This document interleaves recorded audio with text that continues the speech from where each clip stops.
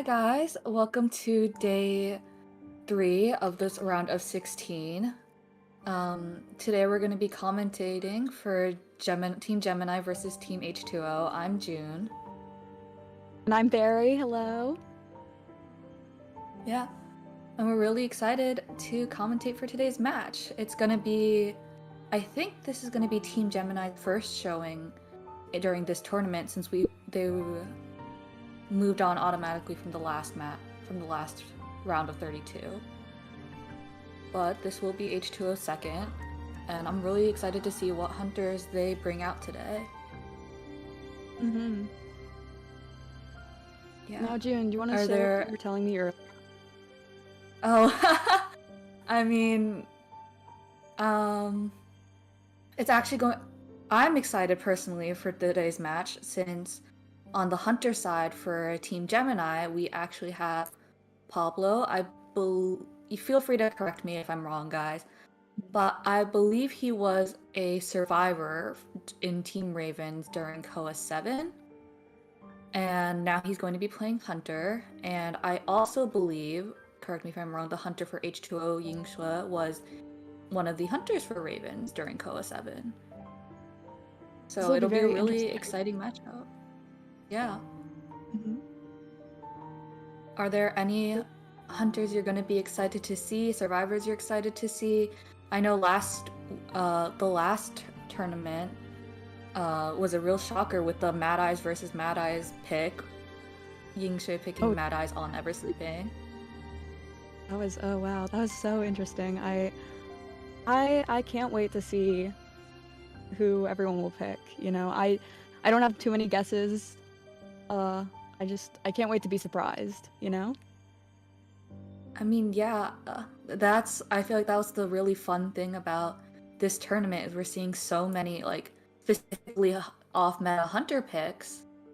And I don't know, they seem to be working very well, and it's, you know, I think it's always exciting to see meta, but sometimes, I don't know, Hullabaloo, Goatman, for see, like, during COA was kind of getting a little stale. A little tiring. Of course, that's not to say that any Hullabaloo Goat matches we might see following will be boring. It's just nice to see variety once in a while. Yeah. I can't wait for this. I'm very, very excited. Same. Alright, so we're going to the coin flip right now.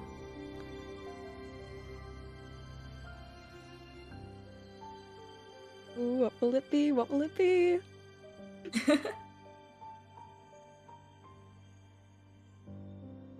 Let's see who Luck's side is going to be on.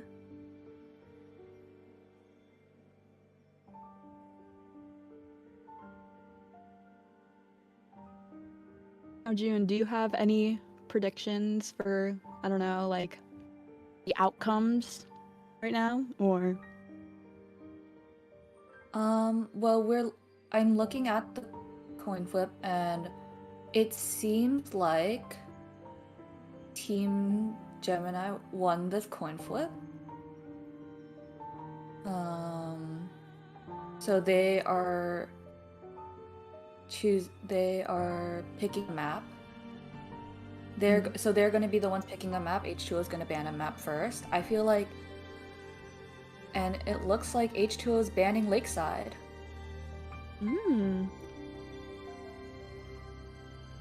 What are your thoughts on that ban? I think for a first, I think this is a pretty good ban for first, you know? You always want to be considerate of your hunters as well. So I think that this is a pretty good one. Oh. What about you? Oh. It looks like they're going to be picking Leo's memory. I feel like I don't think Lakeside, especially now with the update, is particularly hunter or survivor sided. I think the large map does make it harder for some rescues, but if you do focus a lot on decoding, it's very hard for a hunter to catch up on that like large map. Yeah, So it's going to be I the agree. H2O hunter versus the GM survivors on Leos. Woohoo! Good luck to everyone competing. Yeah. Well, Leo's definitely crosses out the.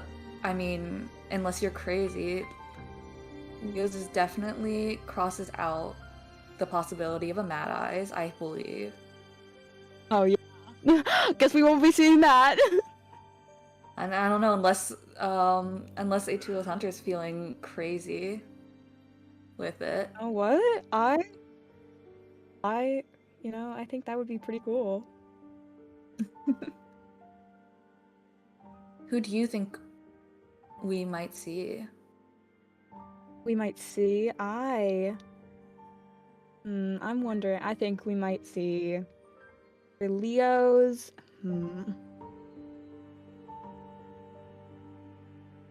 We might see maybe a.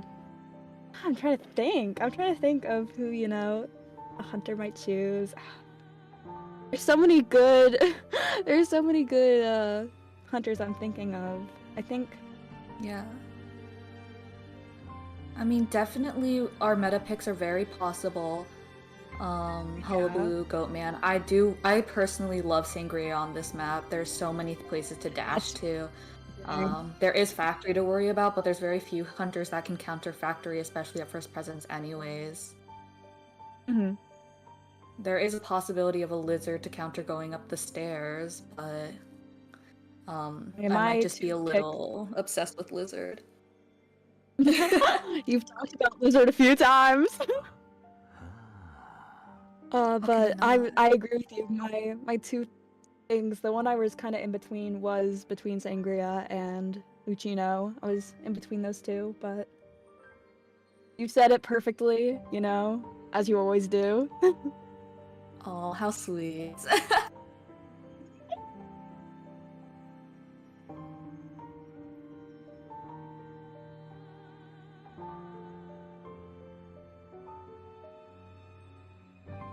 What do you think the survivors will be? What survivors do you think we'll see? I mean, well, this is hard to determine, gonna be but yeah, especially since it is gonna be Team Gemini's first showing this match, so I don't really have a clue, but there are typical first round survivors, first officer / gravekeeper.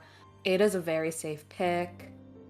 There's Fire Investigator, my personal favorite.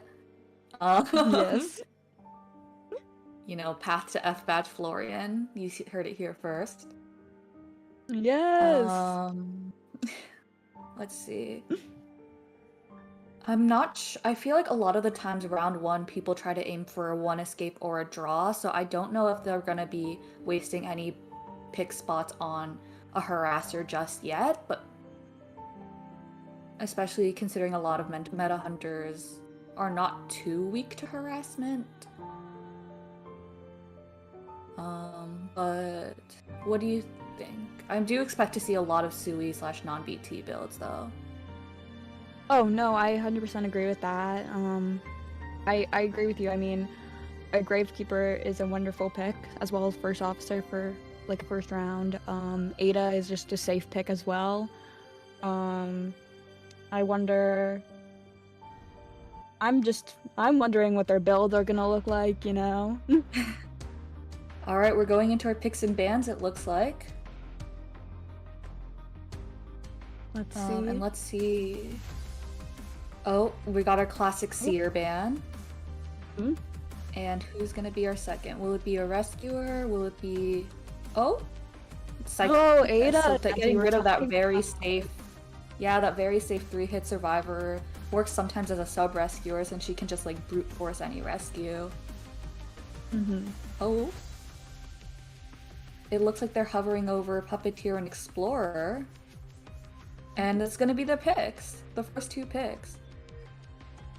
Right. I think Puppeteer is a good pick for Leo's. Explorer isn't bad, especially with his new buff. It's not he doesn't slow down Cypher Rush as much as he could possibly used to. And it's very interesting that they put Explorer into that permaban slot. So oh, and then the next band's gonna be Arrow Planist, another very safe character. Oh, and as we were talking about, Gravekeeper being picked by the Survivor side. But that does mean he is added to the permaban slots. That's the risk with picking your rescuers earlier. Oh, and the final ban is Gardener, so it looks like the Hunter is really just trying to get rid of all the safest picks first. You know, Gardener can guarantee a very solid first kite with her bubble and veterans. Psychologist is obviously a very safe 3-hit. Aeroplane is a very safe hunt. Survivor, Seer is just Seer. Oh, and it looks like our final pick is Magician. Wow. So our final lineups for the Survivor side are Explorer, Puppeteer, Gravekeeper, and Magician. And for the bands, it's Seer, Psychologist, Aeroplanist, and Gardener. Yep. I don't know. These Survivor bands are looking like very safe bands. I don't know if I can guess who the Hunter might be just based off those bands. Can you? I don't think so either. I mean, I think they are very safe bands. Like, oh.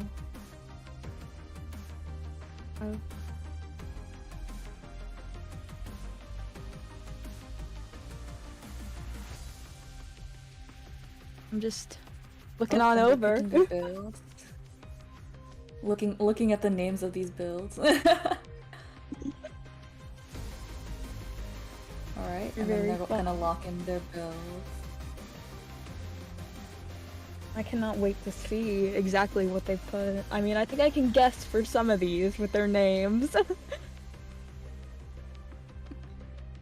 Who knows? You never know. Maybe they'll surprise us with a full kite Gravekeeper. Ah, you know, maybe. Had that in my matches. Same. Do you know the knee jerk plus his shovel speed boost? Oh, and it's going to be Hullabaloo! Wow. So a meta pick for the first round here. See, Gravekeeper is a very good to Hullabaloo. Puppeteer, I think, is 50-50. If the Hullabaloo is very conscientious of their stage spots, especially the red one, it might be hard to puppet the hits. Magician, obviously solid, and Explorer, obviously. Oh, and they're all running Borrow Time, which is not too common in first rounds. Yeah, tied for Grave, knee-jerk for Puppet, and knee-jerk for Magician. It looks like a little not standard. We're having our Rescuer spawn Shack, and then Magician mid, and then Explorer Factory, which is pretty common, and then Puppeteer right to the right mid.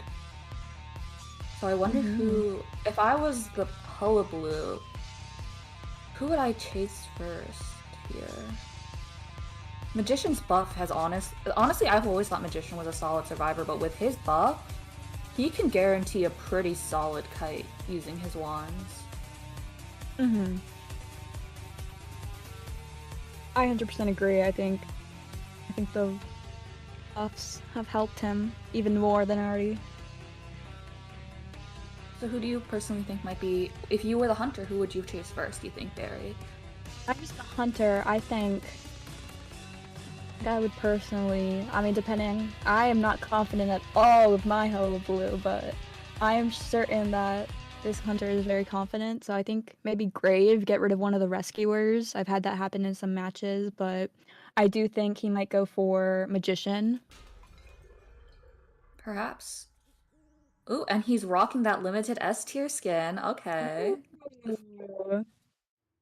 All right, let's see. And he seems to be rocking the typical Inso Trump build. A little bit of fast pallet breaking. Oh, and it does look like he might be going for the Grave. Oh, Alright, and getting Grave rid of one of immediately the drops into Shovel. Very good, And very he's good. duking the clone hits very well here, but it looks like it might be a... Oh, and he just misses that double color. Oh, and it looks like he... Oh, I don't believe he has rotation up right now or clone, so hiding in that corner was actually a very good play on that Gravekeeper. He is Mhm. almost out of Shovel, and he takes the hit. Ooh. He couldn't use the shovel to eat up the hit because he was running out, and so he wanted... I believe he used the jump out, which ate up the rest of the Mhm. shovel. He got Oh, scared. did... Double. Luckily, with his buff, he still has the shovel, but I don't believe the cooldown will be down before he gets hit. Oh my gosh. And he's getting chaired. It looks like he... Oh, he's...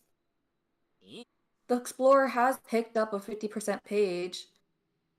Mm-hmm. And it looks like him... Seems to It looks already like it's know where. Puppeteer going in. Very early, but that's what you kind of have to do sometimes with Hullabaloo. Yep. That puppet is going to run out soon since he is by the chair. And it's a Terra Shock, not even just a regular hit. That That's can change the game. This No, this can be sorry. this is like a game changer. Sorry. No, that's the risky thing with coming in with rescuing with Puppeteer. As the one thing I've noticed as Hunter is, that puppet runs out very fast near chairs. If you can wait out that puppet, there's a lot of times where the Puppeteer might panic and there is that chance of that Terror Shock happening. Mm-hmm. Oh, it looks It seems like they're gonna Magician's steal the getting that grave. backdoor rescue, but it's, that Mm-hmm. great. With that much shovel left, this isn't looking too great. Mm-hmm. They have 2 ciphers left, which none have been decoded or started. Well, one is now, but Puppet does get a very good puppet off. Oh, but he and he's missed. back. But he just disrespects the palette. I didn't see. Was it They after still. half or before? I think It was before. It was right before. It was a very good backdoor rescue from that magician.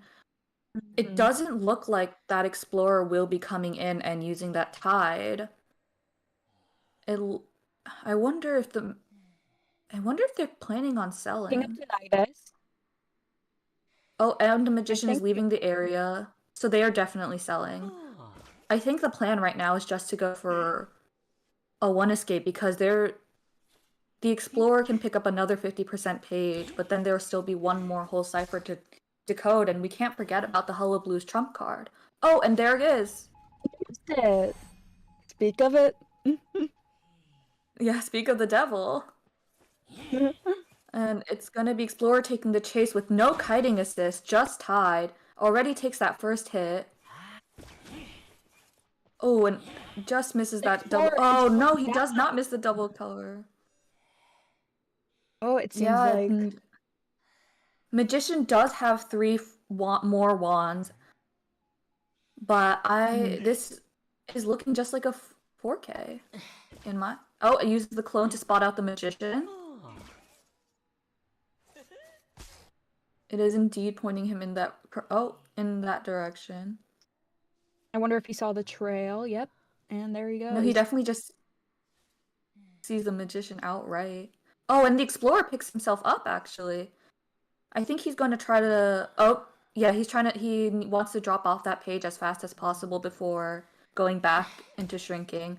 With his buff, actually, now, Hullablue's clones don't point him out. But they do have a whole other cipher left, and the Hullablue will have teleport back up in, well, less than it takes to finish a cipher.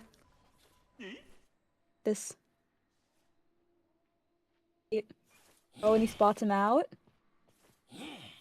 Oh. He did use his clone in rotation, so but he had one jump left. And that's Explorer down again with no self-heal.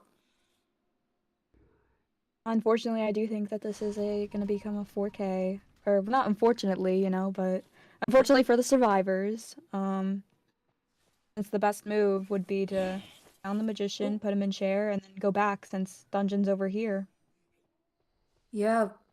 I don't believe, yeah, nope.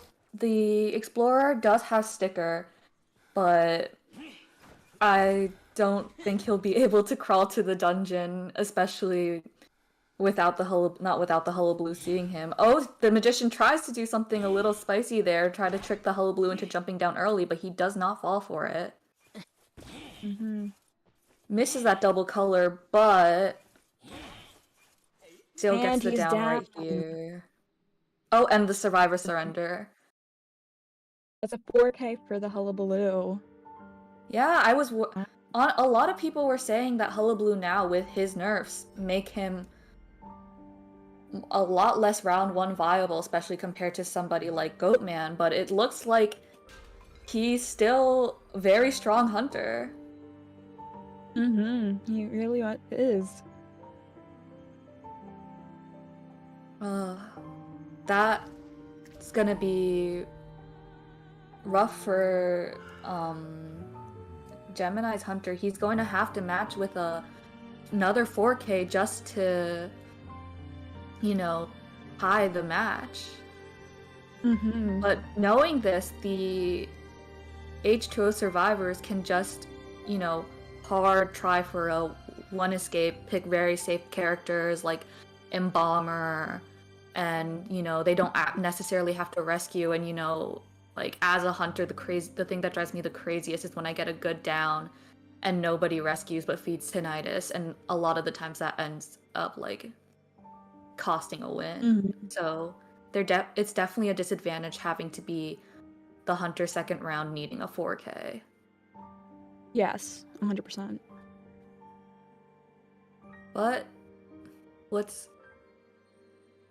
do you think they might? I know I've seen Pablo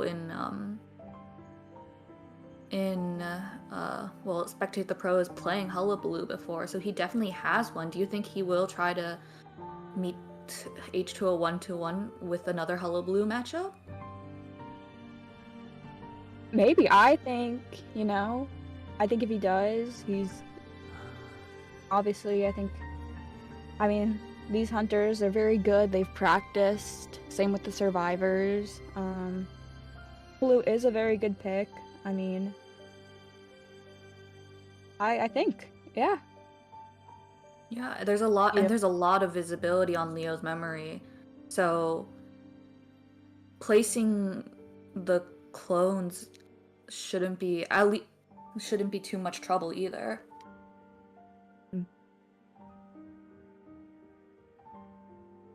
But it looks like our survivors and hunter are getting readied up.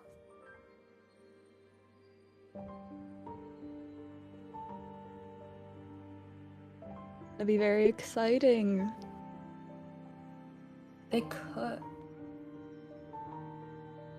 I was loving that last match. On the edge of my seat for some of it. Exciting. I'm very surprised that they didn't try to go for the Explorer. They didn't try to get the Explorer to rescue with that tide. I do think he was very far from the chair with that Gravekeeper, but I do feel like those 20 seconds. And I do like the Gravekeeper did have a very good potential rebound, so perhaps he didn't need the tide the first time. But those 20 seconds, I don't know, may have bought them enough time to maybe at least finish one more cipher. Do you think the game could have played out differently if Batir didn't get TS'd? Oh, definitely. I think, let's see. The Grave did a very good first kite, if I'm recalling. I believe by the time, because the Explorer had a 50% page when the Grave went down, I believe the other ciphers were around that 50-60% mark, which is generally like if it was a hunter with blink when blink is up, so it's not a atypical time to get down, I feel.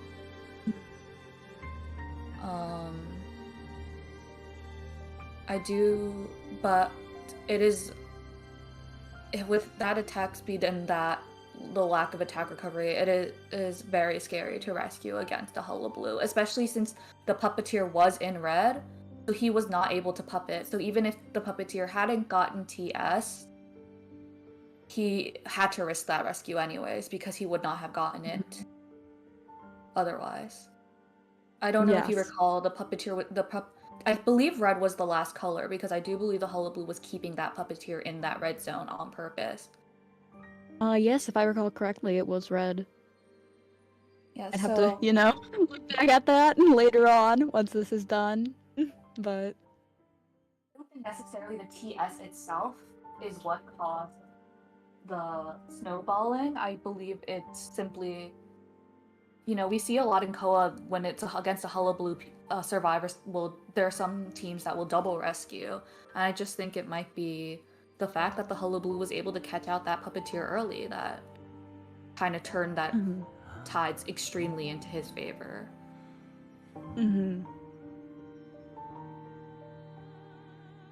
I agree with you. The TS for the extra presence definitely is nice though. Because we love that presence. Exactly. Because I'm trying to think. I don't believe he hit the puppeteer. I think he hit the puppeteer for the first Lewis. He didn't hit the shovel, so he hit the Gravekeeper twice, and he had insolence. So actually, I guess he would have been full presence after that had that rescue passed anyways. But still, it was unfortunate, especially considering the Gravekeeper did have a lot of his second shovel left with that Gravekeeper buff. Yeah. Buff for Grave has helped him greatly, I think.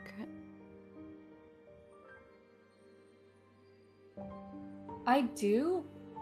It is so funny to me that Gravekeeper just continues to get buff after buff after buff, but I don't believe he was considered meta until his most recent buff, and maybe that's because the meta hunters have changed, because I still believe Grave is a very weak character into Sangria and Ivy. But also, the jumping out of the shovel is so nice, especially paired with his at ease, which makes him rescue much faster when he jumps out of the shovel. There's a lot of chance for free rescue, a lot of chance for farming too if you're not careful. To my Gravekeepers in ranked, just letting you know. But yeah, no, that was one of the biggest issues with the original Gravekeeper Hullabaloo matchup. Gravekeeper very strong into Hullabaloo, but if it was able to red the shovel, then you're kind of just a raw kiting character without even knee jerk or flywheel.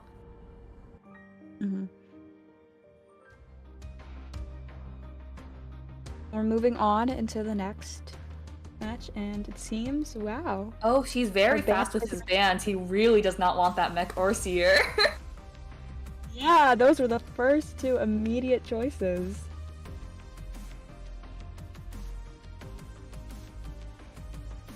Oh. And we're gonna see... Antiquarian and Aeroplanist. Ooh, that'll be fun. Let's see who Pablo's gonna ban next.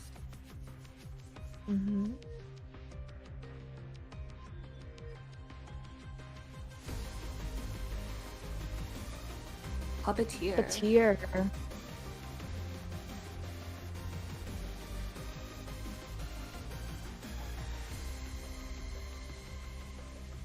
No. And they're locking in their rescuer before he can get banned. His first officer. Very strong rescuer, I believe. I think he's one of the strongest at this point.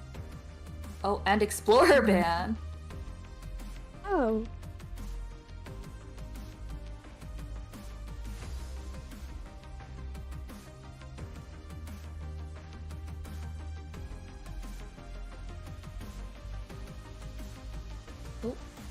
They were hovering around female dancer for a second, but it looks like, and they're locking it in. And so for the final, lineup, it's gonna be Anti, Aeroplanist, First Officer, and Female Dancer. And for the bands, it's Mechanic, Seer, Puppeteer, and Explorer.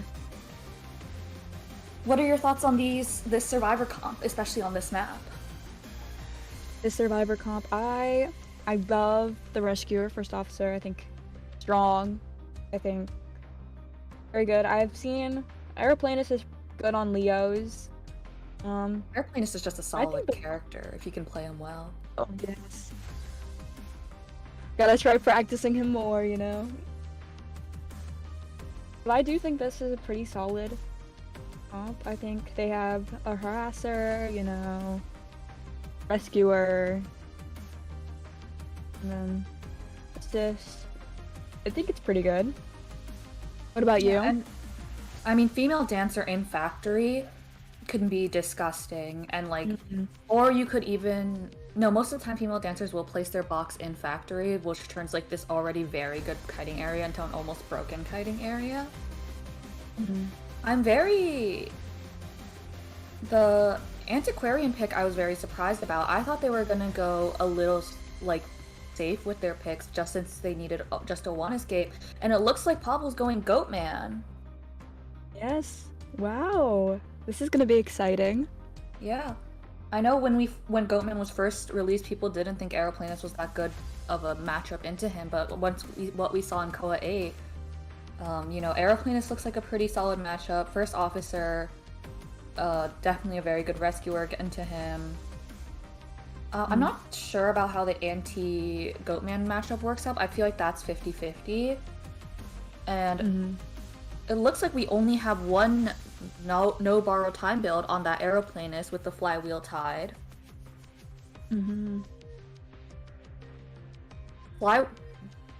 flywheels are definitely going to be much more helpful against the Goatman than the knee jerk. So we have flywheel antiquarian, flywheel tied arrow, flywheel female dancer, and borrowed tied first officer. Who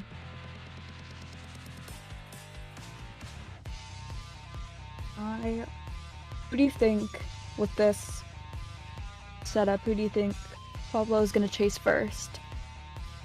I don't know. The thing is, Goatman, his energy recharge is so slow at first presence.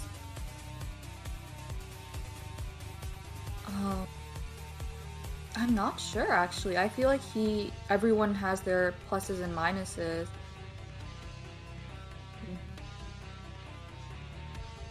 Yeah, what do you? I can't decide. What do you think who do you think he might chase? You know, I think he might just go straight, go for arrow. Might try and do some tricks, block off areas where arrow might go. Ooh, and we're gonna see another limited S2 skin. Oh, and it looks like his trait is going to be is that excitement?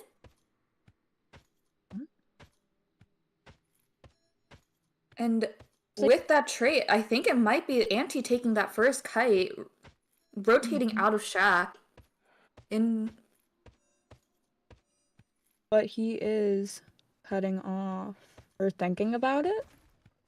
He does have enough resentment, I believe, for 2 cages at this point. So even though the Anti has rotated, it's a vaulting back. I don't know if this was a little bit of getting stuck there. Oh, and Anti used that other cage that had broken to make a lot of distance against the Goatman. That's already 2 cages used and no hits taken. And he's leaving now, going to the middle cipher where it looks like he's switching to arrow. Oh, and that missed hit. Oh, using his jetpacks to dodge a hit, and that's another cage kited out. Blocking that area, that's good. Yep, but he doesn't have enough energy for another cage, so he's going to just have to take that chip damage. And that... Oh, he's not going to decide to go up, which is fair, since Goatman can just block his way from going into factory. Oh, and then that's good flywheel. That was wonderful. I think he jetpacked himself into basement. Yeah. Oh, Oh, is that a that is drop down not. hit? That was a drop down. Oh, He's got to get out of here. uses his less jetpack, but Goatman does have a cage ready, and he takes that final hit. The ciphers are very good, but I wonder if Goatman is gonna go for that basement play. And it He does look like is. he's going for it. But they have the ciphers. They have the ciphers. They have. That is true. And First Officer is very hard rescue. First Officer is already coming in. Mm-hmm. Takes a chip hit, but uses that speed to get into basement. Is going to stay in. The thing is, because of that drop down, Goatman does have full presence already. Is blocking off Aeroplanist direction. I wonder if he's going to try to keep Aeroplanist in this area to try to maybe go for a second basement play. Or if he's going to just try to... The last cipher is currently being worked on. Here we see Auntie coming in, but will we see excitement? Oh! Yes, we... Notice how I'm sure the Survivor team had a feeling he had excitement since he hadn't used his trait yet. But notice how he still tries to, bait the flute out as normal, as though he didn't have it. Taking another hit. Oh, it looks like they're going to double rescue this. He doesn't have excitement anymore for any possible anti-harassment. Auntie did only use one stab that last time. Hits First Officer, but that's not who you want to get down here. Oh, and misses the disarm. That's a 1 second disarm. But I believe... Oh. And that's... Auntie's still staying for the harassment. She doesn't even need to successfully harass. If she can just buy time for that female dancer, they can pop. I think she knows. I think... Oh, that's right! The aeroplanist didn't have borrowed time. And the First Officer is still stuck in basement. That...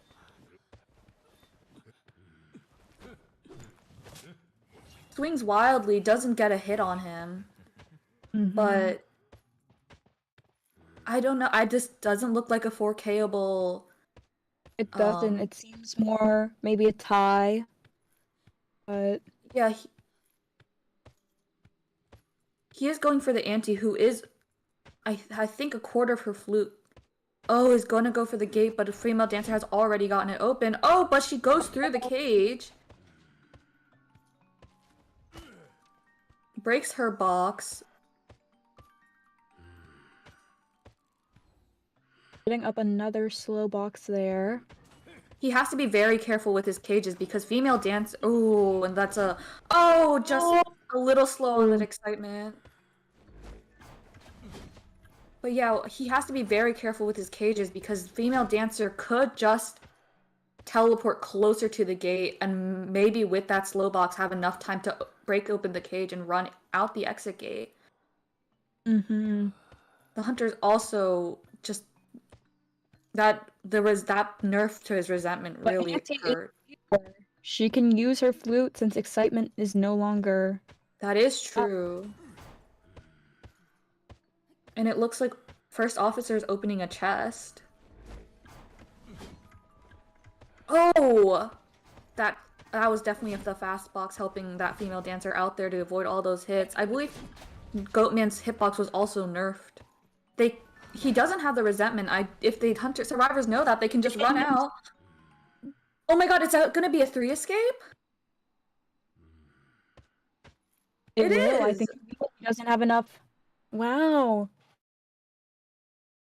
Wow, I'm looking down at the chat, and there's some Pablo support, same with Winter. Or Winta.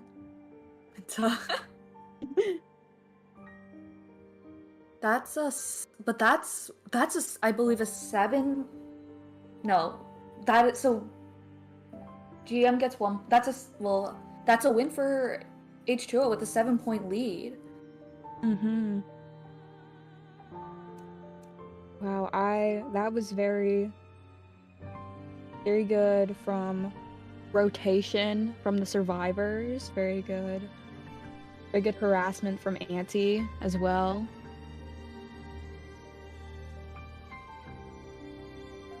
What are your thoughts?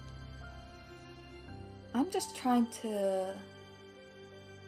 What do you think? I'm just trying to look back on that match because rotation again, the rotation was good, but one thing about hunters like Goatman, it generally rotation a lot of the times doesn't matter too much because while you're rotating, he's building that resentment. You saw when he caught up to the ante, he already had 2 cages. I think it was mostly with cage placement. A lot of Pablo did have very wonderful cages, but some of them were just placed in the wrong areas. I'm not sure how to word this exactly, but like I know what you mean. The placement of the second cage during that first kite was definitely unfortunate since that Antiquarian was able to use it against him, and I think he was trying to mind game the Antiquarian, thinking she would,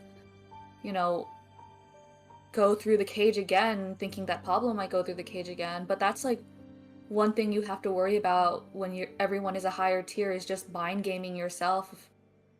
Because she did continue to run straight and did manage to make a lot of distance when that first cage he had created broke. yeah, games are a very powerful thing. Yeah. And he had a very good. I think both the airplane when the Goatman chased the airplanist, I think both the Goatman and the airplanist played it very well. I think it's unfortunate that the airplanist did get dropped down into basement, but that is, one of those tough things with Goatman is just knowing where the gate is going to end on the inside. And it did feed that Goatman full presence, since even though his chips his hits without cage just do a chip, it's counted as a full hit for presence. But I think by then the damage had been done with that anti-kite.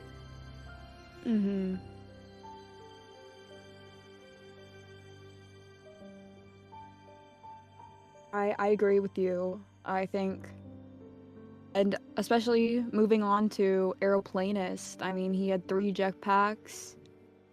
He did that was a wonderful flywheel we saw,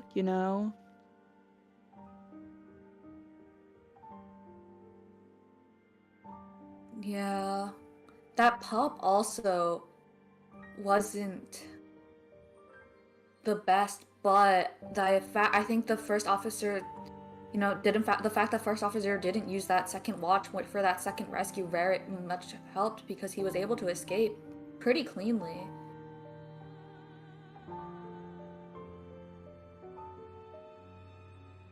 Do you think he maybe should not have swapped off that officer at the end? Maybe secure a draw? I think he should have. I think he should have stayed with Officer, because Officer used that was his final watch, if I'm correct. So wait it out, just let it finish. Use your cage. I think that could have helped. Yeah. But I also understand if I were that Goatman, I would not have thought that gate would have been open in time, considering all the survivors were in one area and no one was, stationed at the gate. But I do think that last cipher from that female dancer it's like unfortunate for Pablo unfortunate for H2O, I guess, that it was just so close to that gate that she was able to open it just in time. And then she did a wonderful kite with her 3 boxes. And I do think the hunter was did have a lot to worry about. No, yes, that's a lot of pressure on the hunter.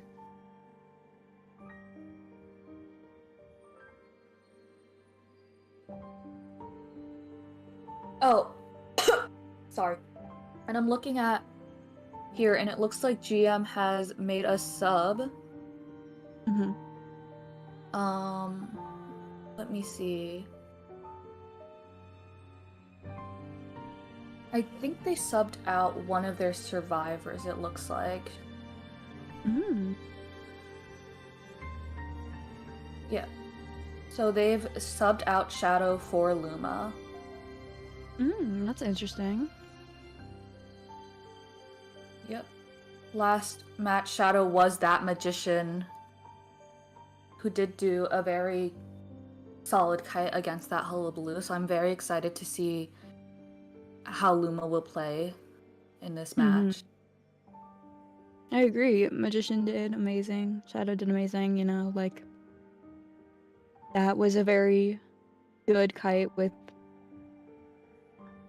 I'm sorry, my mind is my mind is going everywhere. I'm unable to word things currently. I'm sorry. I hope June, can you help me out? I can try. I do enjoy yapping every once in a while. Once in a while being all the time. But yeah, note that I honestly the kites themselves from Team Gemini were great. I just believe the hunter simply outplayed them with being able to catch that puppeteer out. So I'm very excited, you know, just to see like everyone's kiting, and it looks like GM has banned Chinatown. Team Gemini's banned Chinatown, and H2O has picked Eversleeping. Team Gemini will be hunting first, so it'll be hunting on Eversleeping. This will be exciting. You know, Team Gemini though is the team with that with that Mad Eyes. I wonder if there's gonna be another threat of the Mad Eyes on Eversleeping, since that is his best map. That would be very exciting to see, you know. I love a good Mad Eyes game, especially since you rarely see him. He's a hard hunter to not even just master, but to play at a competent level. Yeah, I mean, I love sometimes spectate the pros and seeing some Mad Eyes every now and then.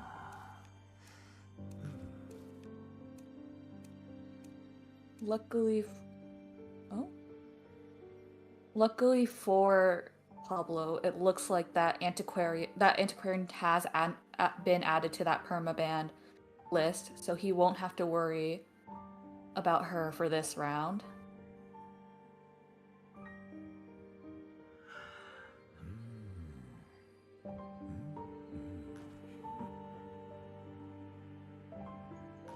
And the team is just readying up.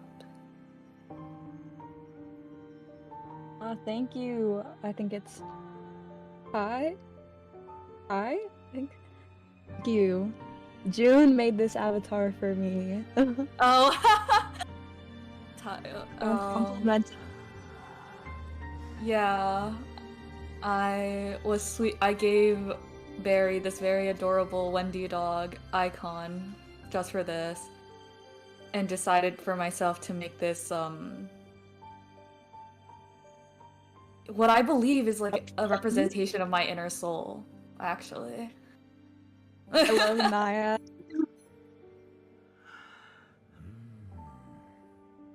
I remember seeing the first draft of this one. Getting it all colored in looks amazing. Oh, it looks like we're having a little bit of trouble and yeah. So there's a little bit of wait with adding the hunter into the match.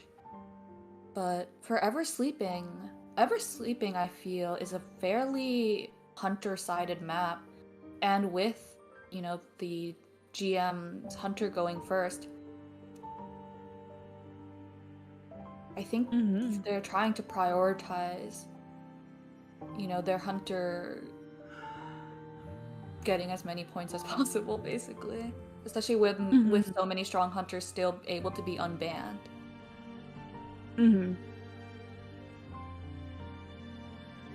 I agree. Who do you think we might see on everything? There's a lot of people who are good on this map, let me tell you. Yeah, I mean, survivors or hunters? Hunters. Hunters, I want to say I agree with you. I'm really hoping for that Mad Eyes, you know, but I could see a lizard, you know, it's a very open map. A lot of lizards like never sleeping. I could see, I think.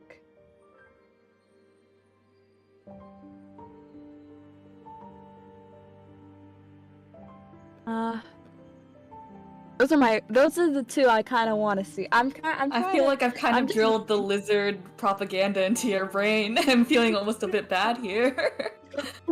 How could you? Now all I think about is Lucino.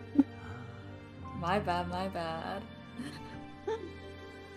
Oh, and it looks like everyone is in the match. So we will soon be going into our picks and bans.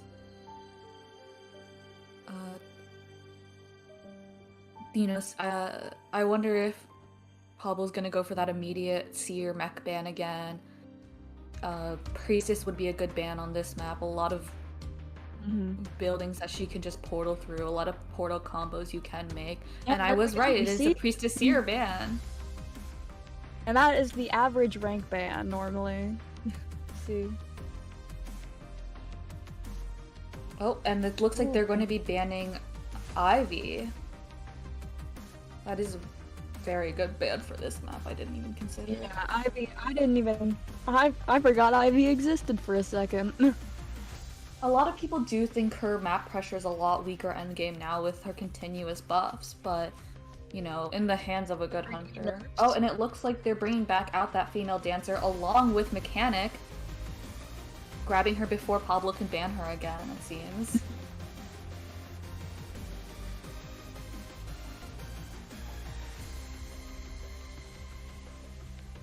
And I wonder who Pablo's gonna ban third, maybe Harasser or a Rescuer.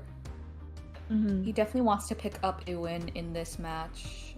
And Psychologist, so a very safe character gone. We're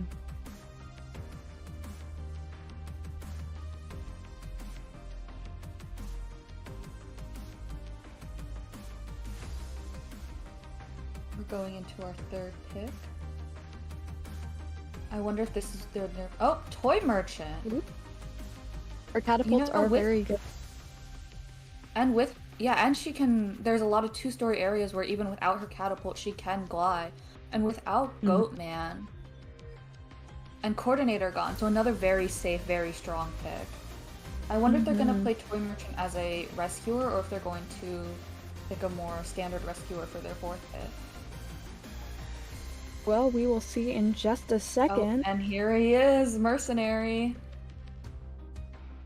Oh, wait, it looks like they unhovered off. Oh, nope, it's locked in. And just to let everyone know, for the survivors, they have picked Mechanic, Female Dancer, Toy Merchant, and Mercenary, and for the banned survivors, it is Priestess, Seer, Psychologist, and Coordinator.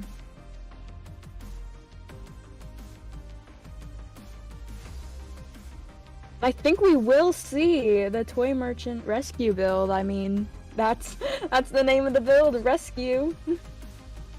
It is I mean, she is a very good sub-rescuer. I think she has like a very similar capability to as like Patient for, you know, being a sub-rescuer. Very good support. Everyone on this team can use the items in her toy box.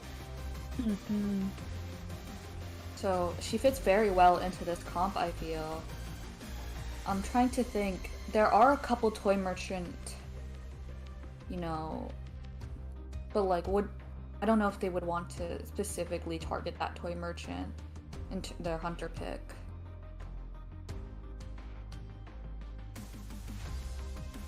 Thank you, Ty. Ty says that you're both super adorable. Oh, thank you. I worked very hard, put my blood, sweat, and tears, but not really because that's gross. Alright, let's see the hunter. I'm excited to see. He does have a very wide lineup. It is gonna be Hullabaloo!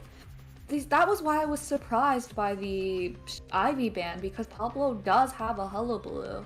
But maybe they're confident in kiting Hullabaloo because we did see that their hunter Linkshua also has a very strong Hullabaloo. And I've noticed that teams who have a hunter who is pretty good at one hunter is pretty strong at kiting that same exact hunter.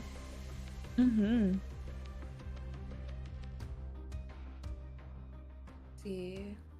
I'm trying to think.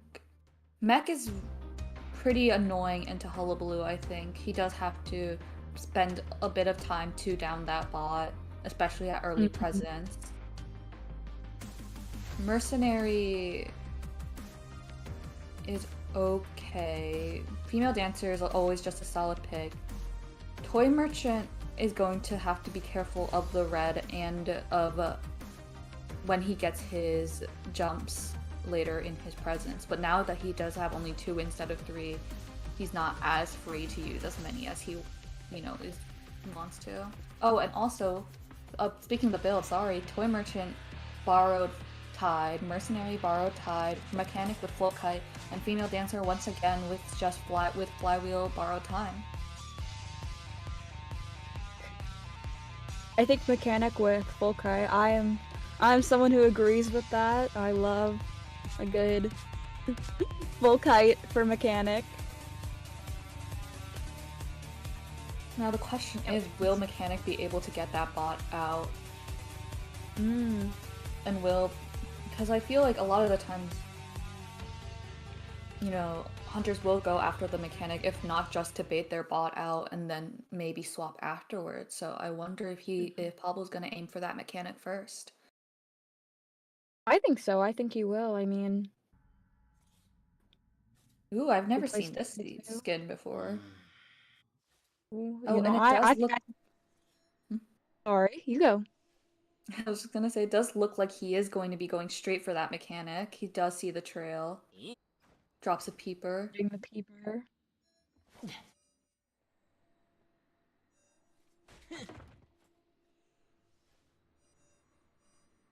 It doesn't look like the Mechanic was able to drop her bot beforehand. Oh, doesn't get a hit with the clone though. So that's one clone for just. Oh, uses the bot to block the pallet here. Oh, wow, that's buying time. Like I said, I don't know, I have a lot of people say that Mech isn't ban-worthy anymore with her nerfs, but if there's one thing she's good at, it's buying a lot of time. And if there's anything you don't have as Hunter in this game, it is time. Uses that catapult to get straight into Graveyard, and also the toy merchant has thrown her a toy. I'm not sure which. I didn't get to see what the item was. Switching on to Toy Merchant, it seems. Both of her catapults have been placed, too. So she won't be able to very quickly drop. Get takes a hit. And does have a jump here. Gets that down. Ow. And it looks like that Mechanic isn't going to be dropping her bot just yet. But right now, with that Mechanic and that Mercenary, they are, I believe, at a minus 85 decoding speed. Was a good play for dropping the peeper there. If Mercenary goes for that rescue, he will have to. Yep, uses an elbow pad to come in. Doesn't get the Terror Shock. Wonderful. Oh, but it looks like Pablo will go for that double down, even though the Mercenary used the elbow pad to try to avoid it. Uses one last elbow pad, but it's all 3 elbow pads. Still going for that double down, not going for the catapult there, which I was a bit surprised about. But this double down strategy, that toy merchant is working on that cipher in the second story, and it does get popped. And he might know where she is, considering the direction she ran. But oh, wonderful jump. Hate that area. Tell me about it.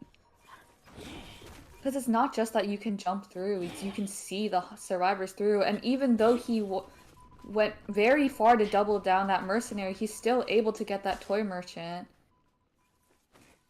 Placed a peeper on the cipher, and basement is here, but I do not think that we will be seeing. No, I think considering where all the survivors are, I think chairing back here is enough because he can see whoever's coming in. Mm-hmm. Mercenary gets healed up. Yeah, doesn't burn his self-heal. Doesn't get the hit on the mechanic. It looks like a damageless rescue. Oh, and that was a slow vault there. I don't know if it was a slow vault necessarily in terms of like the game. I think it was the peeper plus just the color that the... Ooh. He's doing very well in dodging these hits. The mechanic is just decoding right in his face, takes a hit. This mechanic has to be careful. She doesn't have borrowed time, but it looks like he is gonna go tunnel that toy merchant and gets her down before she can reach her catapult. They're very good on ciphers right now. They have one cipher left. It is this cipher here, and Pablo does have trump card. He could decide to abnormal here, but I don't know if he's in a good... Oh, and drops a peeper, so... Oh, he wouldn't even have it ready. Mm-hmm. Looking at ciphers, trying to see where the mercenary may have ran.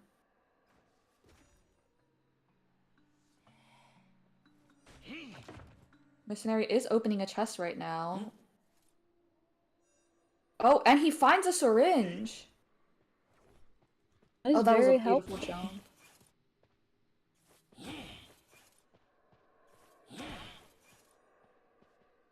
It does look like... Yeah, female dancer.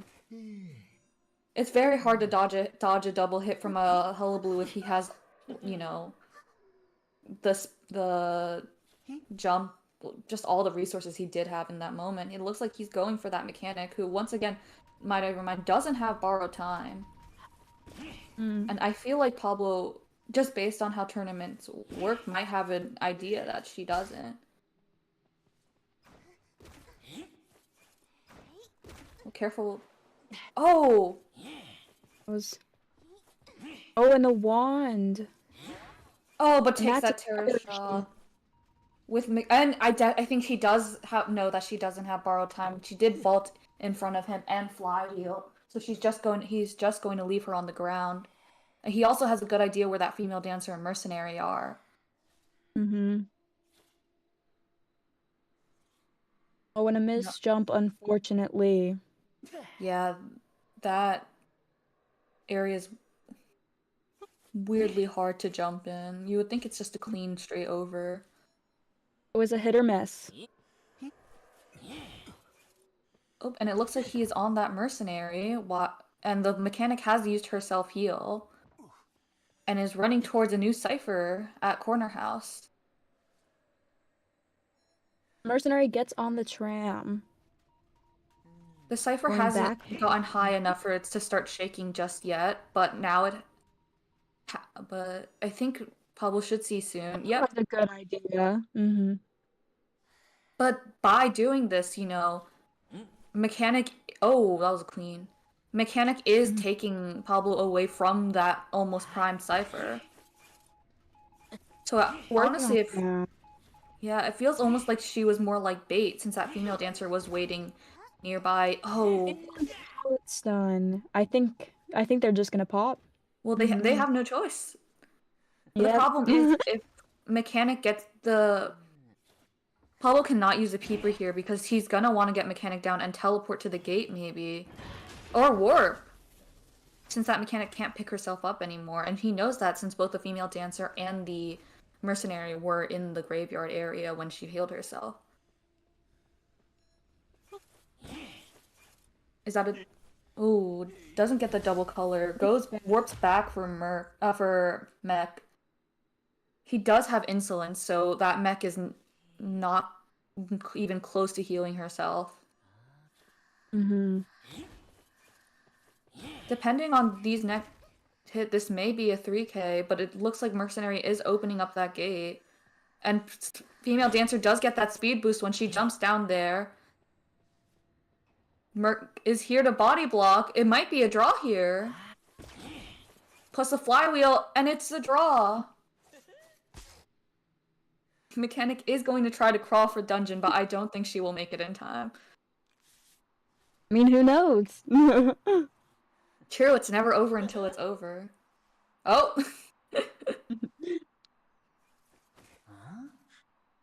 And she surrendered. And that's going to be another draw on the side of Gemini's Hunter.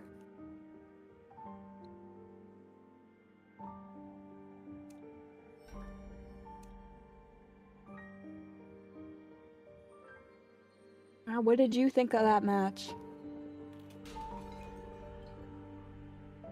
It was... I think the teamwork was great.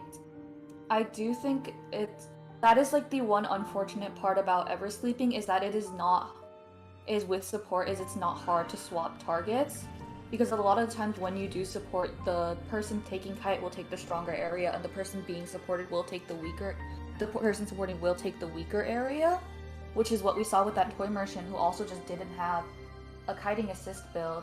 But it ended up working out because her rebound was very good and everyone did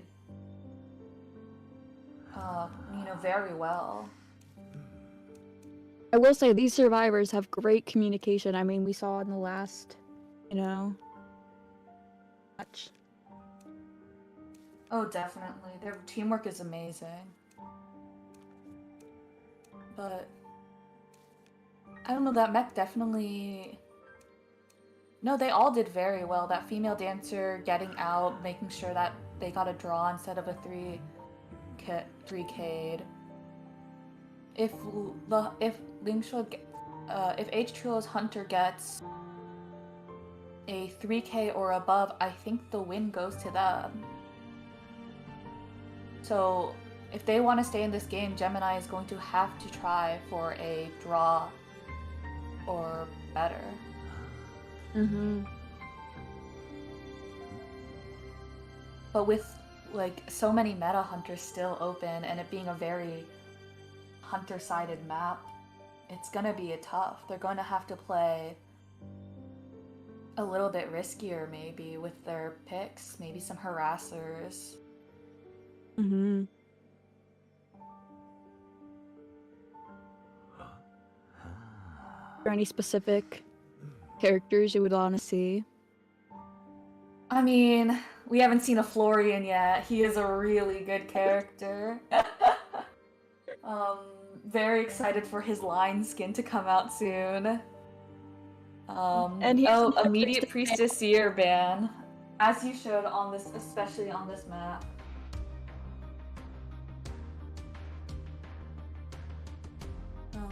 Just 1 second. They're banning Goatman, so the 2 most meta hunter picks are gone for this round.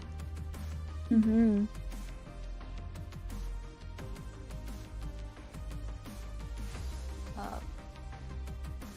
And it looks like they are picking Novelist and Psychologist, 2 very strong picks.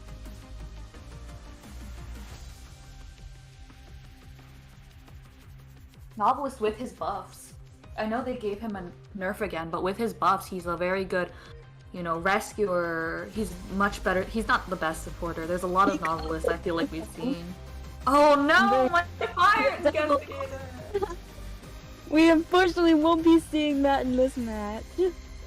I mean, it just goes to show he is a strong character. He's worthy of a ban, but it does make me wonder who...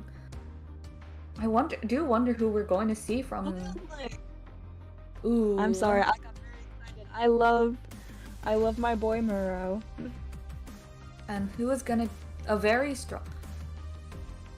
They really want to stay in this game. And Prisoner is that final ban. With his long distance decoding, it can definitely be very hard, especially if you're trying for a more, Cypher pressure-y play. he does deny that. And the final survivor pick is going to be Lawyer. All very strong characters here. Mm-hmm.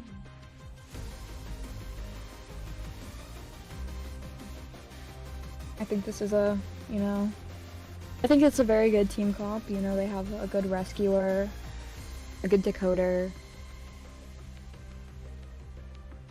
They have two characters who can play, honestly, all these characters can guarantee a safe rescue with Lawyer's, inability to get terror shocked, Ada's 3 hits, Novelist's, updated book range. Even though the stun is shorter now, he does get some very nice rescues in.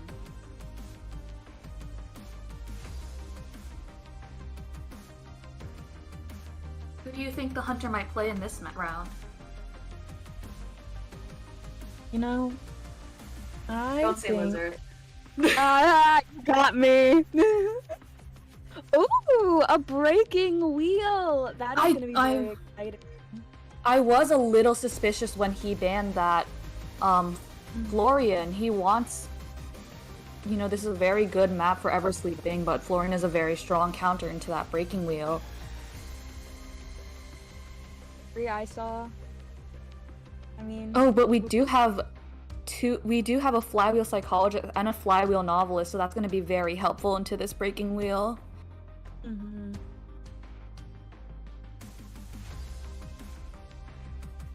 A lot of moving around with their spawn selection here.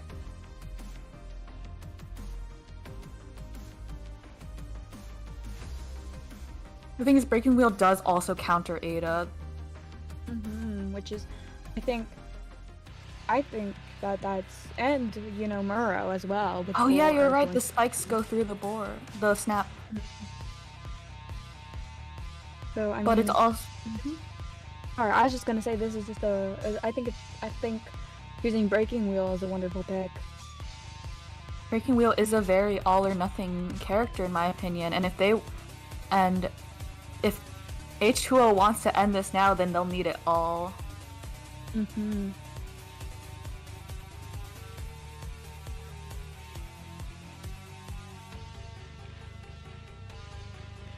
Oh, and I should say the rest of the builds.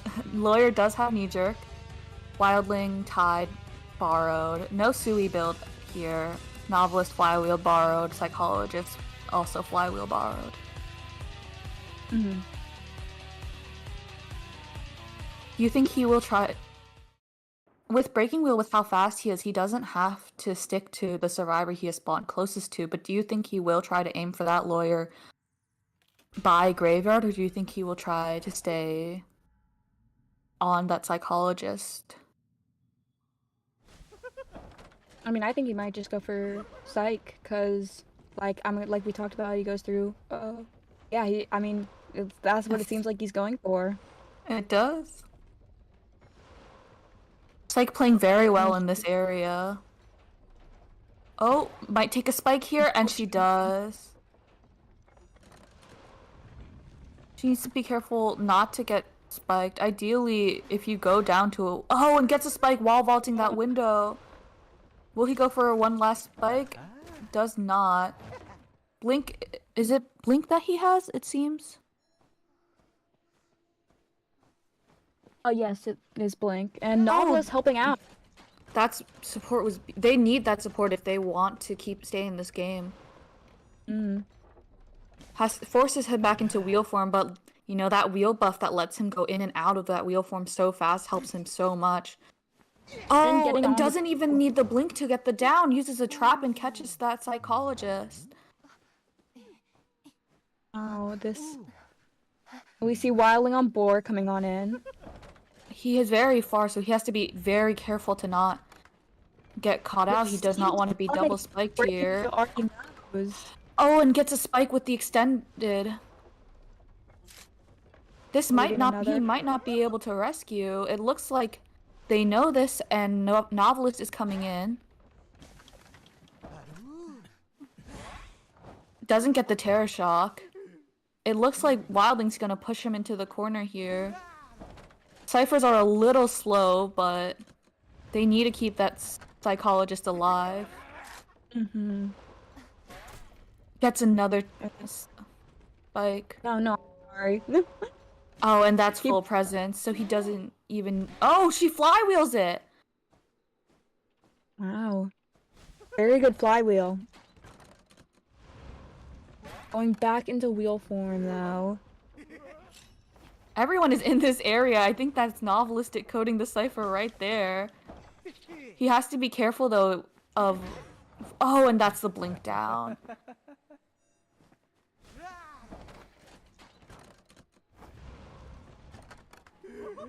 Wilding is trying to pull the spikes out. Be careful of that tram. That was very close. Oh, and gets snapped down. That But took they some do time. manage to pick the psychologist up. Mm-hmm. But with the that lawyer's working overtime with the decoding. Yeah, lawyers chewing through them. There are 3 ciphers started. They technically have in total 3 ciphers. Oh, but blocks the Ada off from that pallet and gets the hit. It looks like he's going to try to slug here. Which is he's going right back.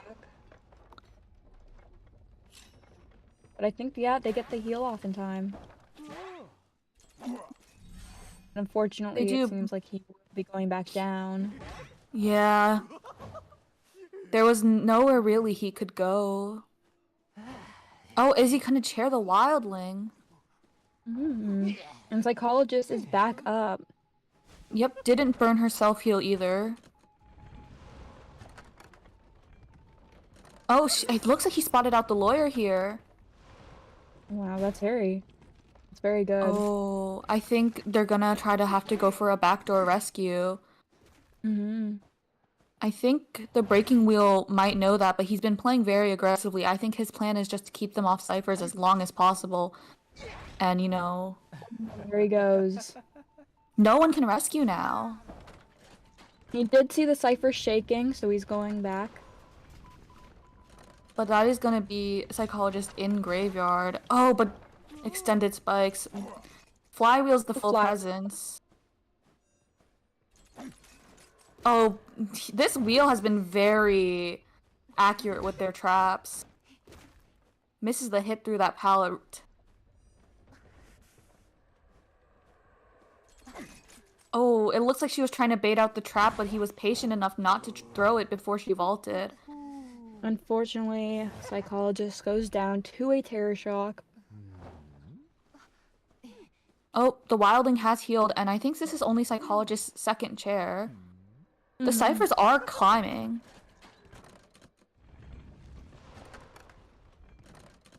And the wheel looks like... Oh, he spotted out the wildling here.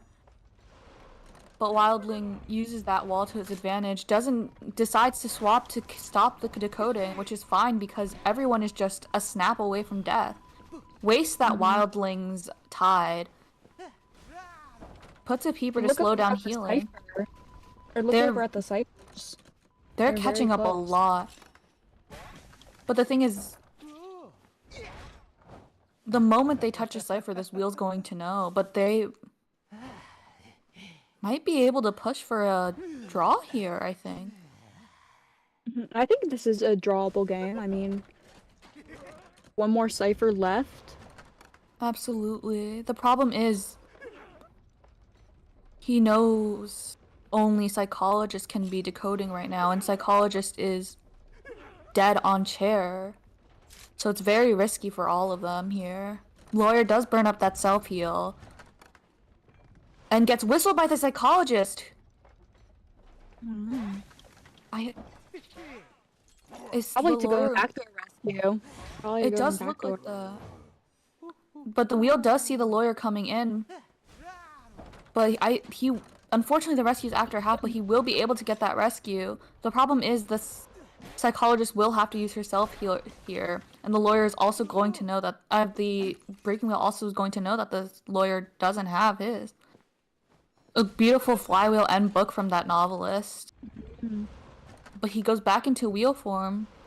goes for the cipher that the lawyer is going for, it looks like.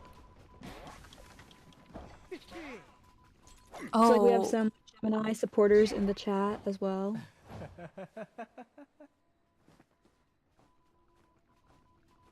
it does. Drops another peeper, and he has insolence, so no one, novice nor psychologist will be able to very quickly pick him up. And the problem with that mid-cipher and breaking wheel's mobility is that moment that someone steps in that area, he will be able to get there before they could maybe finish that cipher. Does have tinnitus. Will he figure out where Novelist is? I think so, because where do most people like to... Oh! I think he might be going Maybe back for the cipher, actually. Because he...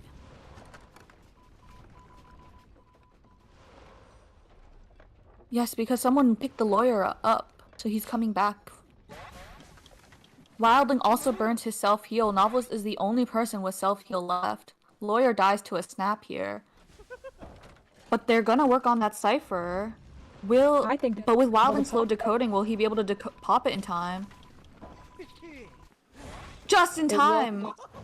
Wow, And the wheel beautiful. doesn't have detention, so they're at a 4-person endgame. It was looking very bleak, but they're all up, and I believe with 2 people dead on chair and Wildling with 1 chair left.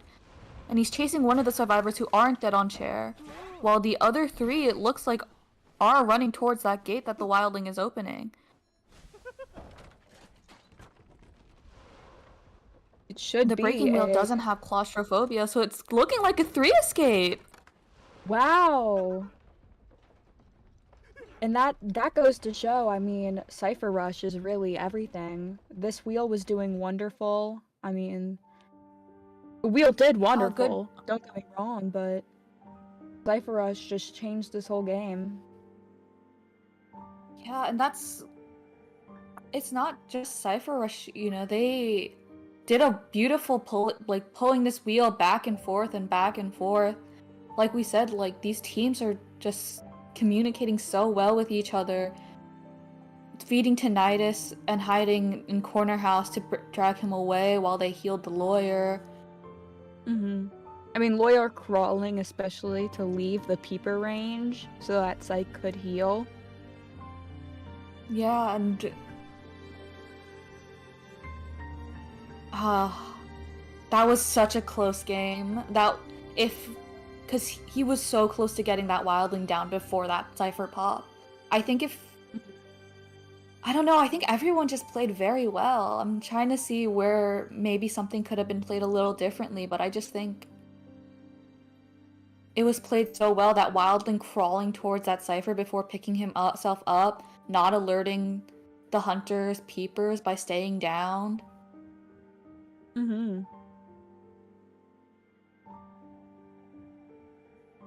I do wonder if he should have...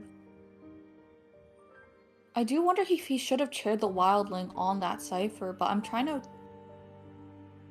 think if there was any chance that he thought the Wildling didn't have self-heal. I mean, maybe I think... No, because the Wildling got... I don't think there was ever a point where he slugged the Wildling to where he healed himself. But... because the one time he did get down, I think he saw someone pick him up.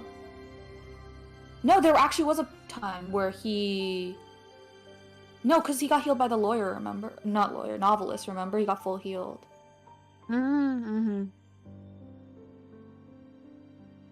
So I was like watching back a little bit, so... No, yeah, I mean... That's...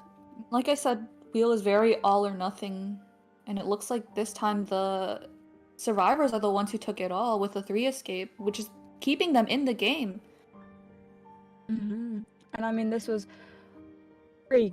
a very good game played on both sides. I mean, the wheel was very good. As Psych in the beginning dodging, you know. Yeah. There is going to be another sub, it looks like, for Gemini. They will be subbing Shadow back in and taking out Akko, who played the psychologist in, the second round, and in the first round played, let me see, played the Gravekeeper. Very solid kiter. I mean, everyone is there. From what we're seeing. Oops. And it seems like chat is also... Someone said that wheel almost got it. Someone said...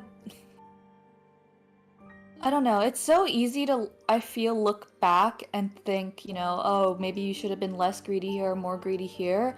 But you also have to know that sometimes not being greedy enough is also enough to lose a game. I think they wanted to end that game in that round, and he was very close to it. We can... But yeah, it was so close. I mean, I think also with Psyche giving her health to Lawyer helped as well. Oh, absolutely, because he was no longer... Because the thing that was so, it put them in such a stressful situation is that they were all in snap range. And especially that Lawyer who didn't have flywheel had nothing to do to counteract it. That's like hiding in a corner, far away from where any of the ciphers were. So even if the wheel was able to pick her up and chair her, like, that would have given them enough time to pop those ciphers. They played it very beautifully with that, push and pull. And I was a little worried with their, like, lack of self-heals, but it worked out in the end, it looks.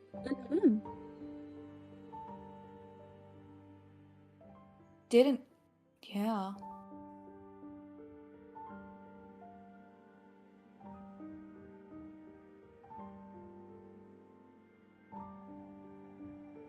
I do think it would have been a different game had he... I'm trying to think. It's like... Yeah, I don't know. I kind of think, but it's always just so much easier to look at things at hindsight when you're in that game. Either way, it was a beautiful showing from both sides. I'm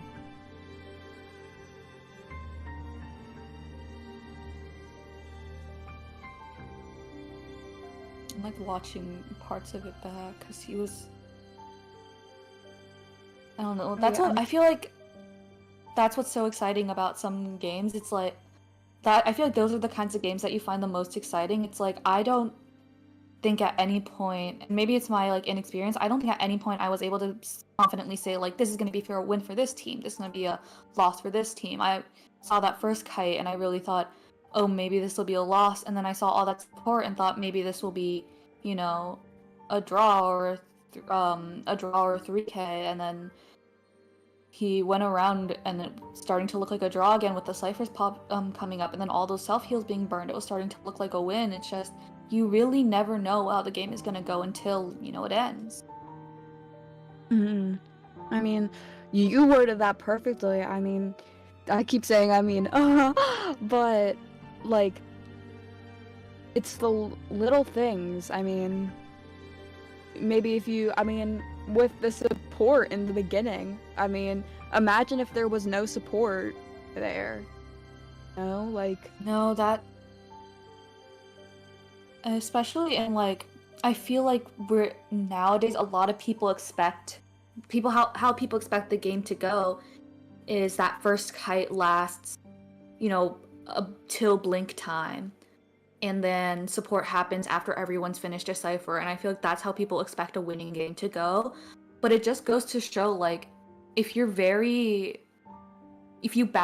able to balance that support and that, like, decoding, not everything is just about Cypher Rush. Like, we say Cypher Rush since they got the ciphers finished, even though, like, he was pressuring it very hard, but, like, they weren't pushing ciphers all that much at the start. They were more concentrated on keeping that psych alive, and it worked out in the end. Mm-hmm.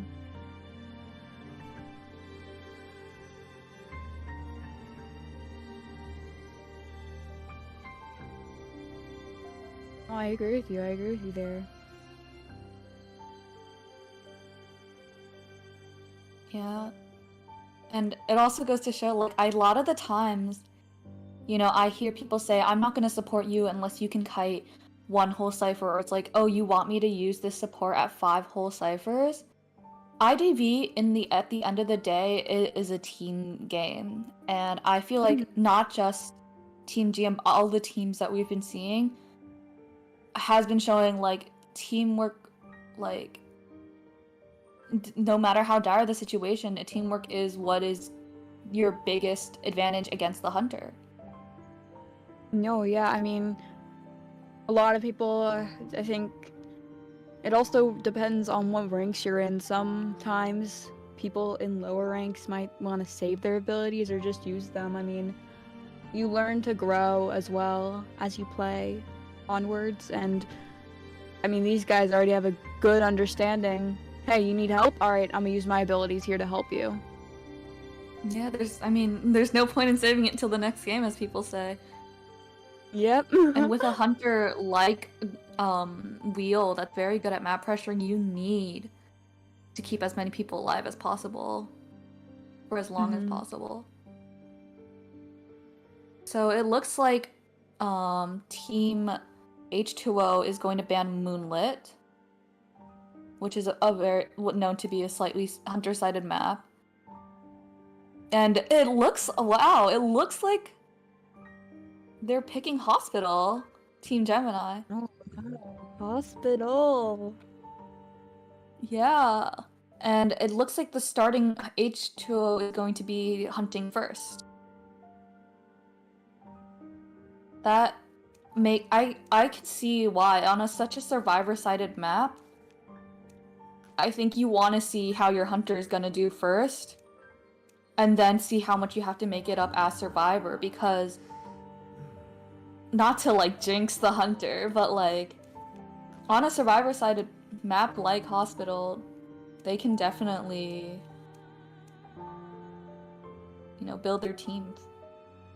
Like build a better survivor strategy based on their hunter's score. You know what I mean? I might have not made that much sense there. I kind of get what you mean. I mean, it's a lot of I mean, you've helped me out when I was not wording things correctly, but I think that was pretty. I mean, I understood it. I'm not sure if others did, but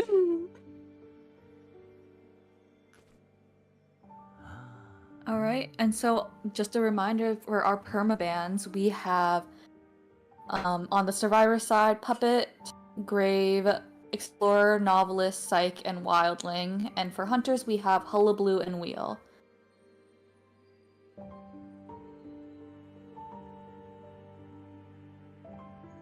I don't know for let's see what they're gonna want here.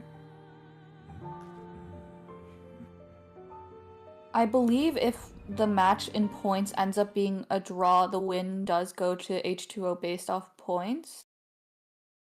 So Gemini is going to want to win more points here. A lot of the time. Oh, and the first two bans are going to be Priestess and Fire Investigator from the hunter side. I guess we won't be seeing my boy. a Fire Investigator today. He does have a lot of good areas he can block, and it's so good for transitioning into Hospital. And as hunter, you do not want your survivor transitioning into Hospital as much as possible. Like even, and it looks like they're gonna be. Oh, sorry. No, I was just gonna say that the two bans of hunters are Goatman and Ivy. And do you want to say who they picked too? Oh yeah. So they have chosen Mercenary and Seer. Another band survivor here is Auntie. Ooh, we're gonna see some we're seeing an entomologist. Melly Gaming. Wow. Oh, that final ban is Barmaid. Hmm.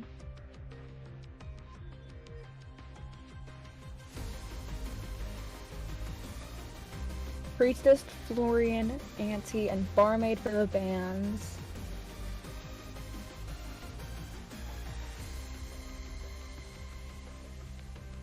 And the final pick is Postman. Now you Postman played is so Postman yesterday, right? yeah. People joke, be meme on Postman. He's so good. I personally believe he is like an extremely strong survivor, good support. Though I play rescuer a lot, that those like letters help kite so much, especially when you have nothing left to kite with. And you know, his wick buff as a hunter, I despise it. As survivor, it is the best thing that could possibly like exist. I wonder who the hunter's going to pick here though. When I feel like on hospital, who can you pick? Who can you pick that would ban? I feel like Barmaid is normally telling like ban. Like there's only some hunters that would ban Barmaid, you know? I mean, I don't know. I mean, I'm looking at their build names right now. You know, I've always been captivated by those. I like the ones that are all lowercase. It's like very, what's the word? Not demure. Nonchalant. That. It's like, yeah, I guess I'll do that. I guess I'll try to space hyper kite. Why not? Why not? You know, I doubt with these, I don't think. This is like I don't know if you can tell which hunters I like, guys. But honestly, these are good bands for a Naya choice. I really wonder. I mean, your shirt kind of.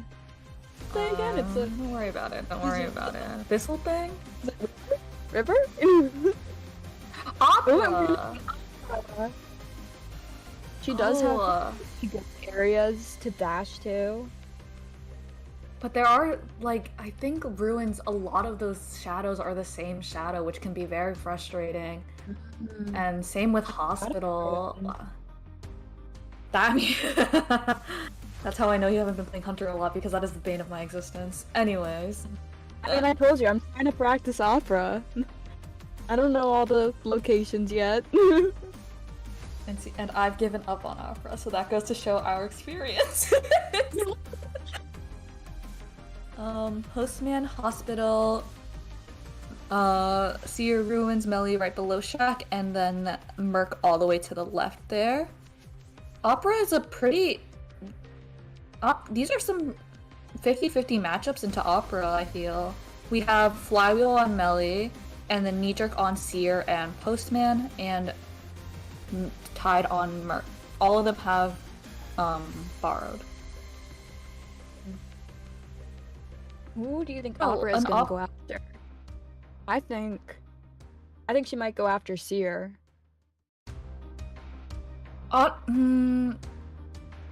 Here's the thing. I think Melly is the weakest into her. She has Opera can dash through the bees, and the flywheel against Opera is not as good as Knee Jerk in my opinion. And maybe she'll try to push Seer out and then maybe go for Melly for the easier chase. But also the problem with chasing a Seer is the longer he kites you, the more owls you get. And in that area, there's not a lot of visibility, so maybe he won't be able to get as many owls. But I also don't play Seer a lot because he's banned all the time, so. Mercenary is also a possible chase for Opera since she's not in the strongest area, and a good Opera with clean dashes can catch up to a Mercenary with elbow pad, but also chasing a Mercenary is a guaranteed draw, almost. So it really depends on like how... It just depends on the strategy she's going for. I mean, we'll see in just a second as the match is loading on in.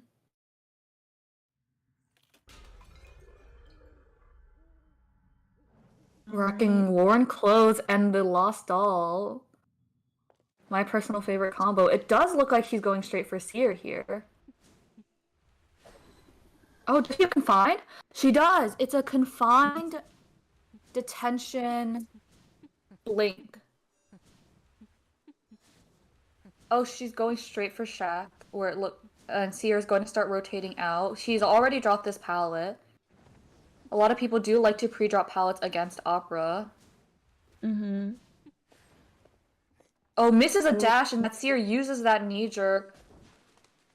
Well, a lot of B support here. I think Melly pulled back her Bs in time. Misses another dash here. And Seer's with that knee jerk and miss dash, Seer makes it into hospital. Oh, oh! That called for a pallet stun. It looks like she might be switching here. I would too. I mean, it's a good choice to go for Melly, especially knowing where Melly is. Oh, misses another dash here. And the ciphers, they're at a total of 1.5 ciphers with no hits yet. Owl already has been used, and 2 very good pallets eaten up, but this is looking very good on the side of the survivors. Oh, charge attack baits out that flywheel. Entomologist does have a knee-jerk letter here. Blinks through and gets the down on that entomologist. That was a very smart blink there. If she had gotten to that window and was able to utilize that postman letter, this kite might have been lasting longer. Is that postman coming in for harassment? Misses the wick. But you can't blame her for you can't blame the dog for trying. Yeah. Is gonna pressure this postman. The question is she gonna pressure him and come back? Yes, he does, but that mercenary gets that rescue in time for free. Those bees doing very little against Opera because it's not her the best matchup for Opera. Getting more Gets full presence. presence. Wonderful. But it does give that hit does give Melly the chance to run farther away from that cipher. Mm-hmm.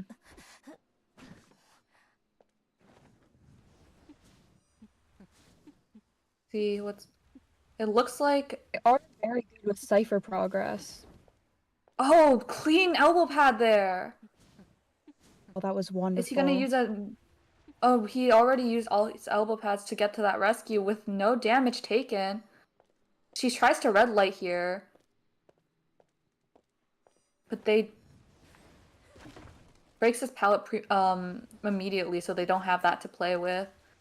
Postman's letter has expired too, so she only has just a little bit of bees. Oh, misses the hit through the window.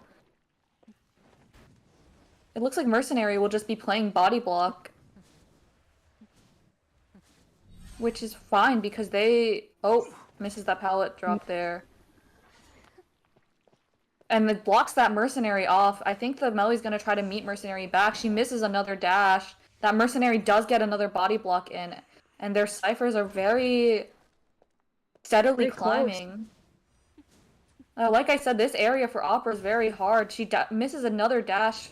Dashes back here. Melly's running straight into the Opera. This might be a hit here. Oh, but... Oh my! That's big. Plays around this pallet. She knows the Opera doesn't have the teleport back yet. Oh, Seer here blocks that dash! I didn't even see it. The cipher is primed, so we are gonna see a pop here. This is a... Entomologist does have no more items left, but this opera singer doesn't have... Seems she's gonna go for Seer. A good choice since Melly has made it into hospital. Oh, I think she was hoping to bait Melly out, but Melly's not falling for it. Goes for the postman here. She does have to be careful because that postman dog can cancel her dash. Goes back for the Seer. Melly's still being very patient, waiting in hospital, especially since, you know, the postman does have sights on the Opera. They're probably communicating, you know, you can come in now, you can't come in now. I think she makes it through the gate. Oh! Oh my god!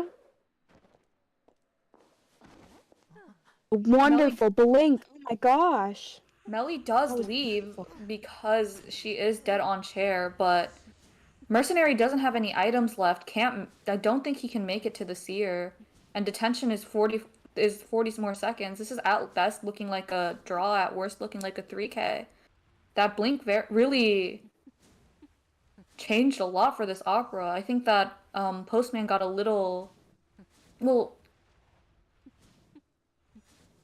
too try to play a I little mean, I bit wouldn't too much say hero. necessarily.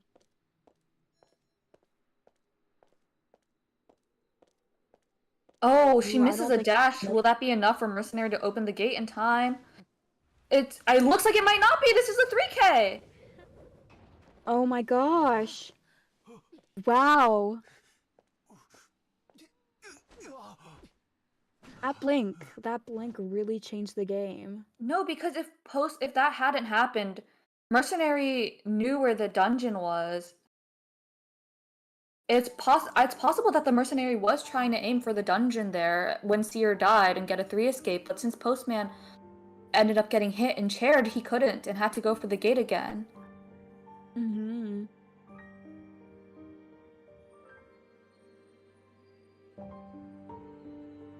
Wow, That's I think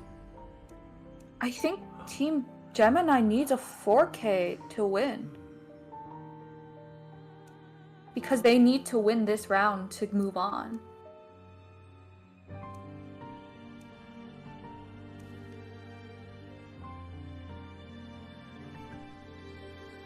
I'm still very captivated by that blink. That was still stuck on that. No, that opera play, that's very well. You know, trying to bait that, switching onto Seer, who was in a bad area, trying to bait that Melly in, down, it working out because, you know, she didn't have B, she didn't have any way of getting a speed boost there, just her flywheel, but I don't even think was up at that point anymore.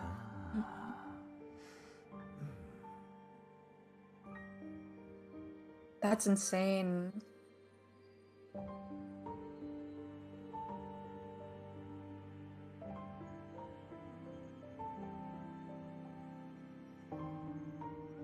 Especially with so many missed dashes. That was such an impressive turnaround at the end.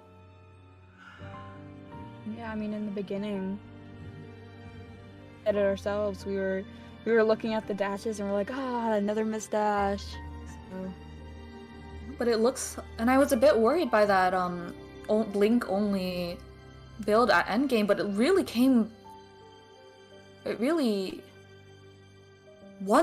basically won that game. That final blink there.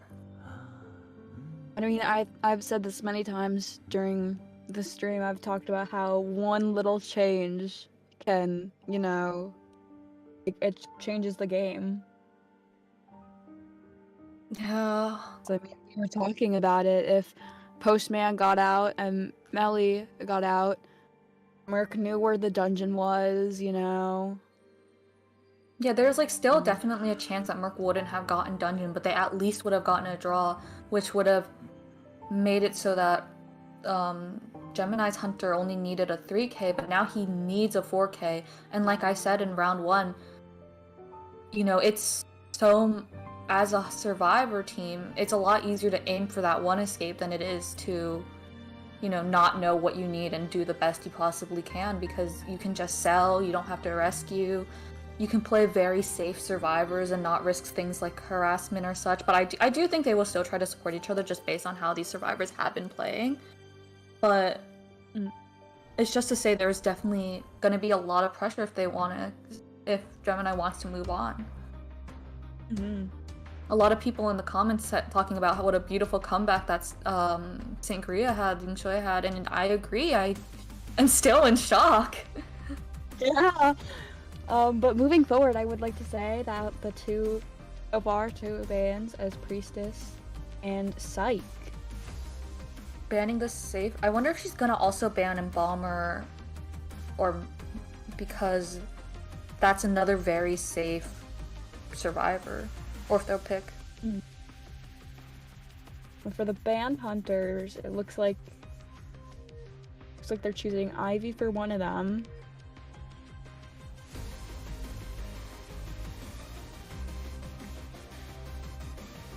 Oh, and his S3 Bonbon! You know, I was really looking forward to a Bonbon game. Every time you asked me, oh, who do you think it's gonna be? I always really hoped. I was like, Bonbon, Bonbon, Bonbon. I mean, it's a really good band. Bonbon with his buff forces you to rescue, or else you're losing like 20 whole seconds of just time. I mean, I remember when you and me, we had a rank game and we sold. And that killed the whole game. I think we were in a lost situation anyways, to be fair.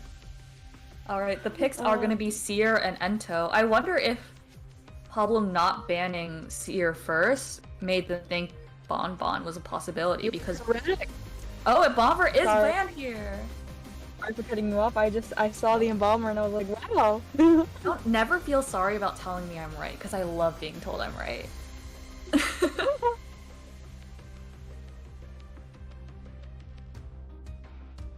Every time you say something, I'm gonna go, you're right.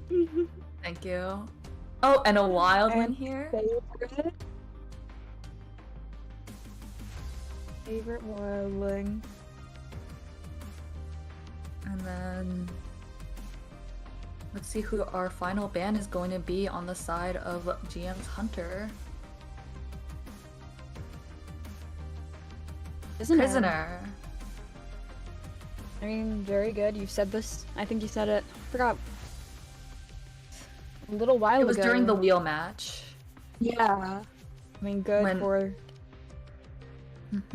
Because even if... Yeah, even if he can't decode a cipher, you have to respect the fact he can pop a cipher, and you will have to spend that time to break that connection.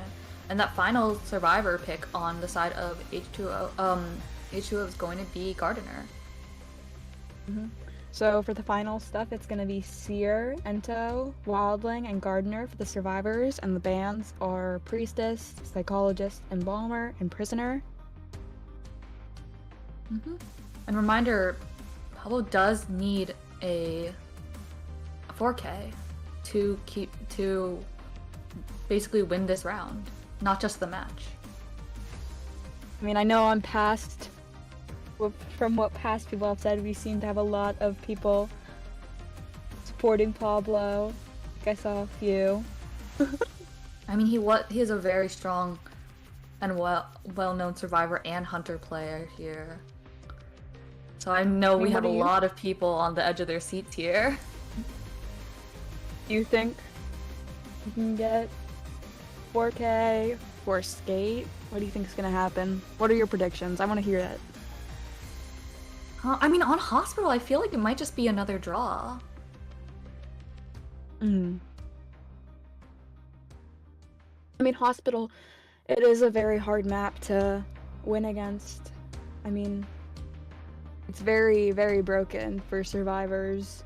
It's gonna be a Hermit! This is gonna be fun! He is another all-or-nothing character here, and I think they do have not the slowest decoding, but a little bit of a slow decoding here. But I don't know. I know this this nerf happened a while ago, but I've found that after his nerf, it's not that hard to cipher rush a Hermit anymore.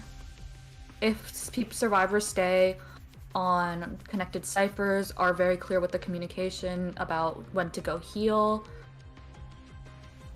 are like don't all swap colors at the same time, like it's gonna be a little tough for this Hermit, I'm not gonna lie.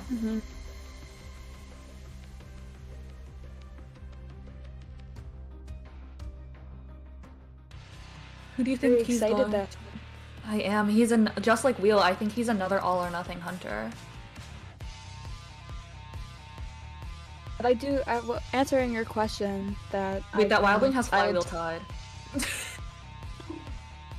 We never even said the builds. The builds. Wildling, as you already heard, Flywheel Tide, Melly, Flywheel Borrowed Time, Seer, Flywheel Borrowed Time, and for Gardener, it's Borrowed Time and Knee Jerk. I did not even notice that. No, it's fine. I was gonna answer your other question, talking about who I thought they were gonna go after first. I think it's gonna be Gardener. I mean, you don't want to chase Melly. Melly's in hospital. I mean, some might argue and say, "Oh, it's fine though," but I think, especially at first, no presence hermit. But the problem with the no presence hermit in that ruins area is all those walls make it so hard to see. Yep. And it takes so much. I guess the bubble wouldn't matter too much because a lot of the times that first hit is just a chip hit. We're gonna see Pablo connecting ciphers here. And it seems it's Inso Trump. Or not fast power break. Inso detention. My fault. Yep. Sorry, I was thinking of Trump card. Oh, it looks like he's running towards that wildling. Gonna force him on board, maybe. Maybe take a quick hit for presence. Oh, misses that stun. Is gonna swap off maybe to that seer. I wonder if Wildling is gonna try to harass. Oh, I think he's waiting for Wildling to get off his board. You can see him staring at him. But Wildling's not going to fall for it. He's very patient here. Moving on. Hunter, I believe, has warp. Yes, he does. Just an average, kind of thing for... Oh, just barely misses that stun, but the seer preemptively owls there. I wonder if Pablo missed that stun on purpose, or if it just so happened that he missed the stun and it's working in his favor there. I mean, we'll never know, right? Oh, and that's your flywheel! Looks at the ciphers again, reconnects. Melly's gonna try to help the seer get into hospital. Baits out the hit. So she still has good amount of bees. Goes for the wildling again. Oh, no, it looks like he's going for that. The entomologist is gonna warp to close that distance. I think her bees should still be on cooldown here. Flywheel's a little too early there. And gets that first hit. But that's that first hit of the game. Almost gets... Oh, no, he did get the color on her. Just barely misses that that stun, though. Gardener does switch, though, to help the kite extend. Yep, there's gonna play a pallet 9 game here. Gets a hit. The thing with dropping that pallet is even the only good thing you can get out of that is a pallet stun because you will be trapped once you drop that. So I think Pablo might have used that to his advantage to just go for that swing. Entomologist does get down. She gets blocked away from kiting into birdcage. Makes sure to pick up Ento to kill the bees since Ento's new buff does let her, recall the bees before. But the ciphers are looking very good here. Yeah, I mean, every cipher has been worked on. Well, that it is a hermit game. I keep looking over and seeing all the ciphers, having a little bit of... Comes in early here. Oh! Goes for a little bit of presence. He's at full presence already. Maybe it's just to deter some harassment. There is that fast pallet break definitely helping him out there. Misses that stun a little bit. But has another one ready because he's full presence. And she's just one hit away because of that Gardener. Wow, warps without even looking, turning his character and gets that hit. And that red takes the Gardener down too.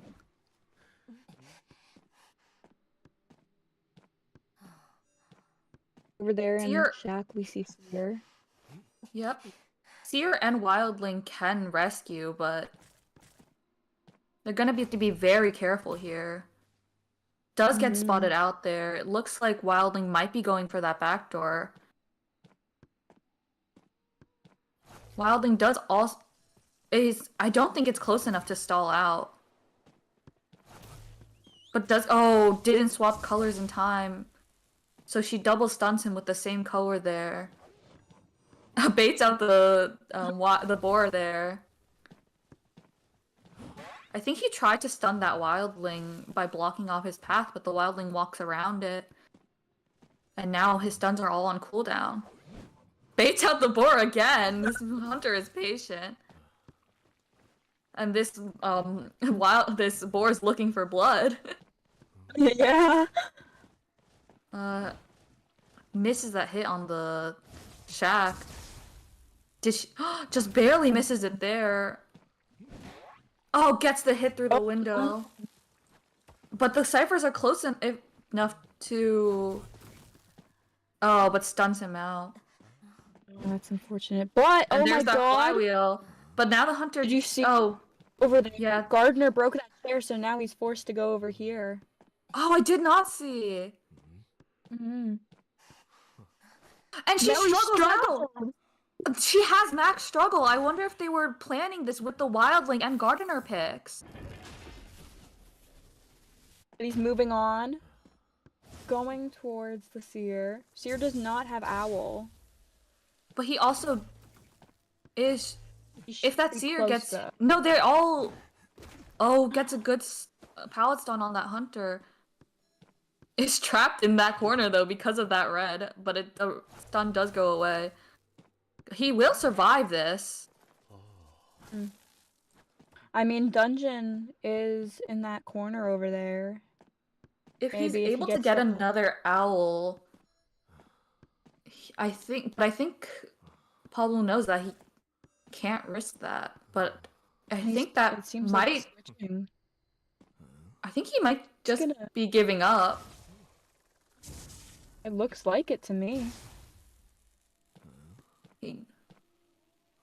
I mean, yeah, that's that forest gate. Yeah. I mean, that was that beautiful survivors. Yeah, even if the wildling didn't make any of his harassments, you know, just him being there really, it kept that melee alive just long enough, and that, you know, full struggle play on the survivor side. I mean, full struggle is always great. Alright. Unless you... I love full struggle. Yeah, I'm very impressed by that game plan. I was also worried for that wildling there because he didn't have borrowed time, but I think, you know, the hunter did notice that Melly was close to struggling and didn't risk that hit. I mean, it was also as well with Gardener destroying that chair. I mean, that made him have to go to another chair, divert. Yeah, no, Gardener harassment I feel is rare to see, but so it's always so exciting to see, like, when it does work. I mean, if that chair was there, I think it could have been at least a tie. I do think so, but also in the end he did need a 4 kill, so. Yeah, I mean. But, you know, congratulations to Team H2O, and also GG's to both teams. Everyone played like so wonderfully. It was so fun to watch every single match.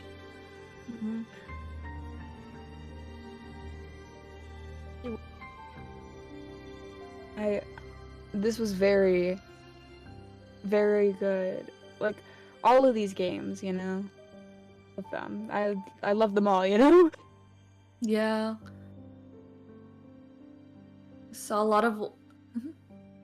So, that's gonna be it for this match. There's going to be another match in about an hour, 4 to 6 p.m. EST, Watt versus CC. I hope you guys can come back to watch that. It'll definitely be exciting. But yeah, thanks for watching the Team Gemini versus H2O matches with us. Yep, and I guess that'll be us signing off. Congrats to both teams for a great gameplay once again. Mm. Round of applause to both teams.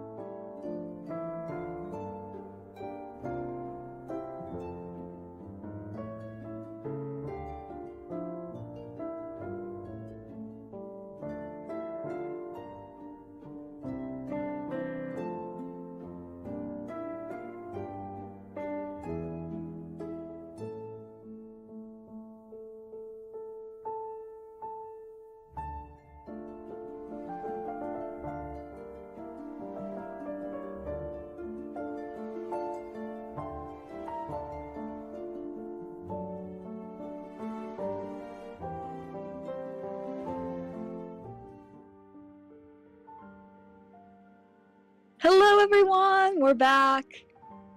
Yep, it's us again. Yeah, we're here to commentate on the next match of today, which is going to be Watt versus chess players. Are you excited? There's definitely a lot of I know there's a lot of fans for at least team chess players. So I'm very excited to be commentating on this one. I'm glad to be here again, you know? Yeah, and also I see this question a little bit in the chat pop up a couple times. Team Riptide is not playing today. They played, I believe, 2 days ago, and they won't be playing again during this round of 16. But yeah, I'm really excited to watch another couple rounds. No, I agree. It's gonna be so much fun. We're gonna have lots of fun, you know? Yep. Alright. Let's look. The teams are readying up to do the coin flip.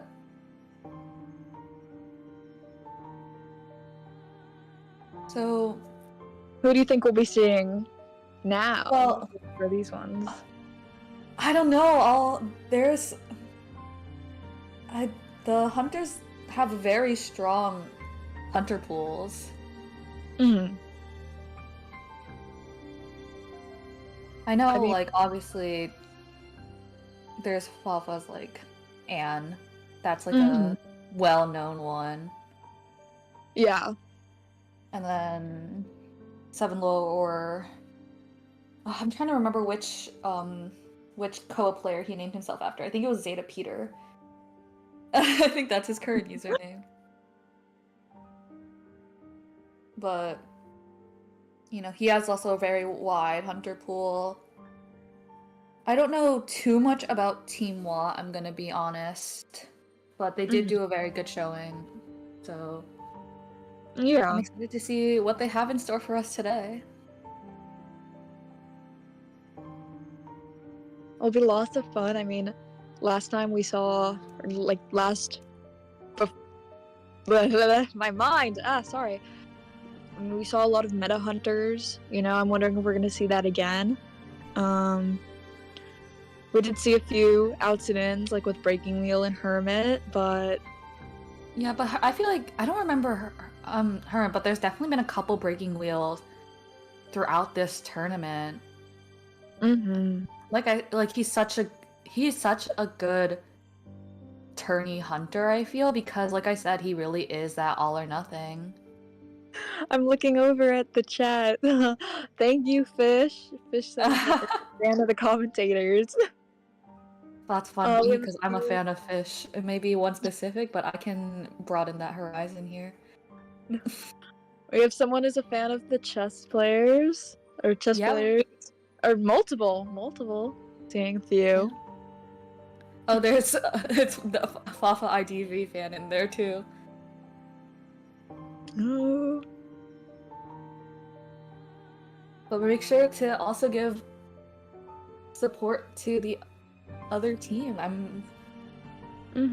mean, I think today we'll see a couple of impressive matches. Chess players, it seems like we did the yeah, it looks like I can't talk right now. It's alright. It looks like chess players has won the coin flip. So it'll be up to them whether they ban or pick a map. They're going to pick, so let's see which map that Watt decides to ban. I feel like what are some common like first map bans? I feel like you don't normally I feel like a lot of the times people go for maybe Chinatown, Ever Sleeping, maybe Moonlit. One of the more hunter-sided maps, because I feel like a lot of the times people don't go for the survivor-sided map first round anyways. But what do you think? Yeah, I mean, last time we saw Lakeside being banned. right? So, I mean, and then what else was banned? We saw Lakeside banned. Chinatown was banned round 2, and here Chinatown is banned for our first round. Yes, alright. Now, what will the map be, is the question. Yeah. I mean, a Chinatown ban is smart. So many hunters are good on that map. Like, Hullabaloo's fairly good on that map. There's some stupid jump spots. Opera's very good on that map. Wax and Nightwatch. Who's playing Nightwatch? Nightwatch! Oh, and the map that they are choosing is going to be Arms Factory. Oh, I guess I should take back what I said about Survivor-sided maps not being picked very often as the first map. I will say there's a lot of people talking about Fafa Leo in chat. Yeah, I wonder if we'll see that.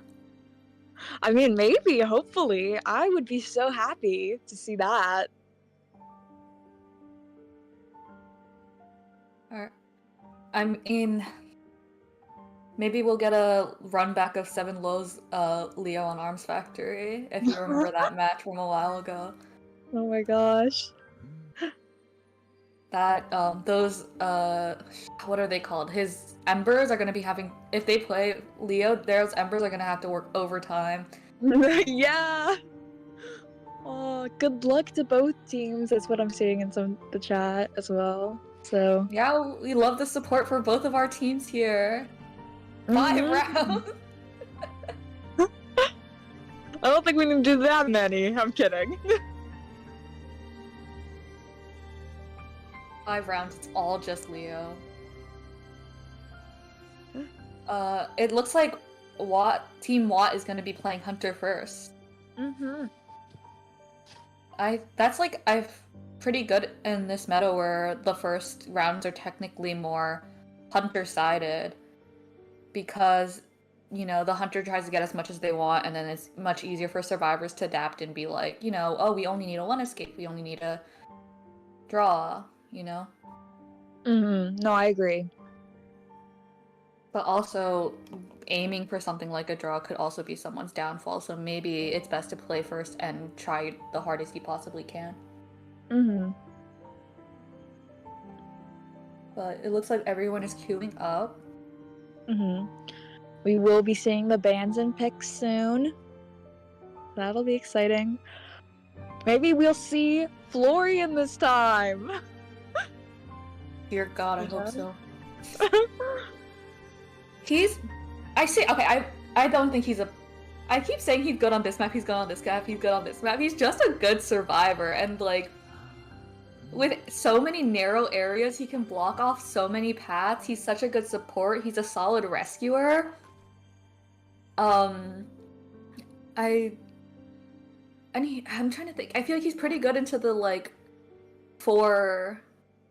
the top 4 meta right now. Yeah, I mean, we've seen in Koa, he is very good. He's a very good character to play. Also, I want to say, I was a Florian believer from the moment he released. I know there was a lot of people who weren't. I remember that. You just can't go wrong with a pyromaniac guy and a big wide smile and his 2 balls, you know? Sorry. I thought that was funny. I appreciate it. Right. Okay. I'm seeing in chat, someone said, yeah, we're getting 10 escaped.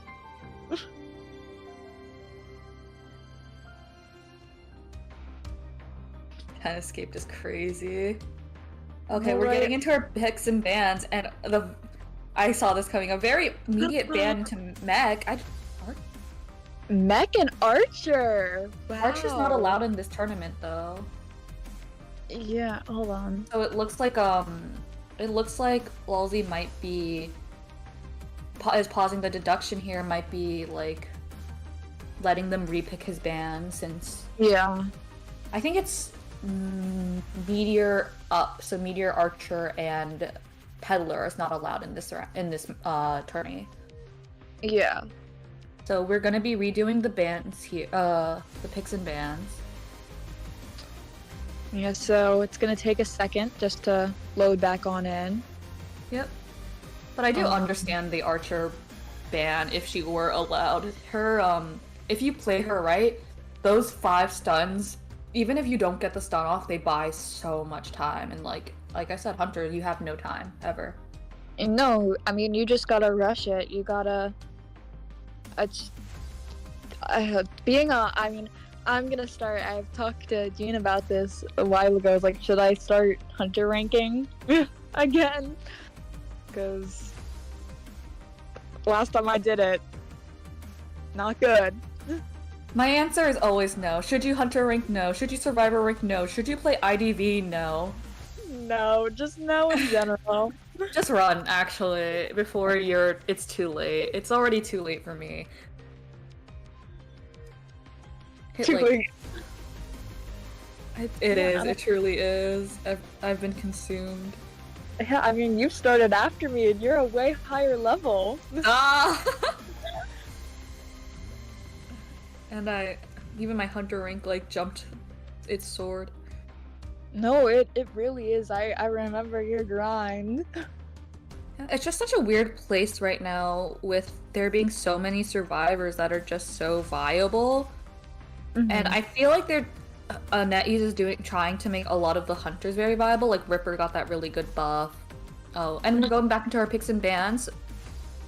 Yeah, I was gonna say I'm gonna cut you off right there because we're going back into that. Oh, Seer and forward ban. Ooh. First forward ban for this today. It's Right? interesting that he didn't go back into banning mech. Definitely. Oh. I No mean, way. maybe. Sorry, keep going. I was gonna say maybe. I don't know what I was actually gonna say. I kind of lost it. Did the cowboy pick here also stun you to silence? It did. I saw it and I was just. Wow. If I remember, he is a very solid harasser / cowboy player, if I'm not mistaken. So those first picks are gonna go to Cowboy Gardener. Our next ban is gonna be Female Dancer. Do you think they'll try to go for a double max struggle play with that Gardener and Cowboy? I think so. I mean, this so far it's very good with full struggle. I mean, with these two. Oh, and We we're have a getting prisoner. Super annoying. And that mechanic ban is finally coming through. Who will their last survivor be? Let us see. Aeroplanist? Aeroplanist. It's looking like. Oh, Ooh. wait. They're hovering on and off him. Ooh, No, it's gonna be officer. first officer. So our lineup for the survivors is Cowboy, Gardener, Cowboy, Gardener, Prisoner, and First Officer. And for the bands, it's Seer, Forward, Female Dancer, and Mechanic. Yeah, what kind of hunter do you think we'll see considering that forward ban? I feel like the other ones are very general. Yeah, I mean, we've seen a ton of mechanic bands. We've seen a ton of Seer bands today. I think we've seen. Was there a female? I think there was a female dancer I band. believe there was one female dancer ban. So I mean, the only outcast here is Forward right now, and I mean, I agree with you. I think it's maybe a hunter. I don't know. I'm trying to think right now. I don't think I part of me feels like it's not gonna be one of the meta because of that forward ban there. I agree. I was thinking at first I was thinking meta, but I don't. I agree with you there. I don't think. Oh, the hunter is picking who he's going to be playing. It's going to be Opera. Or maybe not. It hasn't Maybe. been Oh well, confirmed. it's Hunter. But it is. Yeah, Opera does have a lot of good dash areas around mid, but when it comes to those like ruin areas where a lot of those dashes that shouldn't be one dash, by the way, are one dash. So Let's see. But also, Opera has been meta for a while, so I'm sure this hunter has had a lot of practice with her. Mm-hmm. Opera also... I don't know about the cowboy pick against Opera. Yeah, that's what I'm thinking now. I'm also looking at the names of the builds. Yeah, I think Over we might here. be seeing a little bit of a struggle, but especially since some of the chairs in arms, like, they're the only chair in that area. So it's very... You can do a good chair play. Oh! Moving on to the builds, Cowboy has Borrowed Time and Knee Jerk. Prisoner has Flywheel and Knee Jerk. First Officer has Borrowed Time and Tide. And Gardener has Tide and Knee Jerk. Yeah, very standard builds all around. The cowboy knee jerk. I'm surprised that it's to see the prisoner not spawning factory. It's going to be the gardener instead. Mm-hmm. But I wonder if they accounted for that with that opera singer spawning by factory. If she does decide to chase that prisoner, he will have a lot of time to rotate. Mm-hmm. Yeah, I'm looking at chat. Someone disagreed with the mech ban from earlier. I did think it was interesting to ban the mech after the prisoner, but you never know. It could be the return of oh, which one was Double the decoder. Koa 4? Where mech and prisoner were like the picks. Yeah, I think it was Koa 4. Was it? Yeah, it was Koa. It was Koa 4 if I'm correct. I'm like 85% sure. I'm like a new gen, so I'm like 2% sure. But we will be starting soon. In 3, 2, 1. Buckle up, everyone. I thought that would be funny. Nobody laughed though. You say nobody, I'm the only one here, so I feel like you're kind of pushing the blame on me here. I am. My bad. Alright, we're getting into the game here.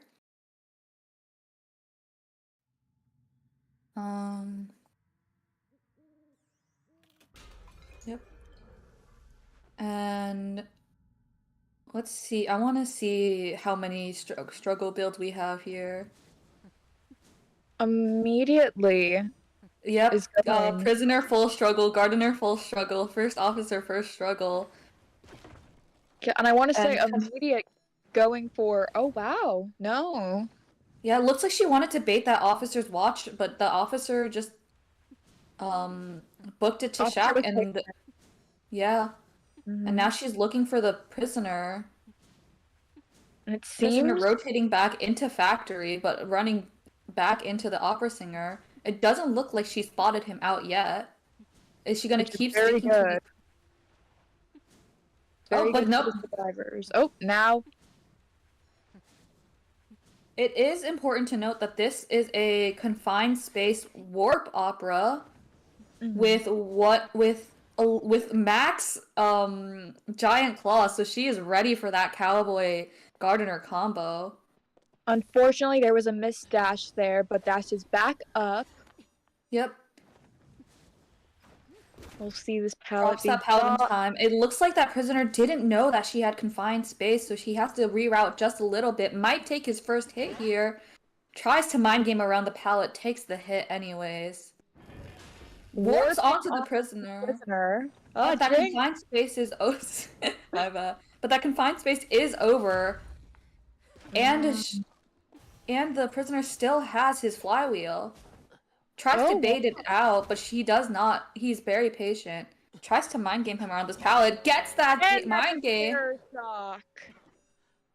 Oh, but look at the ciphers. That was almost a 3-cipher kite. That was very close, and I think, if I'm correct, I think that first officer is already coming on in. Yep. Yeah. Cowboys finishing up first officer cipher there. So they're not wasting too much time rotating around decoding. Very good, Oh, pops his watch here. Is running straight. So it doesn't get to buy as much time as he possibly might have wanted to, but it still gets that rescue without taking that double down.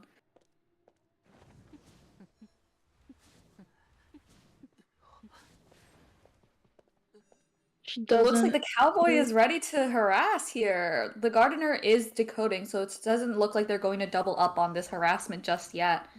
Yeah, I But think that's what the hunter was doing. I think they checked over. Are we gonna see a drop, or are we gonna see a catch? she's very patient with it. Doesn't Yeah. actually use the lasso, so the prisoner has a lot of struggle built up, and the cowboy still has all of his lasso. I wonder if the opera singer is just going to try to down the cowboy right here, because that is a strategy a lot of hunters will go for, is just simply, specifically with cowboy, just downing him. Mm. Oh, use Oh, the and warp is using up again, warp. and gets him And basement. down. And basement is here too. Yeah, I don't think she wants to go for the prisoner again because the prisoner did struggle a lot. Maybe she wants to burn his self-heal before going back for him. Mm-hmm. And it seems like he will be using his self-heal as I'm looking Oh. over at him. That gardener has to be very careful about that vault. Very good to not break that pallet first. Oh, but it seems like she wants to push this rescue to happen now, rather than later. Drop Mm-hmm. downs on the bubble. I think we're going to be And seeing a watch, or not a watch, I was thinking wrong character. But I meant lasso. perfectly timed lasso there, missing that hit. Opera Mm-hmm. Singer is going to continue to go after that cowboy. That prisoner has used his self-heal, is now healing the first officer, so they will have somebody free for that second rescue on that cowboy. The thing is, there's only one cipher left, and they have, you know, their prisoner back free again. Mm-hmm. And this cowboy is doing a very good job of kiting this opera around this one pallet. Oh, This is a very hard, I mean, it's all kind of one big shadow, so it is hard for opera. yeah. The only thing you can do there is place your shadows at each pallet and mind game around it, but the cowboy played that so beautifully. Now the opera is forced to play again with this one area of just one shadow. Was that a slow vault? Like by mistake? I think no, I don't think it was a slow vault. I mean, I might have missed it, but Maybe it was just the no more muscle memory and it looked slower. Oh, misses that dash, but Cypher is primed. yep, So she just has to wait basically for all her traits are up. we I will be don't seeing pop. I don't know if she should have used her cape yet, but maybe she didn't think the cipher was primed yet. Because I feel like once the cipher pops, you want as many of your resources as you need possible. I agree. I think that's something you always want. Ooh, I Teleported to the shadowed wrong back a shadow. little too far back. Yeah. But I this wonder. area is good to dash in as an opera. Sorry, I'm keep cutting you off. You were saying? No, I was gonna say I wonder if he's gonna be able to get dungeon. I mean, dungeon is right in the middle. He has lasso to work with still. Or no, he But doesn't. That was my fault. Sorry. oh, I think if he had flywheel, well, maybe if he had flywheel, he wouldn't have been able to kite that long. So maybe it's not possible for me to say this, but maybe if he had flywheel, he would have been able to make that and gotten the 4 escape.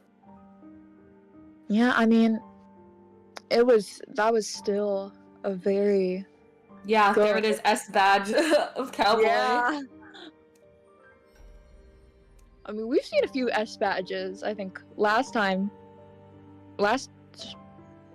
like a few rounds ago, I think we had an S badge. We had a few.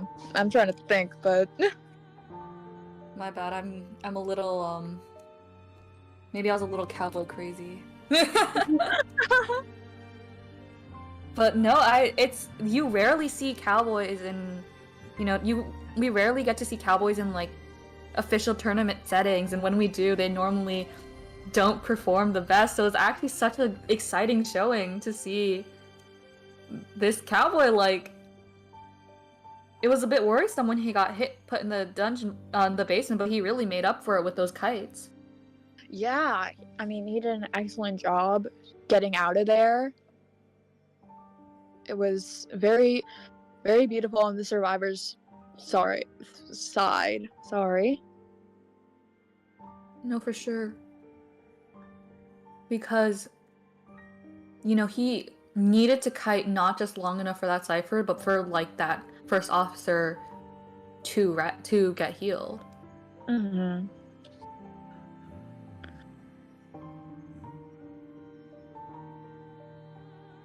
So that's gonna be 1 point to Watt and then 3 points to chess players. So if chess players wants to win this round, they just need a draw. Mm-hmm. Which I feel like with the hunter pool they have open, like with all the hunters being not banned, is very doable. No, yeah, 100%. I'm looking at chat since we're a little behind. People are like, Dungeon Kite, right now, Dungeon Kite. And yeah, it is so close.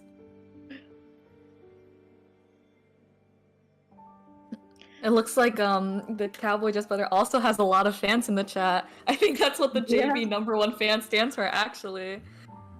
No, I've been looking JV at and JV #2 fan. We have a lot of celebrities in here.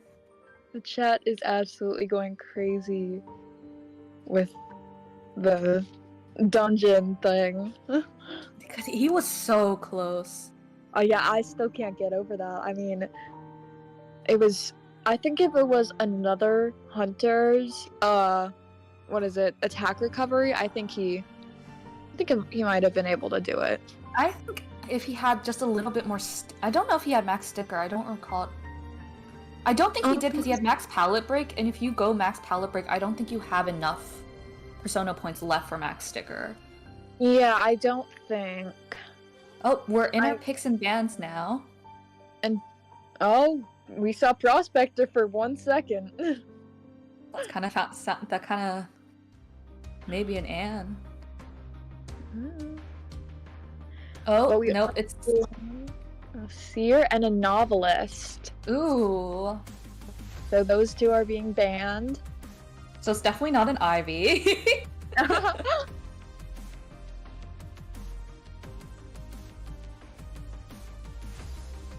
Oh, are we gonna see Knight? It's looking like it.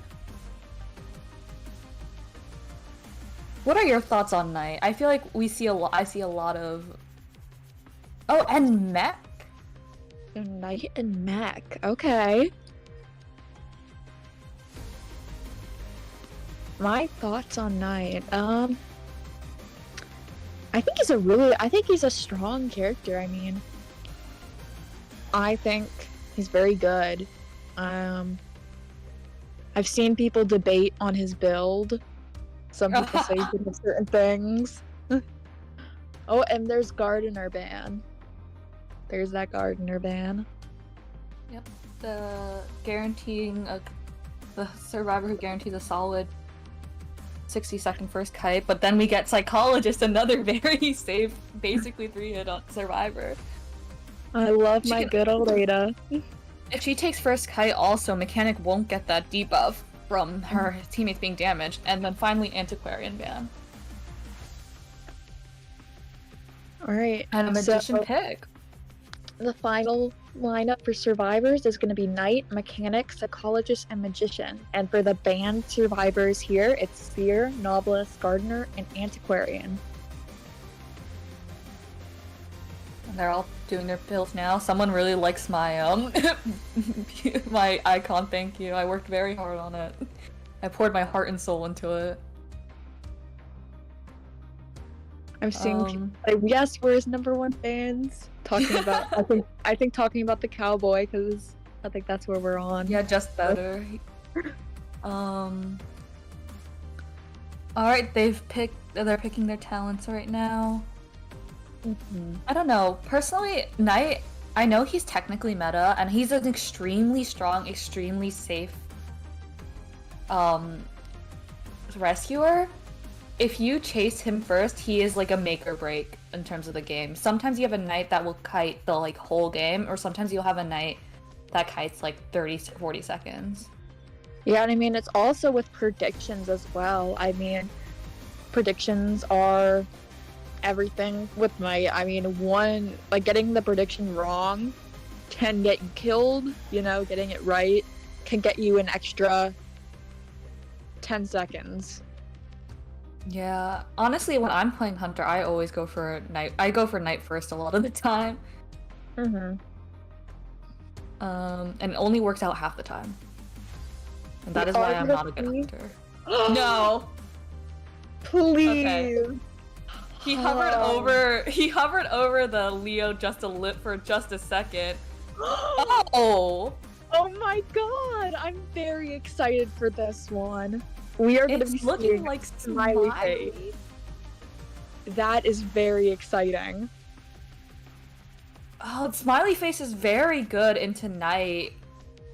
Yeah, and well, a lot of hunters are good into Psychologist because her whole thing is just taking 3 hits.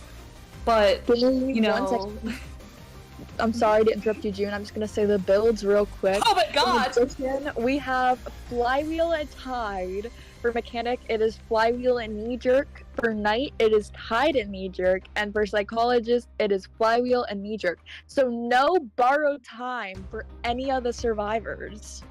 Could work out because clowns often don't carry detention. So it might just be like a 1-for-1 matchup here. Yeah. But I guess it's because they need as many people out as possible that they're trying. But Flywheel super good against Clown, but also can bait it out. Mech can block off areas with her bot if she doesn't decode with it. Magician can block off areas with his wand. So it's looking like a 50-50 on these matchups with this Clown. The Clown on like Arms Factory, picking that on Arms, that's like aura farming. Like you have to, that's like scary. You have to be really confident with your Clown on that. Yeah, when I saw him hovering over Leo, I got so excited. Maybe we'll see it later. Maybe when he like really needs a 4K, that'll be his like secret trump card. That's his Blue Eyes White Dragon, you know?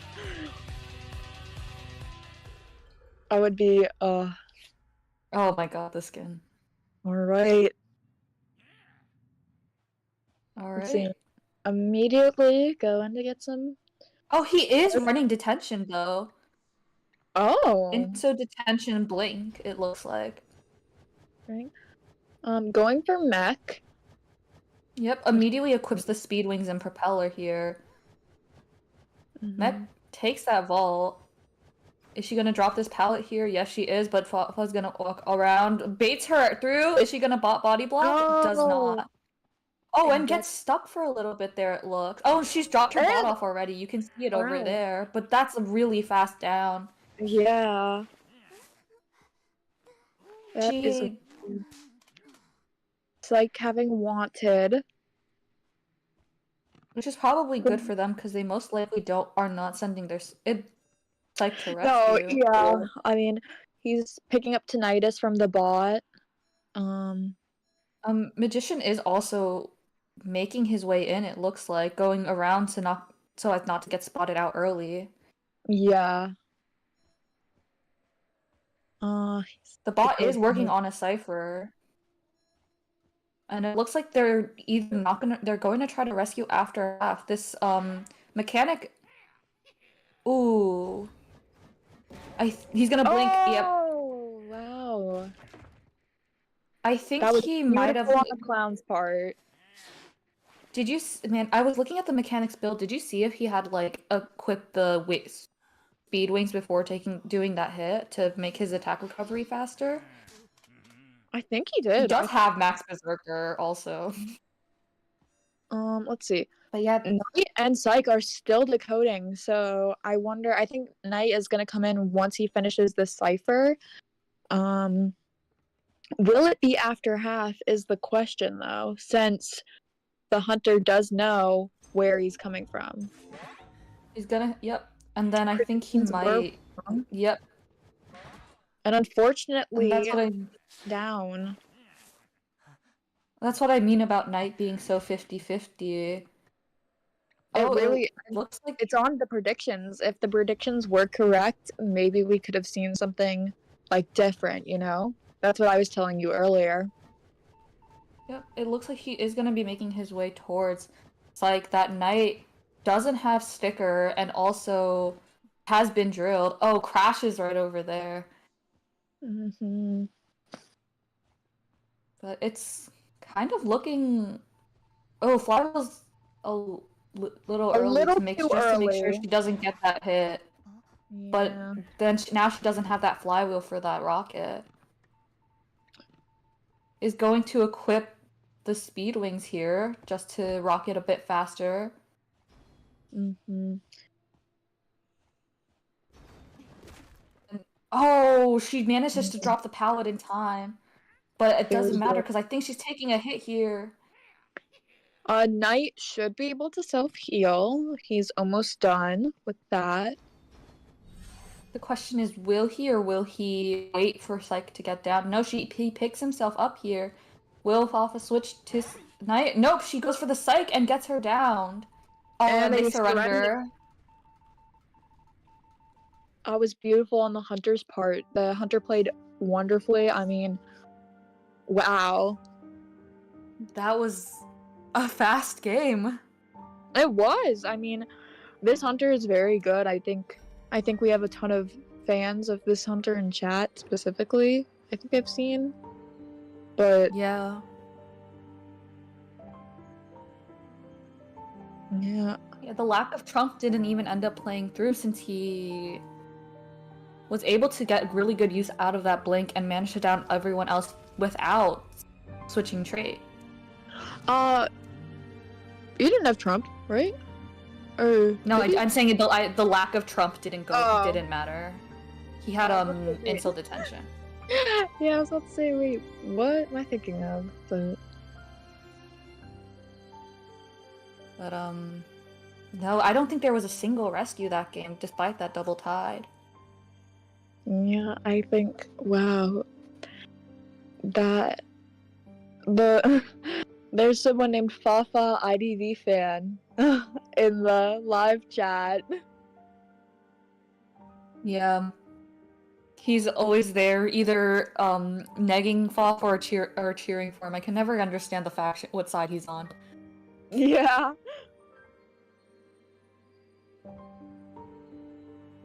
But no, that was such a impressive showing from the Smiley. And you know, that bot did manage to decode a good amount, but it just wasn't enough to keep up with like the aggressiveness of this clown. This Fafa is a wonderful hunter. I mean, these survivors are definitely so I'm trying to word. These survivors are also very good. I think it's mostly about the first rescue. I mean, I think that the mechanic could have potentially had a rebound. But it was just with the blink, you know? Yeah, that's the problem with clown is like oftentimes like when you're at the chair, if you're caught out even like a little early, it's over. Because so many clowns that speed wing helps so much. I think the magician. No, because if that magician wands before the drill starts too, like it's the same idea as a first officer pocket watch. The clown can just kind of run around it until he eventually hits somebody. I do just want to say I'm so sorry. My wording for the last thing was so bad. I was just my words have been all over the place, Earl. So It's all good. It's all good. That's why there's two commentators, man. We have to select for each other. We are gonna see a new map pick from chess players, or not. Oopsie, chess players are gonna be banning a map. Sorry. Yep, and it looks like they're going to be banning Eversleeping. Chinatown and Eversleeping too, like very, I think, solid maps for hunters. Yeah. For both the same reason, not a lot of like super good palettes, a lot of area. Mm. And then Watt is going to be picking the map for this round. What do you think it'll be? Maybe if they maybe a hunter side map? Mm-hmm. Cause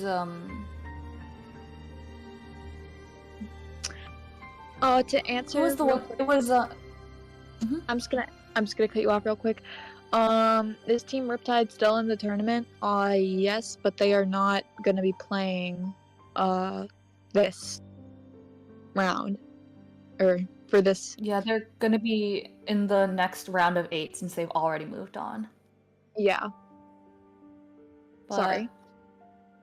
no, based Keep on the going. strength of the hunter for test players, they might try to pick a hunter-sided map so that to help their own hunter. Mm-hmm. Except I'm wrong again. They're picking hospital.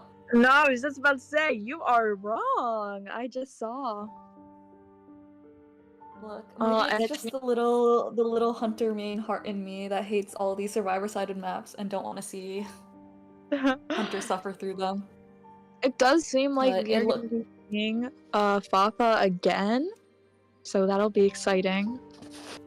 They do have a secondary hunter, but at the least it's going to be chess player hunting and Watt surviving, playing survivors. And here's the thing, now that the clown is, by playing clown first round,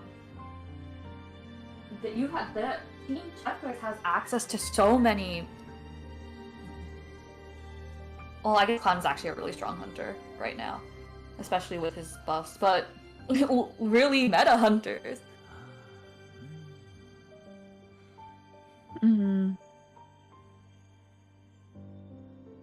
That's a strategy we saw in Koa too, where if the team knew exactly how many kills they needed, they wouldn't pick a meta hunter first round to save it for second round. I don't remember which team it was who used that strategy though. I think it was GG. Their round 1 bonbon.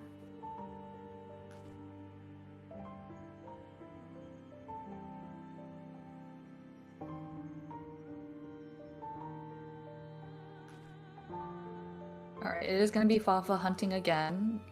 And just a reminder, the character perma bands are Knight, Mechanic, and Psychologist. And the perma band hunter is Smiley face.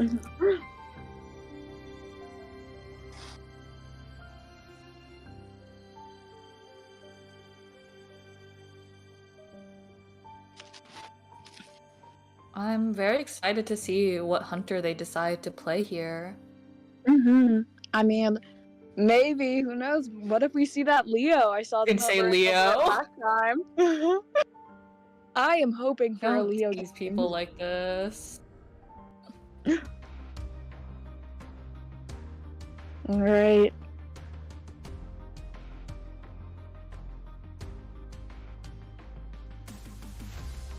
Alright. It is gonna be Seer and Forward again. Forward last time was the Opera's band, was it not? Oh, I'm getting that confused. My bad. I'm very sorry. But it looks like they're going to be banning the Goatman.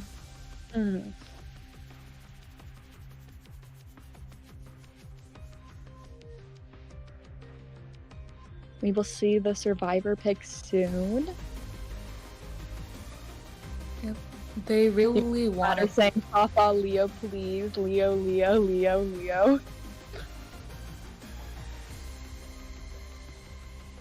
Dude, if he plays Leo with those phantoms, it's going to be a 5v1 instead of a 4v1. Oh? Ooh, Priestess and Professor. Let's see if they lock him in. They're hovering over them.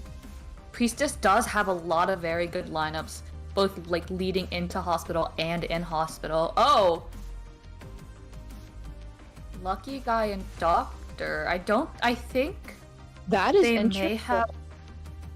That's normally the picks that happen if they don't select in time. So I think they Yeah. might have I think we're gonna see yeah, it looks a little restart, maybe.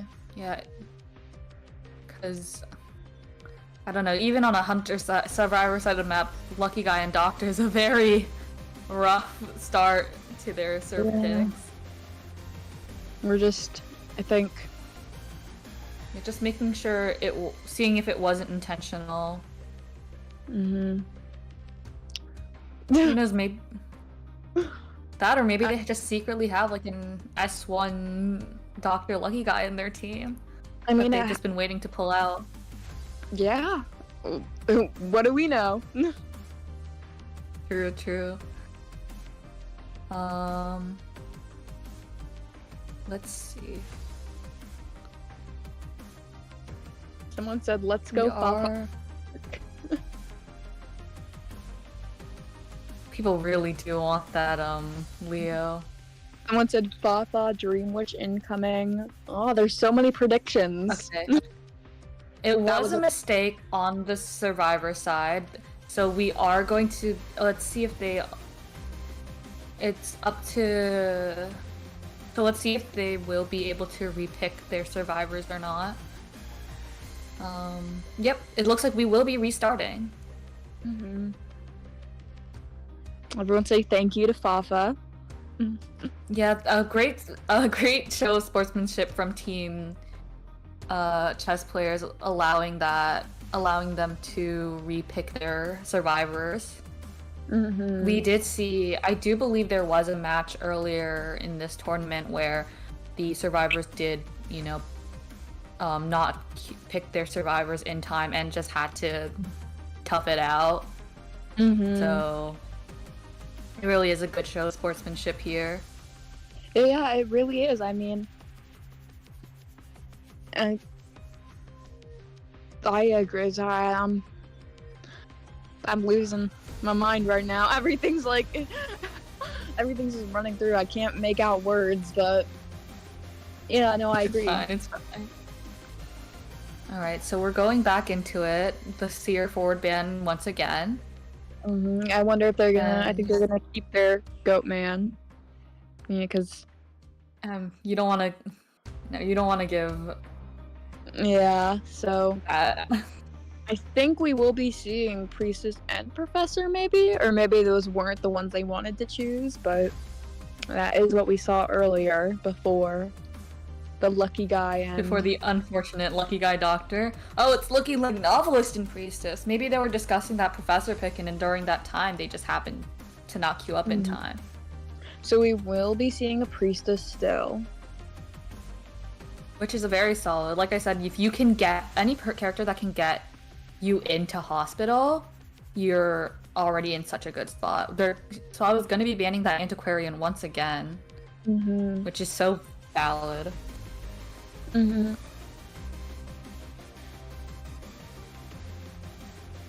And let's see what our next pick is going to be here. It looked... Oh, Ooh, a batter. that's fun. The decoding on this team is going to be a little slow, though, so I do wonder if they're going to use that last slot for a more... Oh, then there's that Fire Investigator ban. No. Understandable. But, it looks...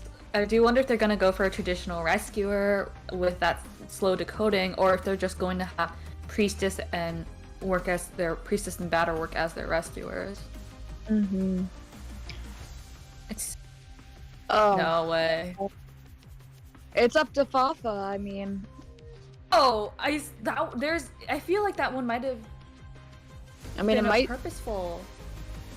Really, I thought that. Lucky. It was very fast. It was very quick pick into Lucky Guy. So it doesn't seem like it was just automatically picked by waiting. Oh, that was my fault then. Sorry, I thought the countdown ended. Oh. Mhm. Oh, it was actually an accidental pick, but we are going to be continuing since we did already reset. But, you know, it could be an interesting showing for a lucky guy. It is going to be a bit worrisome. Maybe this is proof that Lucky Guy is meta. Maybe this is a sign. It is going to be a bit worrisome that they don't have a traditional rescuer, but you know, Priestess can act as a good rescuer, though she's not as strong at rescuing on this map versus other maps in my opinion. Batter is a good rescuer. Novelist, again, works as a sub-rescuer, but it's very easy to farm if you're rescuing as Novelist. Lucky Guy has a potential to rescue, but if you go after Lucky Guy first, he's very bad. I mean, one thing with Lucky Guy, though, is we could see a bot, you know? That is true. He could work as like a pseudo mech. Oh? Will we be seeing my queen? Papa's really teasing us with these hunter picks. He keeps hovering over random hunters and then unhovering on them. Yeah, Stop it, man. I'm trying to make sure. Soul Weaver! That is another one of the hunters he is known for. Thankfully, we're gonna see some Soul Weaver gaming. This is gonna be so much fun. I'm excited for both parties. Yeah. Plus, that's if let's talk about the builds here. Yeah, would you like to say it, June? Sure. So the Lucky Guy has Flywheel borrowed, and Batter full kite, Novelist tied, knee jerk, and then Priestess with also full kite. Some people in chat are talking about Yeah, I'm waiting for them to see the Lucky Guy pick. It'll be fun. I think that Buffa is gonna go straight for Lucky Guy. I mean, the faster you get that Lucky Guy down, he cannot. There's one chest in that area, and Lucky Guy did get a buff to open chests faster. But like I said, that would be 2 items, maybe 1. And other survivors, like, I'm not too knowledgeable with the Soul Weaver matchups, but I do know it's like kind of annoying to get stunned out of your when you manage to catch up all those webs. So maybe Lucky Guy will be the first pick here.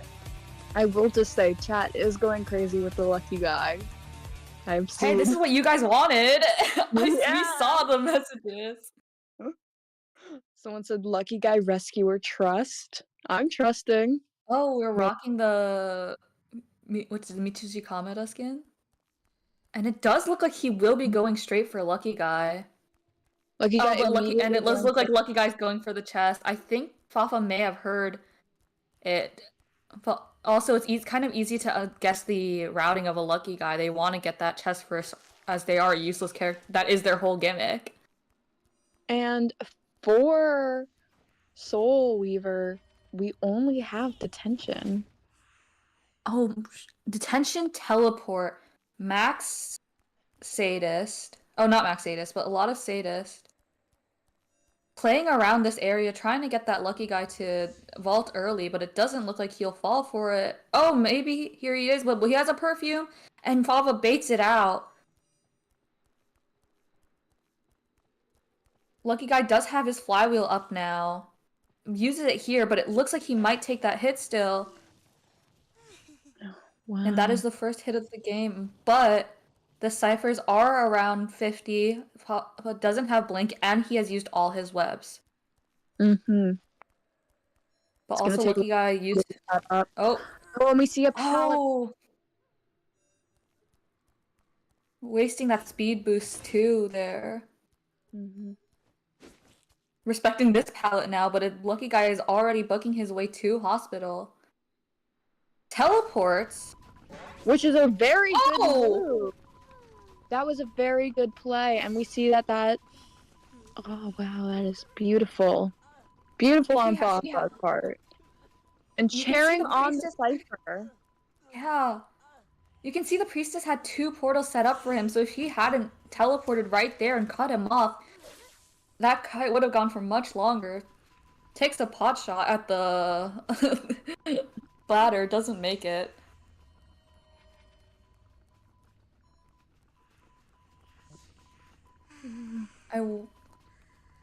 This lucky guy has max snooze. I was wondering why he was dying so slowly despite this Weaver's sadist. And here's what I mean by that safe rescue from the novelist. Farms the lucky guy, but the novelist stays unharmed. Oh? No. I was Lucky wondering if guy, Waffle would go for that hit. lucky guy making sure to get as far away as he can from that cipher.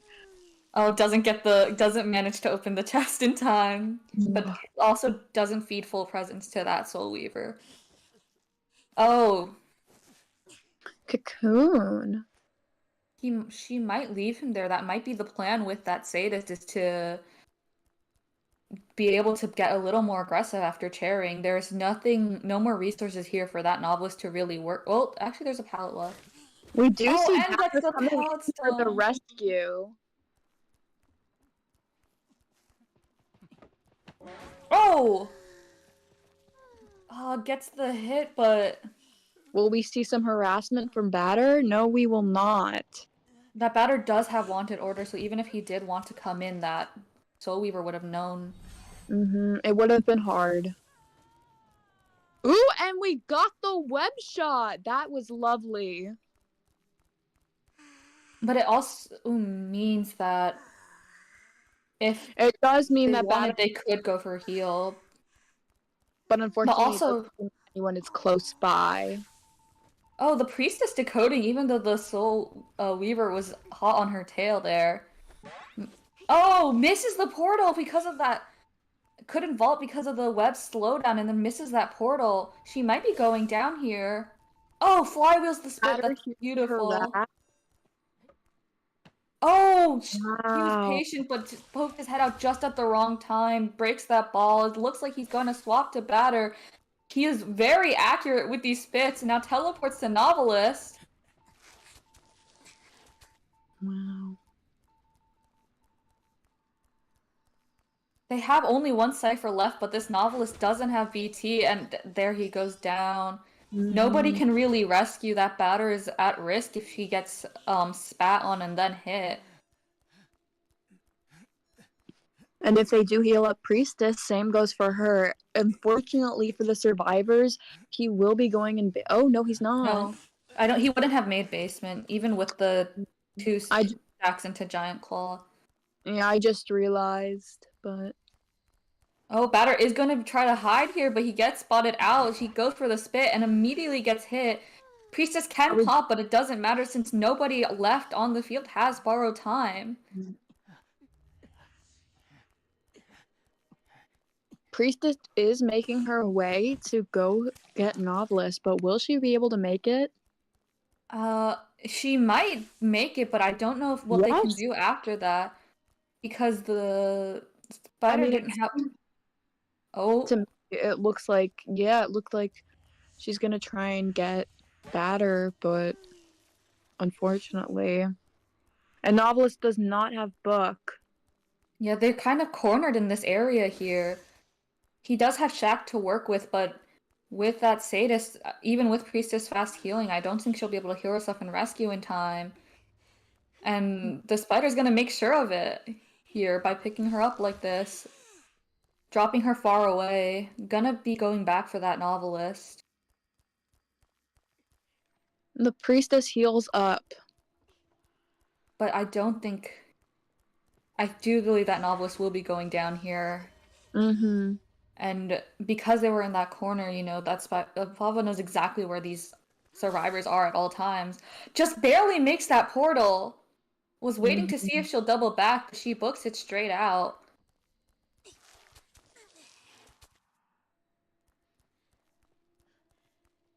Wow. Dungeon is by the corner. Yeah, but there's no way... Oh! Just was waiting for that flywheel there. Because he knew that Priestess didn't have borrowed time. We are seeing a teleport. Oh, didn't spot out the novelist though. Oh, never mind. Another And that's snipe a from him. wonderful web shot. I don't think I've ever seen a spider make that many of their snipes. Yeah. We are gonna see a And that's a survivor. 4K. Mm-hmm. The Congrats to hunters. both sides. It was a really good game, especially with that accidental lucky guy pick.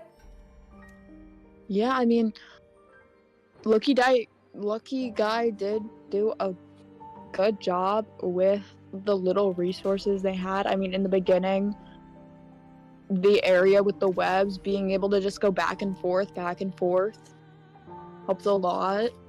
Everyone, the hunter was very patient with those flywheels and those items.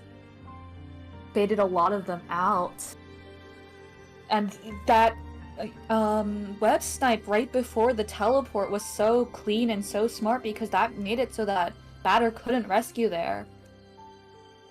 Mm-hmm. And I see it in the chat, and you're correct. Watts Hunter does need a 4K, or else this match ends here, and it'll be a win for chess players. Mm-hmm.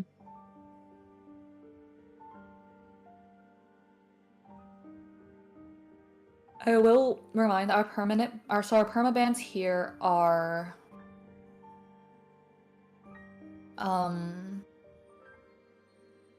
Gardener, Cowboy, Prisoner, and then for the Hunter, Sangria.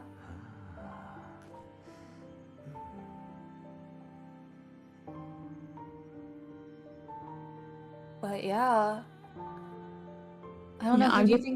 Who would you go for a 4K in this situation on Hospital? For 4K Hospital, that's hard. I mean, I think we might see. I mean, maybe a Goatman if Goatman doesn't get banned. Yeah, I wish I knew the Hunter's Hunter pool a little more. That's my bad, but no, I wish I was able to do a little more research before going into this. I was talking to June about this earlier. June was way more prepared than I was because I forgot to grab my notes. Yeah, I'm a little bit of a IDV competitive maniac. But no, that lucky guy did do a very good job there. I was very surprised to see the lucky guy was the only one with borrowed time, considering a lot of the times that lucky guy will be that first chase, and you want to get him down before he can pick up any items.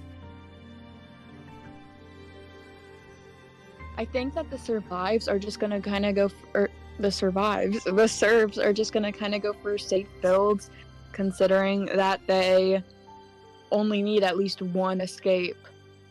Yeah, safe build, safe picks. Maybe we'll see Psych. You know. Maybe was there team? Who was the last pick they had last time? It was First officer was their rescuer. Oh, immediate priestess forward bans here.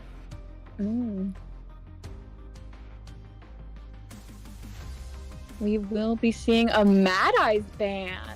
Oh, must be a Mad Eyes player then. Yeah, no, I was about to say, that's interesting. I have seen impressive Mad Eyes plays on this map.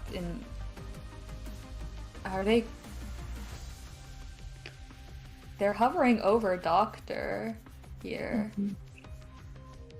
Oh, Doctor and the Mind's Eye. That is interesting. Mind's Eye is a good pick on Hospital because you can put her in the hospital, and the hunter's either gonna have to pick between chasing a most likely full kite character in the most broken area in IDV. It looks like we're gonna be banning mech here. But the Doctor pick? Explorer. Double decoder. Very. I wonder who they're preparing for. Maybe a hermit? This is a very unconventional team comp. I'm actually very excited for what they have planned. But then we're going to be the hunter's going to be banning Seer here. And maybe we're gonna see a batter.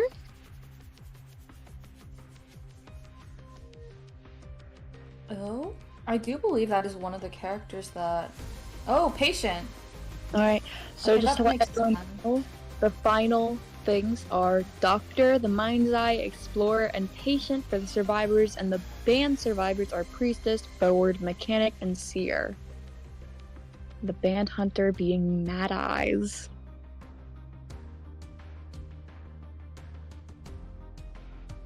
I'm looking at their builds right now. Or the Patient build names. Yeah, patient most likely will be their rescuer. I'm hearing that there is a clerk on this team. The hunter does have a very good clerk, so maybe we will be seeing that. Because I feel like when you want to go for a 4K, rather than meta, maybe your more comfort picks or more surprise pick might work out here. But I mean, I agree with you there. If you're playing someone you're most comfortable with, you're more likely to get a better result. yeah, and maybe that's the idea behind the doc pick. It's being because clerks are first from support. But then wouldn't you want to pick a harasser if you were assuming the clerk would be a clerk? Oh. He's swapping between a couple. Yeah, we're hunters seeing here. And it looks like you were right. It's gonna be a goat man. Wow. I did not think my pick was gonna be right. I was looking at chat, so I was like, oh, it's probably gonna be a clerk then. I was thinking that they were not gonna be expecting a goat man based on that doctor pick.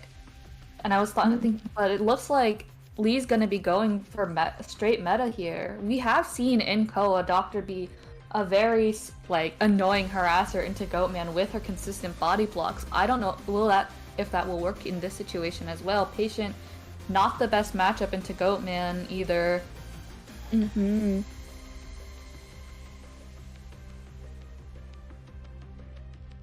Yep, average having Mind's Eye in the name. And I will be saying the build for this. Doctor has Flywheel and Knee Jerk. Explorer has Borrowed Time and Tide. Patient has Borrowed Time and Tide. And the Mind's Eye has Flywheel and Knee Jerk. I mean, the Explorer is a very solid pick for wanting a 1 escape, and so is the fast decoding, but I'm still super shocked by this team comp. I wonder if he will be going for that doctor first, considering she's in a very open area, and with the Explorer you would have to find him.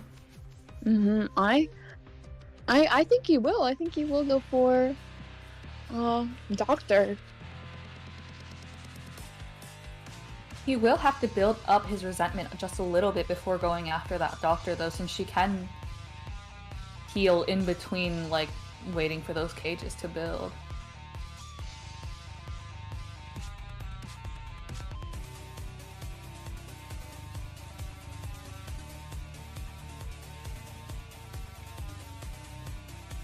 Alright, we will be seeing the game start in 10 seconds. Do you have any predictions, June?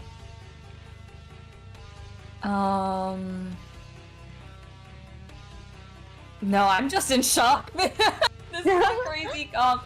If I was in ranked and I was the hunter, I think I would be scared, because if you're running that comp, you gotta have a confident game plan here. Everyone in chat is finally seeing Goatman, so they're all saying they're all going. Alright. Alright. No, going for Explorer. He might be Not. he might be making his movements unclear because of that mind's eye sick though, Mm. but it looks like he might be going for mind's eye in hospital. Drops a peeper, so it ruins any chances of mind's eye being able to hide. Basement is in hospital, so that puts them at a small disadvantage there.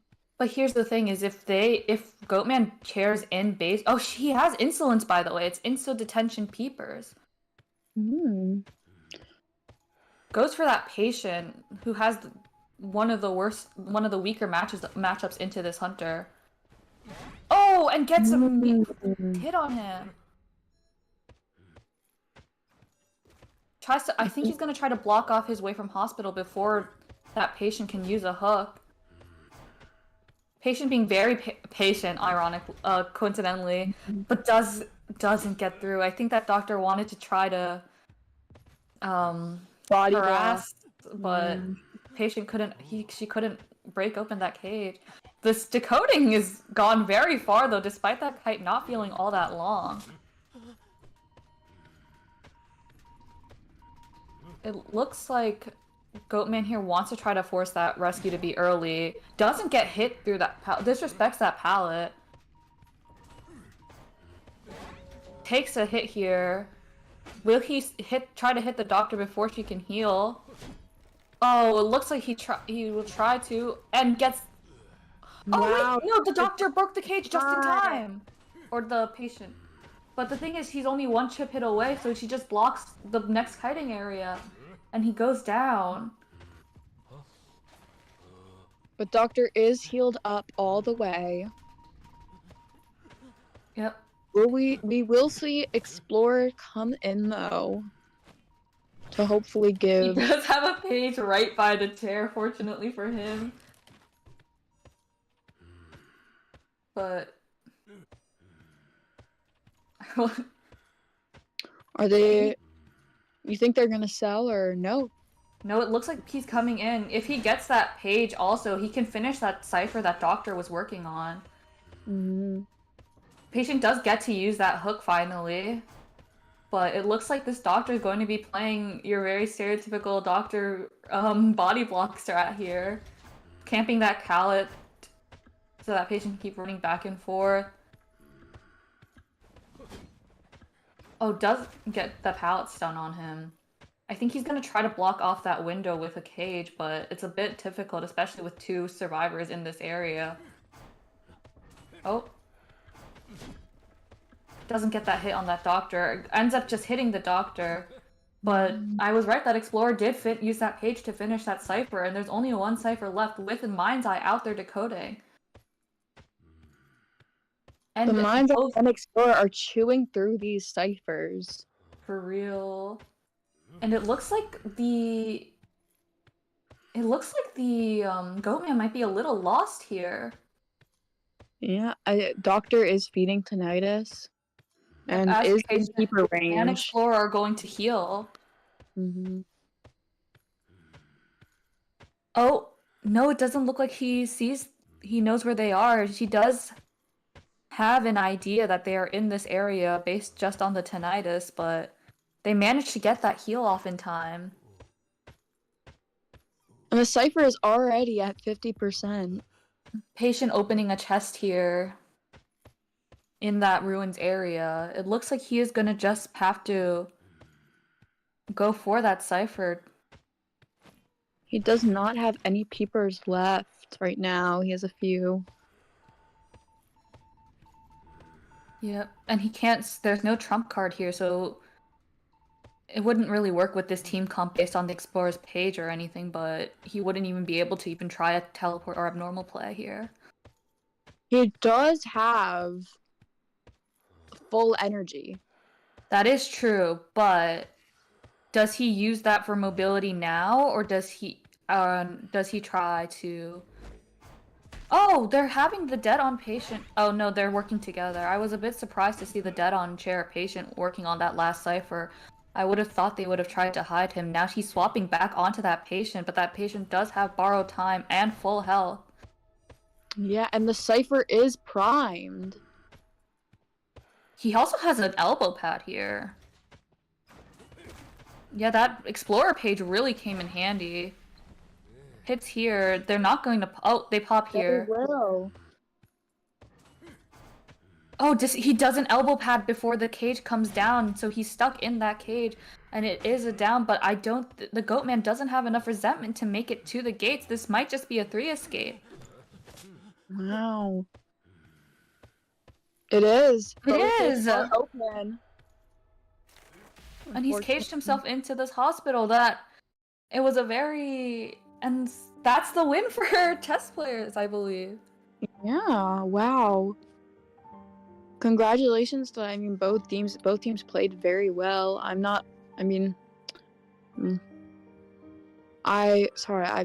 stumbled on my words. The Goatman was wonderful. I think Doctor helping support in the beginning also. I mean, not really in the beginning. Doctor tried to, but in the end, Doctor was able to support, and that helped out. Sorry. Okay, I was just gonna say their Cypher Rush was like insane because that Patient Kite, it didn't seem that long, but they still managed to have like a total of like what a general first down cipher, like just a little less than a general first down cipher would have, like 60s across the board. Mm-hmm.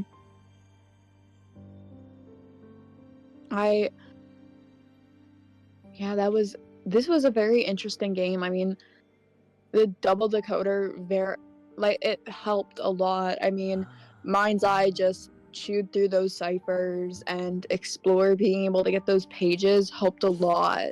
Yeah, because he was able to work on those ciphers that the hunter was still nearby, so they were never like locked off ciphers. I don't know if you noticed, I think one of the ciphers he finished was that Doctor cipher, and I think that it was either his second or third page that really helped. I believe it was the last cipher it was put into, but it like jump-started it a lot. It was, yes, I'm looking back right now, yeah. And because they had another cipher started, but it was in the vicinity of that hunter. Yeah, I mean, also those elbow pads helped keep Patient alive just a little bit longer. I think either way, it still would have been a 3 escape, but those elbow pads did help just a tiny bit. I think rather than that elbow pad being the thing that kept him alive, it was the fact that that Goatman just wasn't able to build enough resentment to get to that gate. Mm-hmm. I mean, the gates were opened, both of them. Yeah, but if he had maybe more resentment, he could have immediately double caged to a gate, because as we know, like even an open gate means nothing to a Goatman. That is true. But it was such an impressive showing of, you know, communication, Cypher Rush, and then that teamwork with that Doc.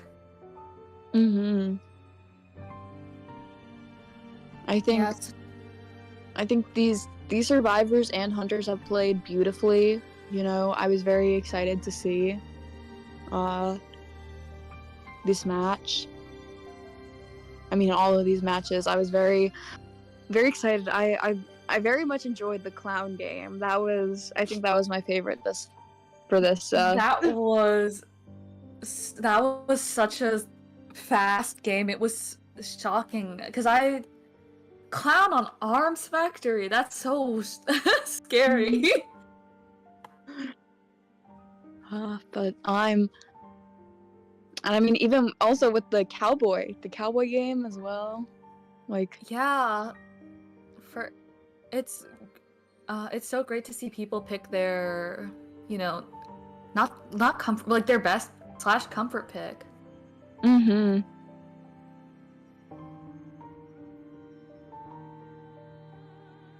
GG's to both teams, though. Again, I want to give a round of applause. Both of you played very well.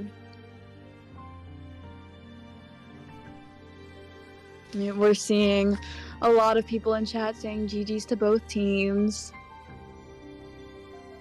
Yeah, thank you so much for the support for both of the teams here. I think they both played wonderfully.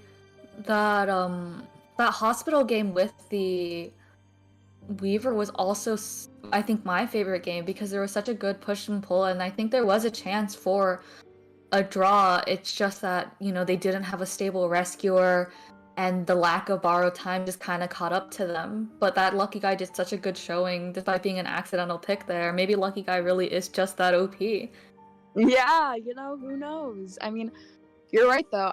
That Soul Weaver game was also very good, especially with the survivors. I mean, they I mean, I'm just going to be repeating what you said basically. That accidental Lucky Guy pick, it was very, I mean, even though it might not have been what they wanted, it was still beautiful, showing like even if it's an accident, like these survivors are so good, you know, that even They were an able to accident. just adapt. Yeah. You get what I'm trying to say. Alright. So, again, thank you guys so much for the support for both of our teams. Congrats to chess players for moving on, and GG's to both teams for just playing really great and entertaining games here. Mm-hmm. There will be another match later today. I believe it is going to be GSL versus HCN from 8 to 10 EST, so that is in about 3 hours. Another team with a lot of fans, I know, so I hope you guys do tune in to watch. It's going to be another very exciting couple of matches, just like we've had earlier today. Mm-hmm. Thank you so much for tuning in, guys. Yeah, hope to see y'all later. Mm-hmm. Goodbye.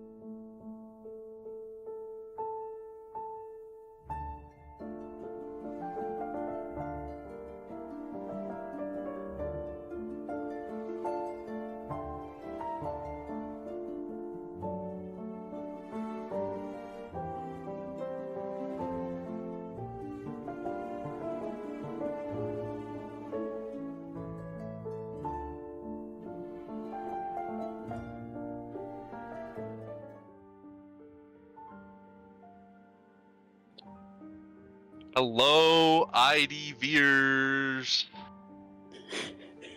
Hi everyone. Do you wanna say the sets and whatnot? Welcome to day. What day is it? 3. Is it today? Oh yeah, day 3 of round of 16. I thought we were doing it by like normal days, but a little behind. Yeah, tonight we're having our GSL versus HCN matchup here. Final for round 16. Then we move on to the top 8. Yeah, so pretty exciting because this is going to this last matchup we have here today is going to confirm which of these two teams will be making it to the round of 8, which is pretty exciting because both teams have made it so far. They made it past round of 32 into the round of 16, so it really is only a matter of time to see who it is going to make it into that round of 8. How are you feeling? What do you have any feelings about who might win? Do you have any predictions for what hunters or survivors we might see? Who wins? Honestly, I don't know. Really, I think this is a pretty solid matchup between both of them. And from the gameplay we saw from both Hunter and Survivor from the last time they played, I think they're both evenly pretty much matched to what Hunters and Survivors will see. Probably your standard characters. I don't know, nothing special, just a clean matchup we're gonna have today, and I'm excited for it. Yeah, no, for sure, I agree. It is pretty exciting though because I know a lot of the players on both teams. I know I'm familiar with a couple of them, and I know that the gameplay is going to be pretty good from what I know. So it's going to be really exciting to see, these two teams face off and whatnot. Do you, besides what you think will happen in terms of character picks, is there any characters you're hoping to see? Not Hullabaloo, to be honest. That's about it. Frankly, boring character to watch, and honestly, I like to see more Gomans. Outside Yeah, that, for I'm down sure. to see anyone. Oh, yeah, for sure. I feel like we saw so much of Hullabaloo this past Koa that at this rate, especially with his recent nerfs, it's going to be like really like intriguing, I guess, to see, if Hullabaloo is still going to be like a viable round 1 pick, especially just for this matchup in specific, like what they're going to go. Oh my god, my cats are being so loud upstairs. I'm sorry if you hear any background noise. But yeah, I'm sure we're probably going to see maybe a Goatman or two, but it is going to be curious to see if we are going to see that Hullabaloo picked, given the recent adjustments and whatnot. Yeah, honestly, I don't think he's gonna change much. Like, Goman and Hullabaloo are pretty consistent overall. I just don't like seeing them all too much. I think Yeah. once you throw in curveballs, especially with this new Hunter meta popping up, like we did see GSL last week got pummeled by a round 1 clown and they got 4K'd. So I mean, you could realistically pull up anything, and if you're confident in it, it can work out for you. Maybe not an Antonio or a Joseph per se, unless you're really good.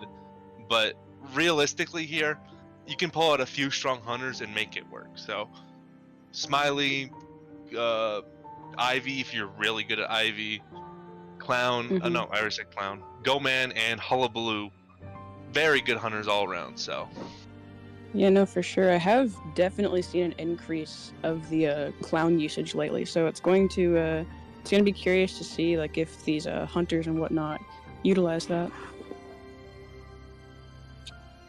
But we are going to be heading. No, you can go. Okay, I was just gonna say we're gonna be heading right into the coin flip to see who picks and who bans what map.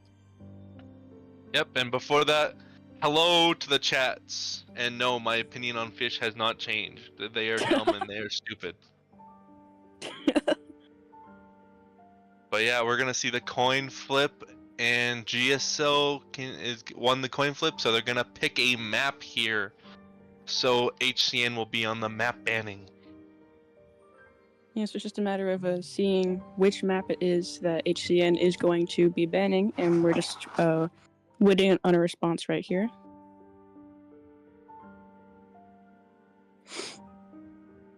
But What maps do you want to see today? ever sleeping. I love ever sleeping. For sure. Oh, oh, we're gonna see church band though. You know, very fair, honestly, because I feel like Church is a pretty fair band for round 1. It's a very good map overall. There are a lot of open areas and whatnot. So depending on which team it is going to be surviving or hunting first. It's definitely a map where control hunters usually run it. So if they pull out any good, like really strong early game control hunters, they can easily put them for round 1. For Slot them in sure. just fine. But we are gonna see your favorite map picked here. Hell Ever yeah. Sleeping. Woo. I love Ever Sleeping Town. Oh yeah.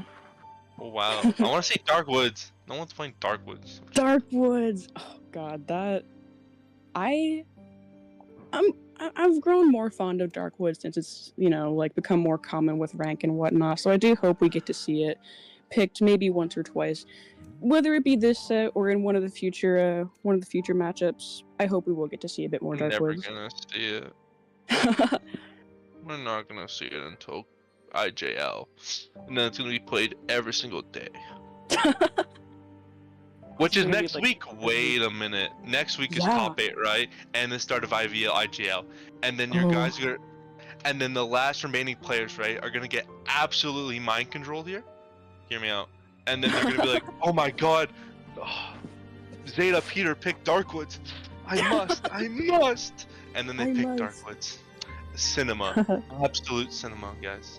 But yeah, it is going to be HCN's Hunter versus GSL Survivors for the round 1 first half matchup. That is the decision. It's going to be on Ever Sleeping Town, so it's just a matter of waiting for the players to get invited into the lobby, and we should shortly be hopping into the picks and bans. Yes, sir. We're gonna have fun. But yeah, But yeah, oh, it's so loud upstairs. I'm sorry if there's any background noise. I hear like absolutely nothing besides like Okay, rustling. good. My mic is good, yay. But yeah, just all the players getting into their spots and whatnot, and shouldn't be just a matter of time before we get into the picks and bans and whatnot. Like I said, just waiting and whatnot for everyone to make sure they're ready. If there's a Do you ever wait? I got a question. Yep. Would you ever mind control someone to pick a map? Ever Like if sleeping you had town. no, not to pick the map, but would you, if you had the power to psychotechnosis, telepathicy, sabotage someone, what map would you ban for them? Oh, ban? Yeah. Well, it depends if I was on Survivor or Hunter faction. If I was playing Hunter, I would be like, ban Sacred Heart Hospital. But what if you were every? What if you're every role? That was every role. Yeah. Ban Lakeside Village. Why Lakeside? Why don't you ban I don't Lakeside? like Lakeside. I don't know. No one actively says, "Oh, I want to play Lakeside." No one ever says that. I've literally never met a soul. Lakeside. Yo, guys, I love Lakeside. I love the water, but I love water too. But we're gonna also get into the ban phase. Yes, we are just waiting on these first 2 Survivor bans. We're gonna have to see what HCN's Hunter chooses to get rid of for the first 2 bans. Yeah, we're gonna see Magician and Priestess bans here. That makes sense. I mean, yeah, Priestess is very strong on this map, and Magician's also very good. But we also have Devil in here is also a top Magician, so that could also be a target Ooh, ban yeah. as well. So who knows? For sure. And Magician has been a bit more popular and whatnot with the current meta, so it is a pretty common ban from what I've seen. But we are going to be locking in the Gravekeeper and the Lawyer for the first 2 Lawyer? picks. Lawyer is a bit of a surprise pick, I can't lie. I mean, if it works, it works. But like, I don't know. For a round 1, unless you're really confident in your Survivor team early, if you're not picking that mechanic, then it's or Explorer. then I don't really Mhm. know about the decoders, because clearly, what is it? The prisoner and lawyer have fallen off significantly in comp wise, because frankly, you could have safer ways of getting decoding across. So For sure. But it seems that the third pick is going to be female dancer, whereas the third ban is going to be fire investigator, and the fourth ban coming in right after I said that is the night banning of that night. Interesting last ban for rescuer. I mean, the rescuer's Yeah, already no. been picked, but it could always just be supplementary, you know. Who knows? Yeah, it's getting rid of that sub rescuer, but it does look like it's going to be locking in that acrobat for the fourth pick. I wouldn't really consider Knight a sub rescue anymore with his negative 20%, you know? Yeah, true, actually. He's more of a main rescuer at this rate. Yeah.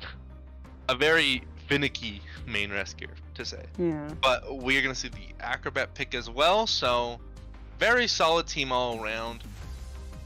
Yeah, no, for sure. You got your Gravekeeper for your rescue, your acrobat for kiting and whatnot, and then you have lawyer, which I'm still a bit shocked about, but we're just gonna have to see how that works out. And then dancer's just all around pretty good for support and whatnot. She can decode fast with her boxes, but yeah, it's gonna be curious to see how this team comp works, if if they have something planned and whatnot for that lawyer, because I can't lie, I'm excited to see how that works out for them.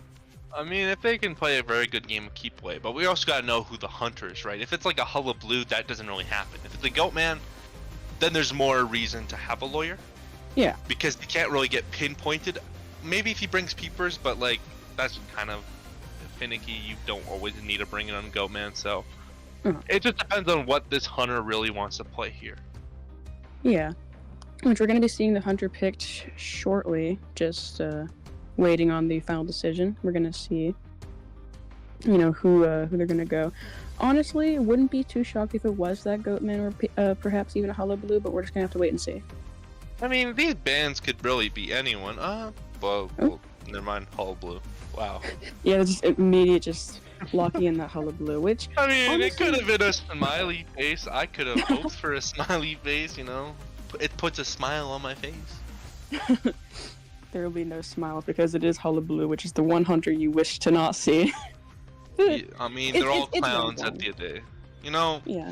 Maybe we need a clown trio, right? We have a clown, and a goat, Yeah. We just need a third clown. We need more clowns. But we are going to be heading right into the spawn selections and whatnot. Yep. Oh, yeah, there we go. Yeah, we're gonna see female. Okay. They have a plan. I mean, I don't hate the spawns. They're just interesting because you're gonna put dancer in corner house, which means she doesn't really use her support boxes here. She's gonna play for herself here, and then we're gonna see acrobat middle, and then we're gonna see gravekeeper on the bottom, and then we're gonna see lawyer to the side next to graveyard here. And with the items we're gonna see here, we're gonna see very standard kits here. Stewie build on the lawyer, a tied BT, and then we're gonna see BT flywheel on the acrobat, and then BT knee jerk on the female dancer. So very typical stuff, more or less. Yeah, nothing too out of the ordinary here. I will say the Hullabaloo spawn is. I mean, I feel like the most it obvious makes choice sense here is the because lawyer. what you do here is you block the cipher near fake gate, right? Yeah. So they gotta funnel in, or they do island. So, I mean, it gives them a chase, and then they also have closer ciphers. For sure, Unless it does islands make sense. spawn there, so then it's not. It does make sense. I feel like the most obvious target here is the lawyer, though. So. Yeah, the lawyer is very chaseable, especially since it's Hullabaloo. You can't really hide. Yeah. So. But yeah, we are going to be loading in shortly now. This is going to be round 1, first half of GSL versus HCN. Yes. Woo! Pumped up. But yeah, here we are just now loading into the match. And we're going to see, immediately just heading right towards that lawyer. And on the build side, we're going to see a very standard Insolence trump card build on the Hullabaloo here, so. Yeah, so Lawyer is going to immediately take one ball, but that is it for the clones. Alternating towards the graveyard for a better kiting area. Basement is not here, which I would say is good for the Lawyer because there is no risk of, And first player definitely being in basement. since it's early game, right? He really has no way to go down super early here. But does get a hit, which Yeah, does that was lead a into pretty... insolence here. If it's an early down, he also does have abnormal as well, which will kick in, and he can always easily get a cipher here. He just needs to get it down when he gets the clone up and the jumps, as Yeah, he's that is waiting for true. that to happen. Yeah, Oh, they're it really just gets a waiting for the clones. double ball Ooh! from that. So we're gonna see a flywheel here, and we're gonna see the down really shortly. I Yeah, do and there we believe go. very early down here, and honestly could get an abnormal here, but given the way the Gravekeeper is moving in right now, it doesn't seem very likely, so we might have to see it being used later in the match. Yeah, for sure. The ciphers one is about to be popped, one's at 60, one's at 80, so really not looking too bad, all things considered, considering that was a relatively fast down. So, but yeah, Gravekeeper is Good going to be coming cipher in right progress here. for what it is. Yeah. Definitely, it's not behind, so. Yeah, and there is the rescue, pretty standard rescue, Gravekeeper takes a hit. Is going to Yeah. be I going for that mean, lawyer. actually, can't be a double down anymore. If it was at least a second or two earlier, he could have Yeah. definitely gone for a double down, which would have been really bad for these survivors. But yeah, just going to be staying on that lawyer for now. Gravekeeper does manage to get away with one hit, and that is going to be the lawyer going down. Yeah, but definitely dragging him away from the ciphers. So this Hullabaloo really is not getting his value out of his items whatsoever. Yeah, For well, I sure. don't think we're gonna see trait being used, but we do know that the Gravekeeper just got healed, so they know where the second survivor is, which is kind of bad because they know it's 11 here, and we're gonna see Acrobat get caught out insanely early, but cloned a little too early. And so they don't have a third cipher ready, which is a little bad, but also can be managed with for sure. But we're definitely gonna see a sell here on the lawyer's That's end. a slow pallet break because of the bomb.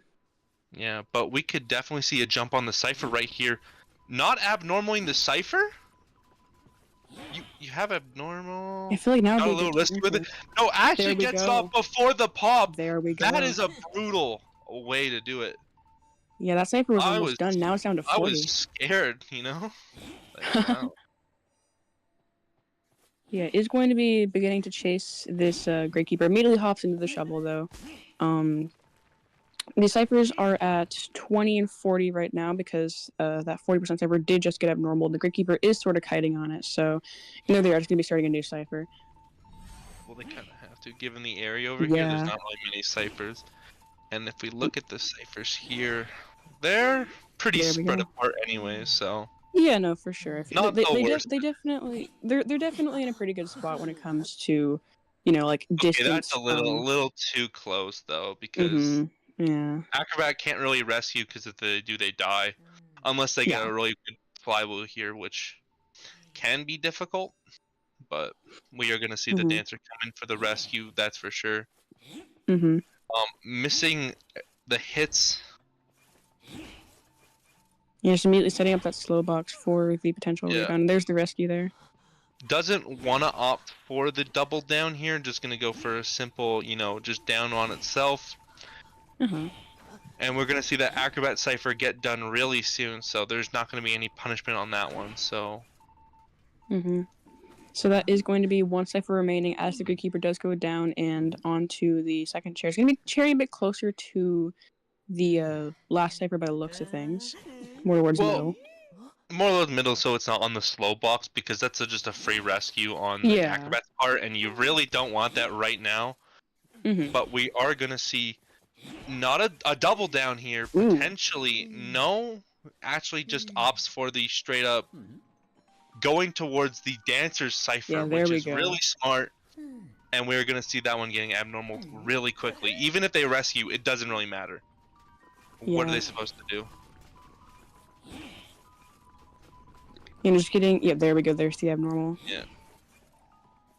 And then we're gonna see the Gravekeeper down here into the potential Acrobat down here. There we go. That is a really unfortunate situation for GSL right now. Yeah, no, They for are sure. down a lot of people and they don't have ciphers. So You know- they just have to honestly take this 4K here. Yeah, there we go. Because Zeus gets picked up here and it's kind of a GG, so that Mhm. will be the 4K on GSL. You know, for sure. Those two abnormals were, I think, utilized really well because Very well. I honestly, Hullblue was playing an insanely dangerous game. I thought Uh-huh.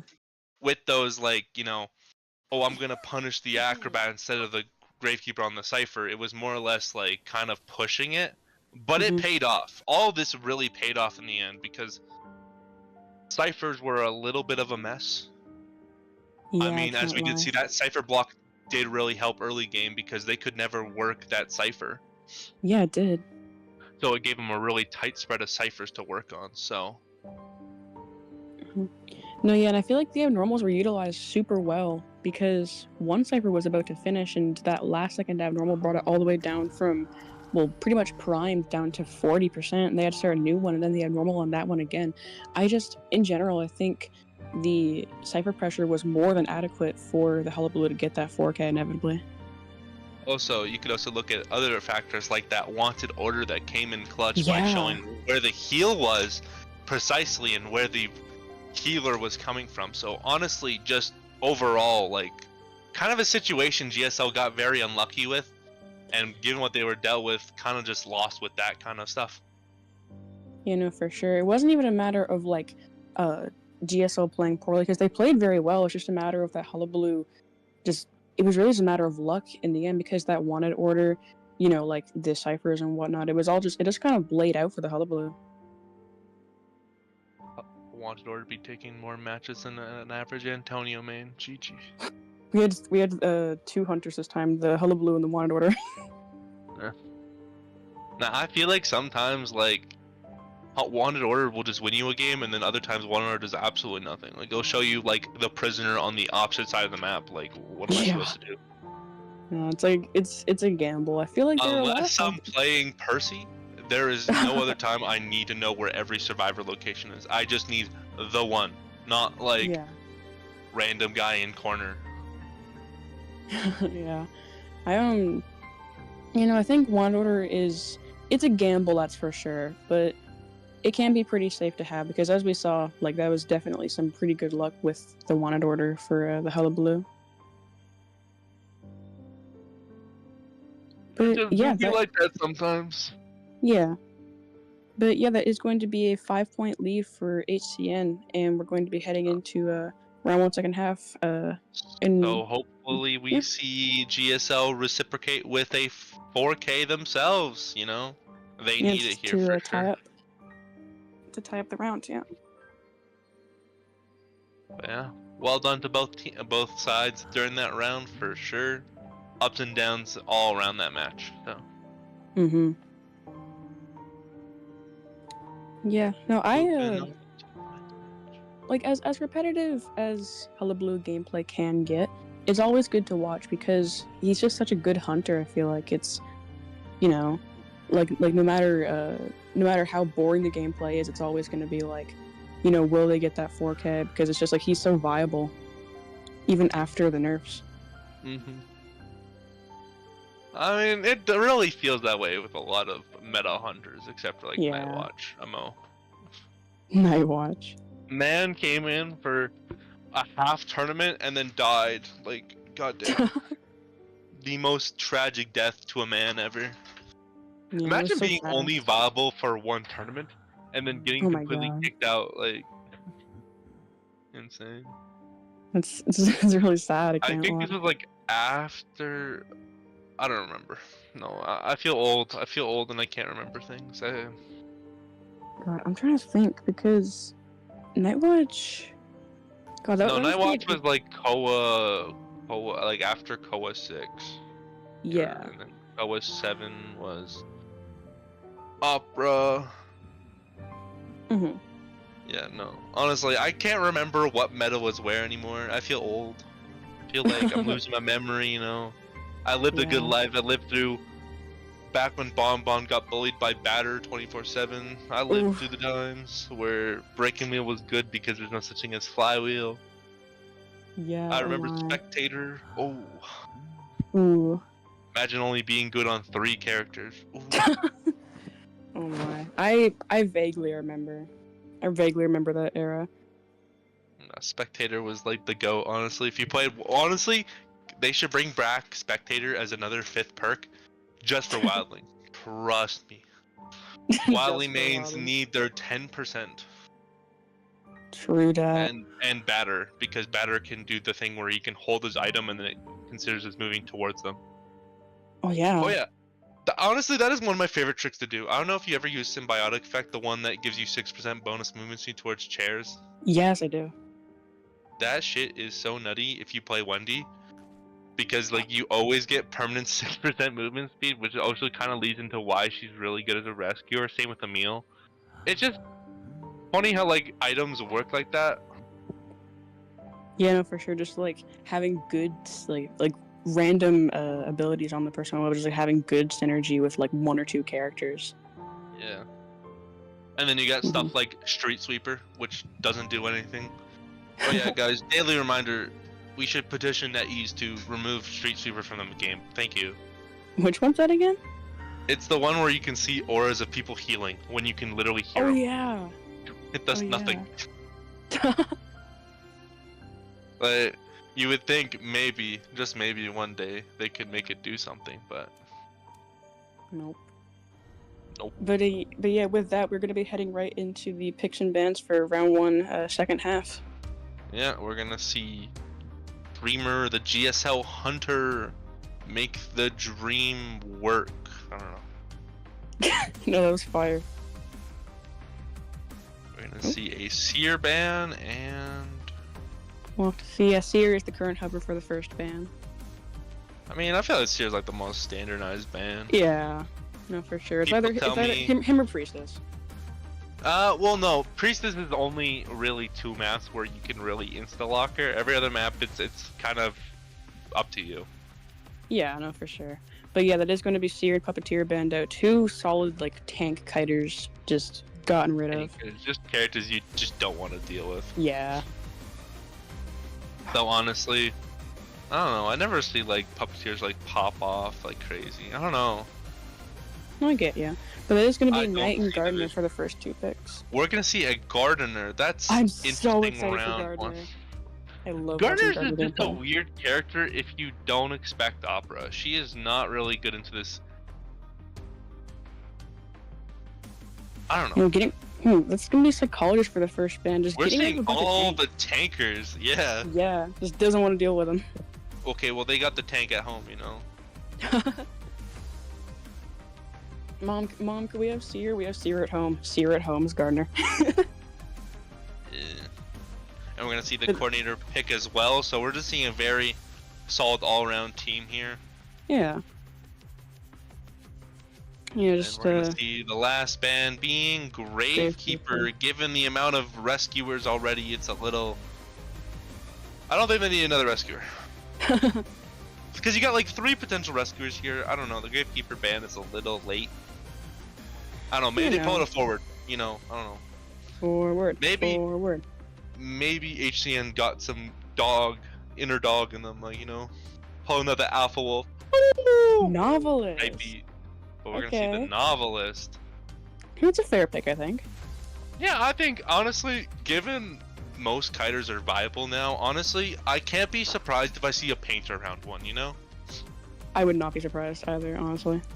honestly, I just want to see like I don't know if you ever run the Schmitty combo. It's where you wear the glasses from the BSD crossover and then Da Vinci. Oh my god, I do actually. I played Yeah, a bit of Painter, and I do we run that. need the Schmitty we need Schmitty Yes, on dude. Schmitty. I don't know why we have Schmitty playing this game, but he doesn't play Schmitty. You know, he doesn't play himself. Kind of messed up.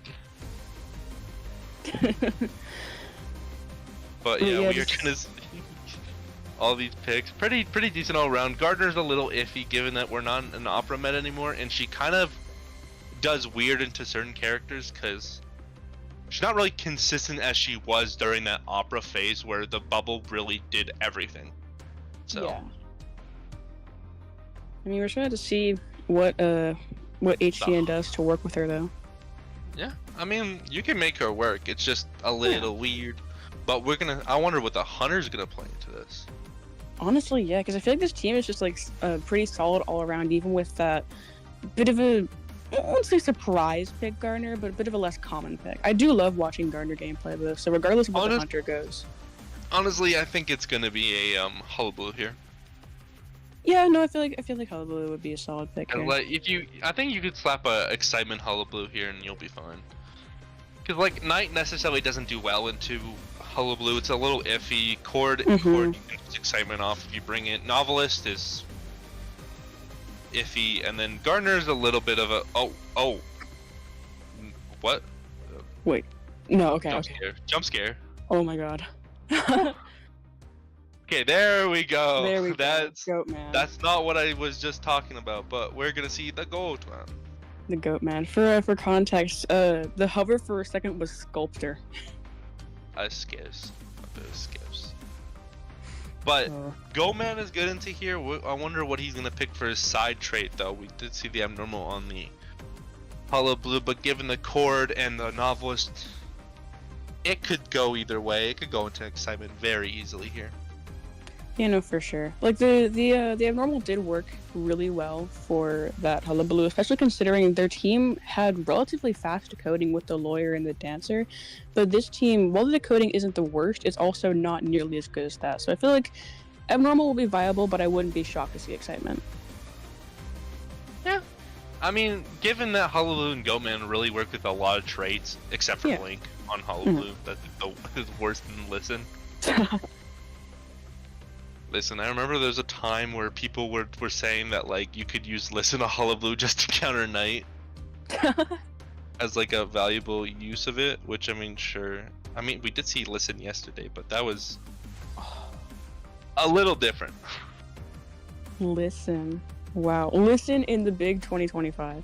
Saw Listen Hullabaloo yesterday, GG chat. Maybe we see it today. Who knows? Wow. But we are gonna see Gardner spawning bottom with Coordinator spawning on the side, Knight middle, and Novelist top with Goatman to the side here. Honestly, I'm interested that the Court is not going middle here to contest with the Goatman. Yeah. Especially since Knight isn't really necessarily a great early game kiter, especially into Goatman. There's not really much the Knight can really do against Goatman, but we'll see how it pans out. We are going to see a BT Tide build on the Knight, so no kiting at all. A Sui build on the Coordinator, and we're going to see both Tide knee jerk on both the Gardner and the Novelist. Very interesting how many Tides we have. Yeah, no, for sure. I feel like, God, three Tides isn't something that I'm like that we're completely, new to. I mean, 3 Tide makes sense, but like I'm just still curious about the fact that the Knight doesn't really have a kiting build. Because realistically here, Chord, you really don't need knee jerk on her. I think honestly you don't need to run Sui Chord. It's a little bit of a wonky build. You could easily put her on BT, but we'll see how this pans out after all. Yeah. We are heading into. You can do it, actually. Okay. We're just gonna have to wait and see. We head into this round 1, second half of GSL versus HCN.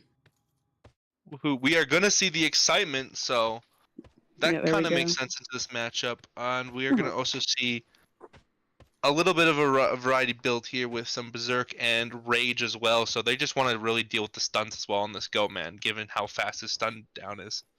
But yeah, we're gonna see an initial chase on the Novelist here. He's gonna get in a very early hit here. Yeah. And we're also gonna see another cage up. So I wonder how the Novel's gonna do here. Throwing down his pallet, so he's not really getting, Oh, he's gonna get full pres into the not full pres, first presence into this with the hit. And we're gonna see the terror shock for more presence here on Novelist. Wow. That's a little brutal. The Goatman is only a little bit away from max presence, as well as a very early down. The Cyphers are only at 60, 57, and about to be at 40, so... And still has excitement, but also is on the Coordinator as well, so realistically, can keep away Coordinator here and then just have the Gardener being chased here. Can burn out a bubble as well. This is very good early because that means Gardener will always have to, you know, what's the term? Like always get double hit here. And we're gonna see the insta break. I don't know why the Goman just didn't go in because it's closer to the gate. But we are gonna see a little bit out of the cage, so we are gonna see a full rotation. But we do see that basement is over here, so potentially a basement chair down, which is really good for the Go-Man. So he kind of needs an early down on this Novelist right now, especially given how Ciphers are looking right now. Ciphers are looking pretty good for the Hunter. Yeah, there's going to be a metaphor used from the Novelist to get a little bit more distance from the Goatman to keep this kite going. And but we're going to see the down right here, going probably into basement here. Yeah. Oh, God. Is that going to be basement?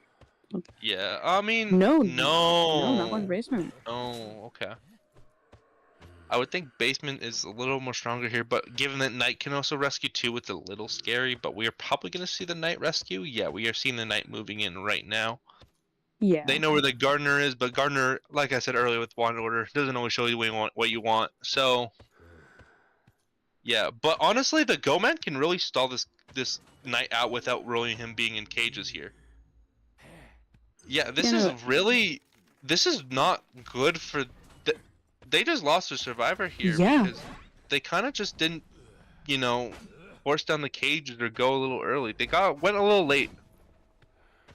Yeah, they weren't able to make that rescue. The Goatman just caught up to the Knight a bit too early. Yeah, but we're gonna see, you know, more of these happening. Honestly, with a stalemate here, honestly, I would just say dip on the Knight. Yeah. Yeah. Given that they're down to 2 ciphers, actually, I didn't even realize this. They're down to 2 ciphers here, so honestly, really good one's already ciphers. popped. Yeah, one's gonna be popped, but the other's at 33%, which is at corner house, so not the most convenient, especially with them being chaired on corner house. That is not a good position. No, plus, we can also see the teleport on. Yeah. Doesn't actually chair corner house. Probably trying to drag the coordinator away from corner house here, which is a good enough play, that's for sure. So. Is he gonna warp or teleport here, or is he just gonna harass it? Probably harass because he knows the Knight is over here. Yeah.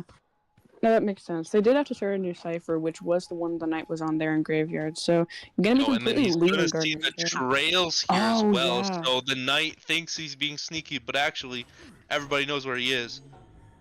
But we're gonna see the last usage of Helmet here, which is really gonna pay off. Oh, he did it just before the backstab came in. This is really good from the Knight here, putting a lot of time and value onto this kite, but misses the charge attack as well. Range Nurse really killing the man right now. We're gonna see all the cage usage right here, right now, really buying so much time. Maybe the BT was the play here, and the kiting was never needed. But we are gonna see a teleport here onto the Gardener. Yeah, no, that was, they did continue working on that cipher, so that is just going to be more cipher pressure for the Goatman. So, that is going to be interesting good bubble. Hit from the Gardener here, which means she gets bubble. I mean, it doesn't really matter because Goatman doesn't have enough resentment. Yeah.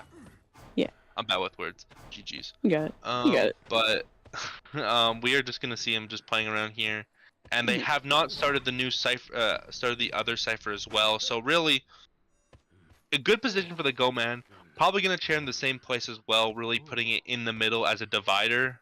But we'll see how HCN really does here now, because they do not have excitement anymore.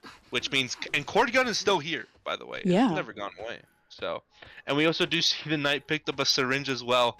Really buying more time here and really just cementing a lot for this team. They have a lot they can do here. You know, I feel like the survivors are really just deciding to play the long game here. Yeah, we did see a flywheel burn out into a a gunshot that actually didn't land on anyone. I thought the Go-Man was gonna hit the coordinator. Hits no one here. is still a decent position. Also gets Really the good pause pallet stun. stun. Oh man. Oh jeez. Wow. HC and Survivors are playing this super well so far, considering how much the And we're Goatman gonna is see the dwindling knight the back on the resources. cipher as well. So Yeah. Goatman a little stuck in his own cages here.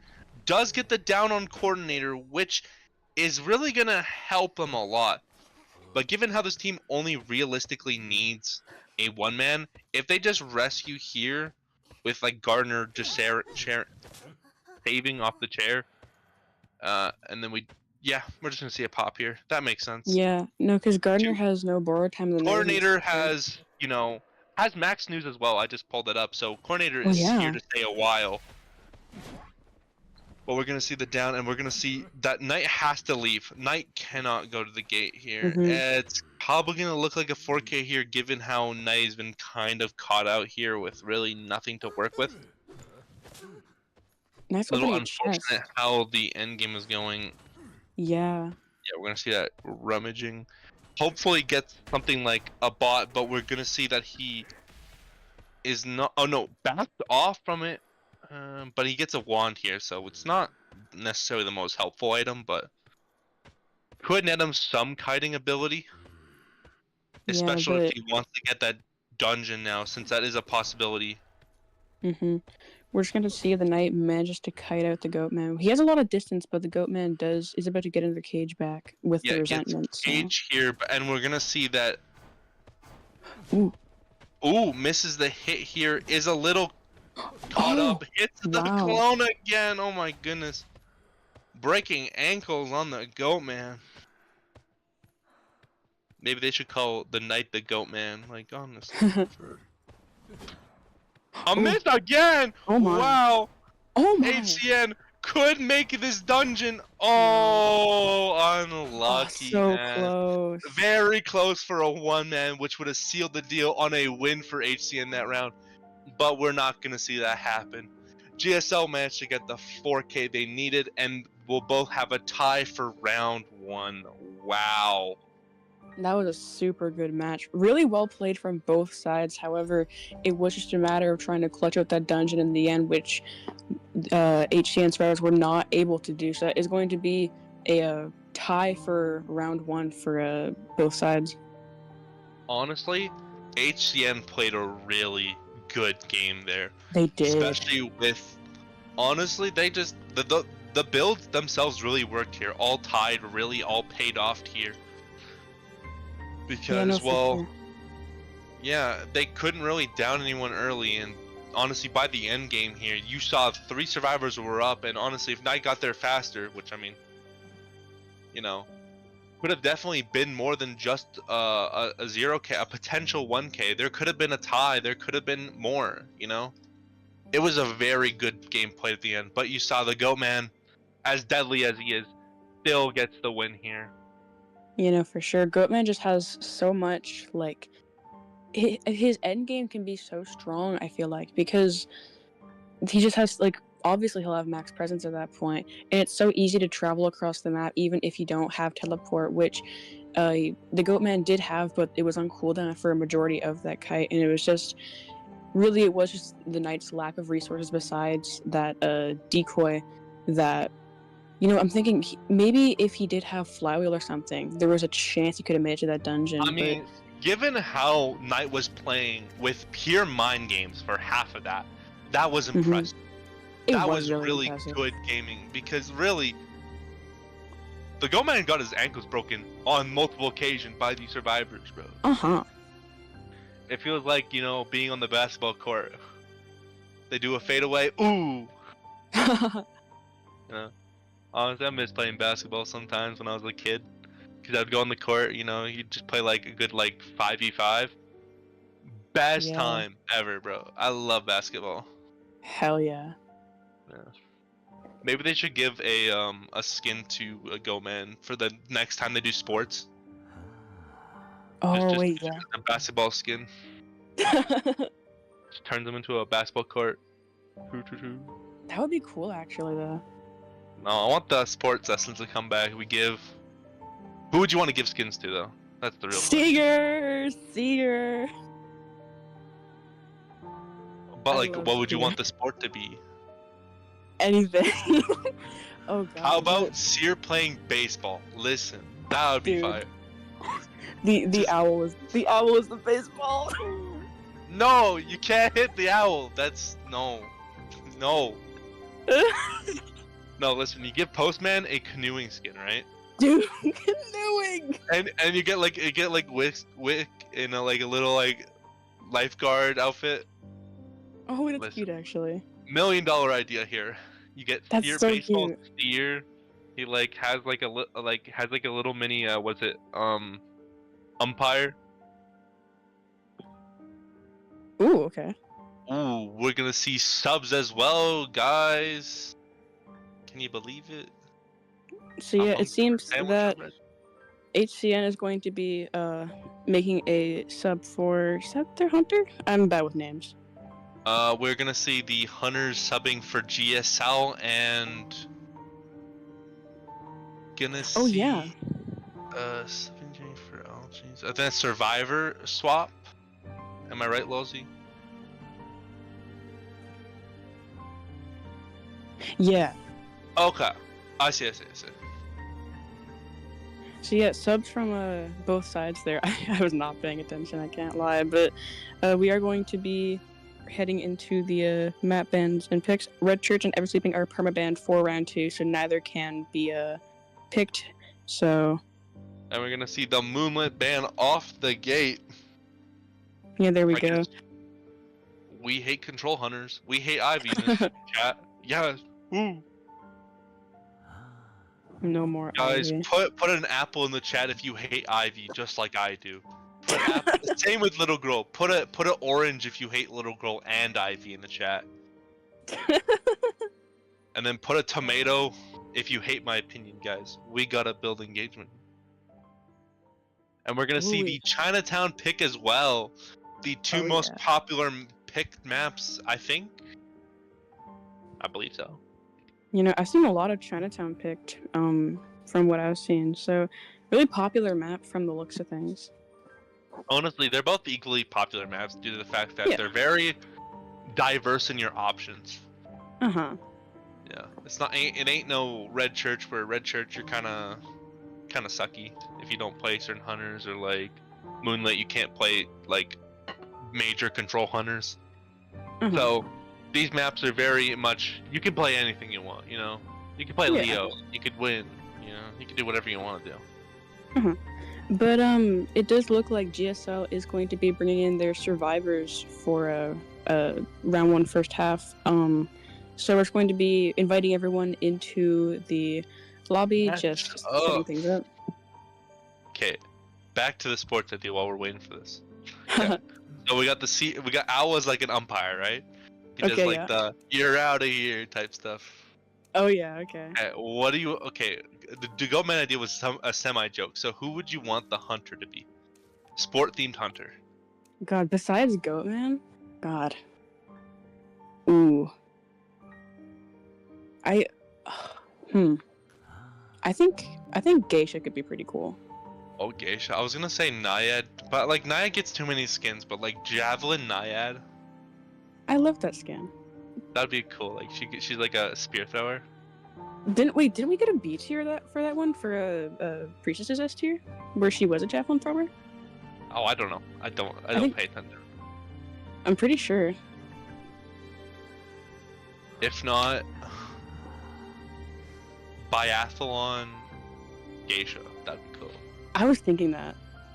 Like a triathlon, like where she's like her different forms are different like phases of the race. That'd be cool though. That'd be so fire. Or Leo. Leo doing a cycling. Leo on a cycle. Yeah. Cycling Leo.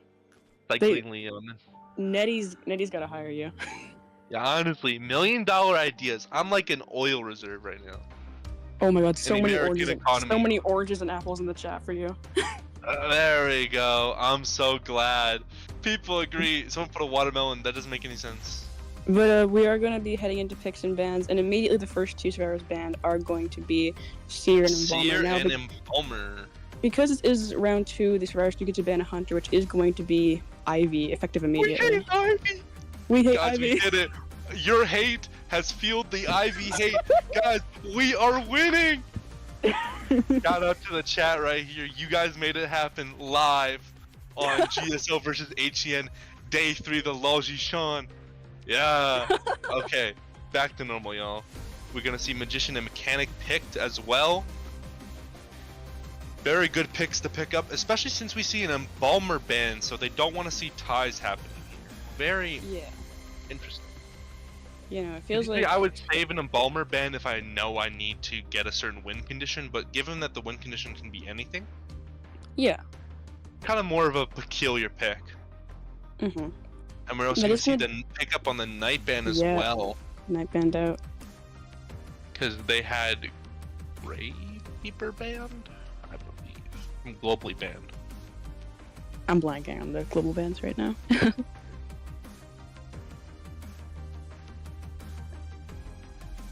Oh, that is going to be the psychologist picked though, which another really good, you know, like safe survivor to pick if you want like 1 or 2 people out, just guaranteed.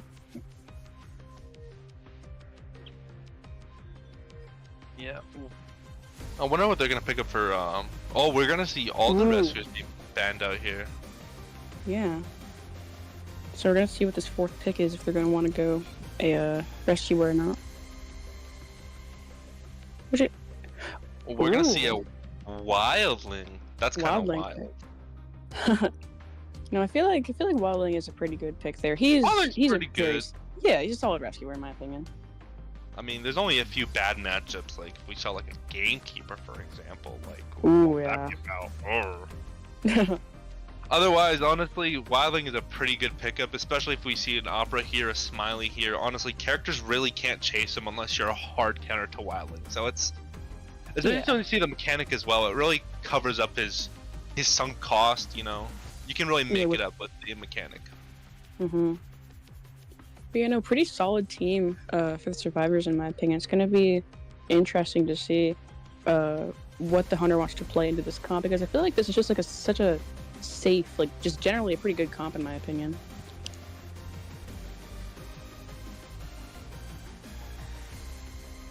Yeah, I wonder what the hunter's gonna play in payback though. See what the hunter's Mhm. really cooking up in the kitchen here. Yeah, so we're just selecting builds and whatnot for the survivors, and we're going to be heading right into the hunter pick, which in my opinion the most exciting part. Immediate Oh, we're gonna goat see matchup. the Goat Man. Yep, again. Honestly, pretty good characters into this Goat Man. Honestly, pretty neutral. Not really anything too counterproof. But I honestly kind of forgot that there's a Goat Man available as well, given that the Yeah. Ivy got banned. Yeah, wasn't it Ivy and Hulla? Ivy and Hulla, yeah. Yeah, yeah. Sometimes I forget that, like, you know, there's like 4 really good hunters right now, so it is what it is. Yeah. You know, so far pretty meta picks when it comes to the hunters, regardless of who's banned and whatnot, because round 1 there was access to everyone. We saw that Hulla Blue and we saw that Goat Man, but now come round 2 there was a little bit less variety, but we're going to be heading right into the spawn selection, so going to be able to see those builds and the survivors and where it is they are choosing to spawn. And it looks like they're going to be locking in Magician up top with Wildling in the middle, Mechanic at the bottom, and a Psychologist in the bottom right. Yeah, and we're gonna see the Goat Man spawn meat shop, or okay, we're not. We're gonna see him spawn on the other side, Mm-hmm. what the map game calls it, Lion Pen Goda. God, the Chinatown names, like with the locations and whatnot, shocked me, but Yeah, I can't lie. Hotel Echo's Restaurant. But in terms of builds, we're going to be able to see the Borrowed Time Tide Turner on both the Wildling and the Magician, Full Kite with Flywheel and Knee-Jerk Reflex on the Mechanic, as well as Borrowed Time and Knee-Jerk Reflex on the Psychologist. Yeah, pretty standard picks here, honestly. A little interesting that it's no kiting on the Magician. Yeah. I mean, I know that Tide is really good on Magician now, since he gets like, what, a double speed boost if you hit his clone now, so it's like really good. But I don't know if it would be something I would commit fully to, you know, as a rescuer. Yeah. No, yeah, for sure. So I'm interested to see how this goes, honestly. It can go Mhm. any way here. And we're gonna see the match starting right now. Yeah. So this is going to be round 2, first half with GSL versus HCN. So we're just Yep. loading in right quick. Loading. There we go. All right. See what the goat man's cooking. The goat man's cooking in the kitchen. Oh yeah. Build wise, we're gonna see a Max Berserker with a trump card detention with abnormal here as well. So we're gonna see the abnormal this time on them, and we're gonna see the bot pick up right now, which is really bad, especially since that gives first presence and also a vision on where the mech is. Yeah, no, Though for sure. we'll see what the mech does here right now, but decides to put bot down somewhere. I don't think the oh no, it's right there. Oh. But yeah, we're gonna see that the mech is still trapped down here, doesn't have any more bot to work with, and we're gonna see the hit here early Oh. as well. Yeah, no, she didn't. She wasn't able to break the cage in time, even with the bot placed down like that. So this is going to be the first hit on this mechanic, and noted already at almost full presence because of that bot being hit twice. And yeah, if you look at the ciphers as well, it's not really benefiting with all this time hit with all the bots and stuff. Yeah. So, oh, but the miss Look at the here, fly but will wheel. we see a hit here? There we go. Here as well, with ciphers being a little bit slower here. We can see the Go Man, after picking the survivor, depending on what the cipher looks like for psychologist here, can be abnormal, which would be not a great thing for the survivors here, especially since you see the drop down speed from that item, which name I forgot. But yeah, no, we're gonna see pretty much, depending on how the wildling plays here, they know he is abnormal, is not gonna stop it. So actually I don't know if it cancels it or not, I forget. It's been a while. But we're gonna see the instant pickup here as well. But look how much resentment he has as well. Wow, yeah. Gonna see a double down attempt right here as well, which is not a great position for GSL. You know, I can't. Oh, that's a double down, yeah. Oh, they need that kite to last way longer than it did right now. It is not a good position as it is right now for GSL. Yeah, no, look at the ciphers. They only have one cipher popped, one at 17, one at 57, the other at slowly making its way up towards 50. So the ciphers are really slow so far, especially considering that Mech does not have her bot anymore, as it was hit pretty early on towards the game. So that is very little decoding, especially with the wildling down. Despite his decoding debuff, it is still a survivor off a cipher. Yeah, and we're probably going to see the exit path being used on this wildling. Yeah, there we go. So this is not a great position, especially since, well, their main decoder is gone, and then you have a wildling as well, which is hard to work with. But we're not going to see the double down scenario on these survivors here, but we're going to see a hit on the magician here. Is he going to lock in a double down here? No, decides to play it more safe, but we're going to see the down here when he was in the pallet. Wow. Yeah, and then there is going to be mechanics sent off here in a second. There is a cipher pretty much primed that, there we go, we're going to see it popped. Ciphers are at 1757, there are 3 ciphers remaining, so... Yeah, we also saw the whistle usage as well onto the wildling, so we're going to see everyone full health except for the magician, which is kind of a little bit of a bad thing, but honestly, you can't really chase the wildling. Psychologist is chaseable now, especially since stress is going to be going away soon, and ciphers are really bad right now. Yeah. We're gonna look at the cipher layout here. It is 2 on this side and then 2 on that side with, actually no, it's more like 3 on this side. Actually, that is like a cipher lock right here. Yeah, no, it kind of is. So honestly, I wonder how GSL really is gonna make it out of here, because this is not a good position for them right now. And we're gonna see the hit on the psychologist from the mind games here. Yeah, no, really not in a good position. I'm worried about... Oh, that's going to be a black... Ooh, it was a blocked on that area. Unfortunate for the psychologist. Another We're gonna abnormal. see more abnormal in here. I would say that's a little too early for an abnormal, because realistically, they're in a cipher lock, so it's okay if those ones go. Yeah. But we're going to see... Yeah, we're going to see Magician working on one of those ciphers in the cipher lock as well, so that's he's not going to go for it, actually. I thought he was going to go directly towards the Magician, but he's going to go after the Wildling instead. Smart play here. Yeah. I mean, realistically, he has all the time on his hands. He has max resentment here as well. Yeah, no, for sure. There's a lot of resources on the Goatman's hands right now, especially considering how slow the ciphers are with those two abnormals, as well as the mechanic getting eliminated so early on. Things are looking really bleak for GSL survivors right now.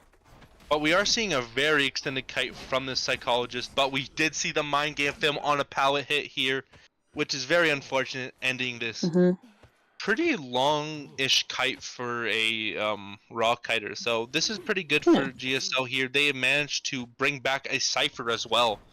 So really, we do see the psychologist buying a lot more time, which is very good for them. Yeah, no, I feel like even with that one kite, it already brought hopes up for the potential of getting some kind of result out of this match. So really good work from the psychologist there. The only problem here is, honestly, Goman doesn't need to be picky about his targets here. There's still a down a cipher, so a double down is done no matter what. And honestly, if this Goman really wants to change to blink just to get it down here, they can really do it. They're not really scared about ciphers, and we're gonna see the miss blink though. No. Oh, I called it too early, guys. That is unfortunate for GSL not GSL, for HCN, but we're gonna see the down anyways. But that buys a lot of time. But also, we do see that Wildling is also permanently down from the exit path, which is not great. Yeah, but who knows? God. With that blink used, there is no chance of a teleport, and there is, despite psychologist being sent off, there is only one cipher left, which, nonetheless, they are kind of in a rough position, though. I feel like, this is looking like a 4K right now, unless, Well, it depends on what this Goatman is trying to do, but chairs them, so we could potentially see a Goatman getting a 4K, but we're gonna see where Dungeon is real quick. Dungeon... Oh, Magician is actually pretty close to the Dungeon, but it's only a matter of... Oh yeah, there it is. Oh yeah, tunnel. Okay, right, my bad. I didn't see it on my screen for a second. But yeah, it's gonna be at tunnel, so we gotta see Magician kite out for roughly 70 more seconds here. Has two wands to work with. A little premature on that drop as well, because any hit onto this is gonna be a down. So this Magician has to play a very dangerous game here, especially with how much cage is left. Actually, not much cage is left, and we do see another wand to work with as well. Granting the speed boost here, though a little early on that thing.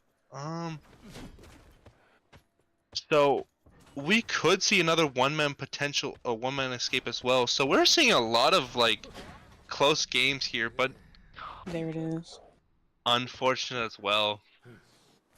It's very coincidental that this happened twice on Goatman rounds, running the exact same skin.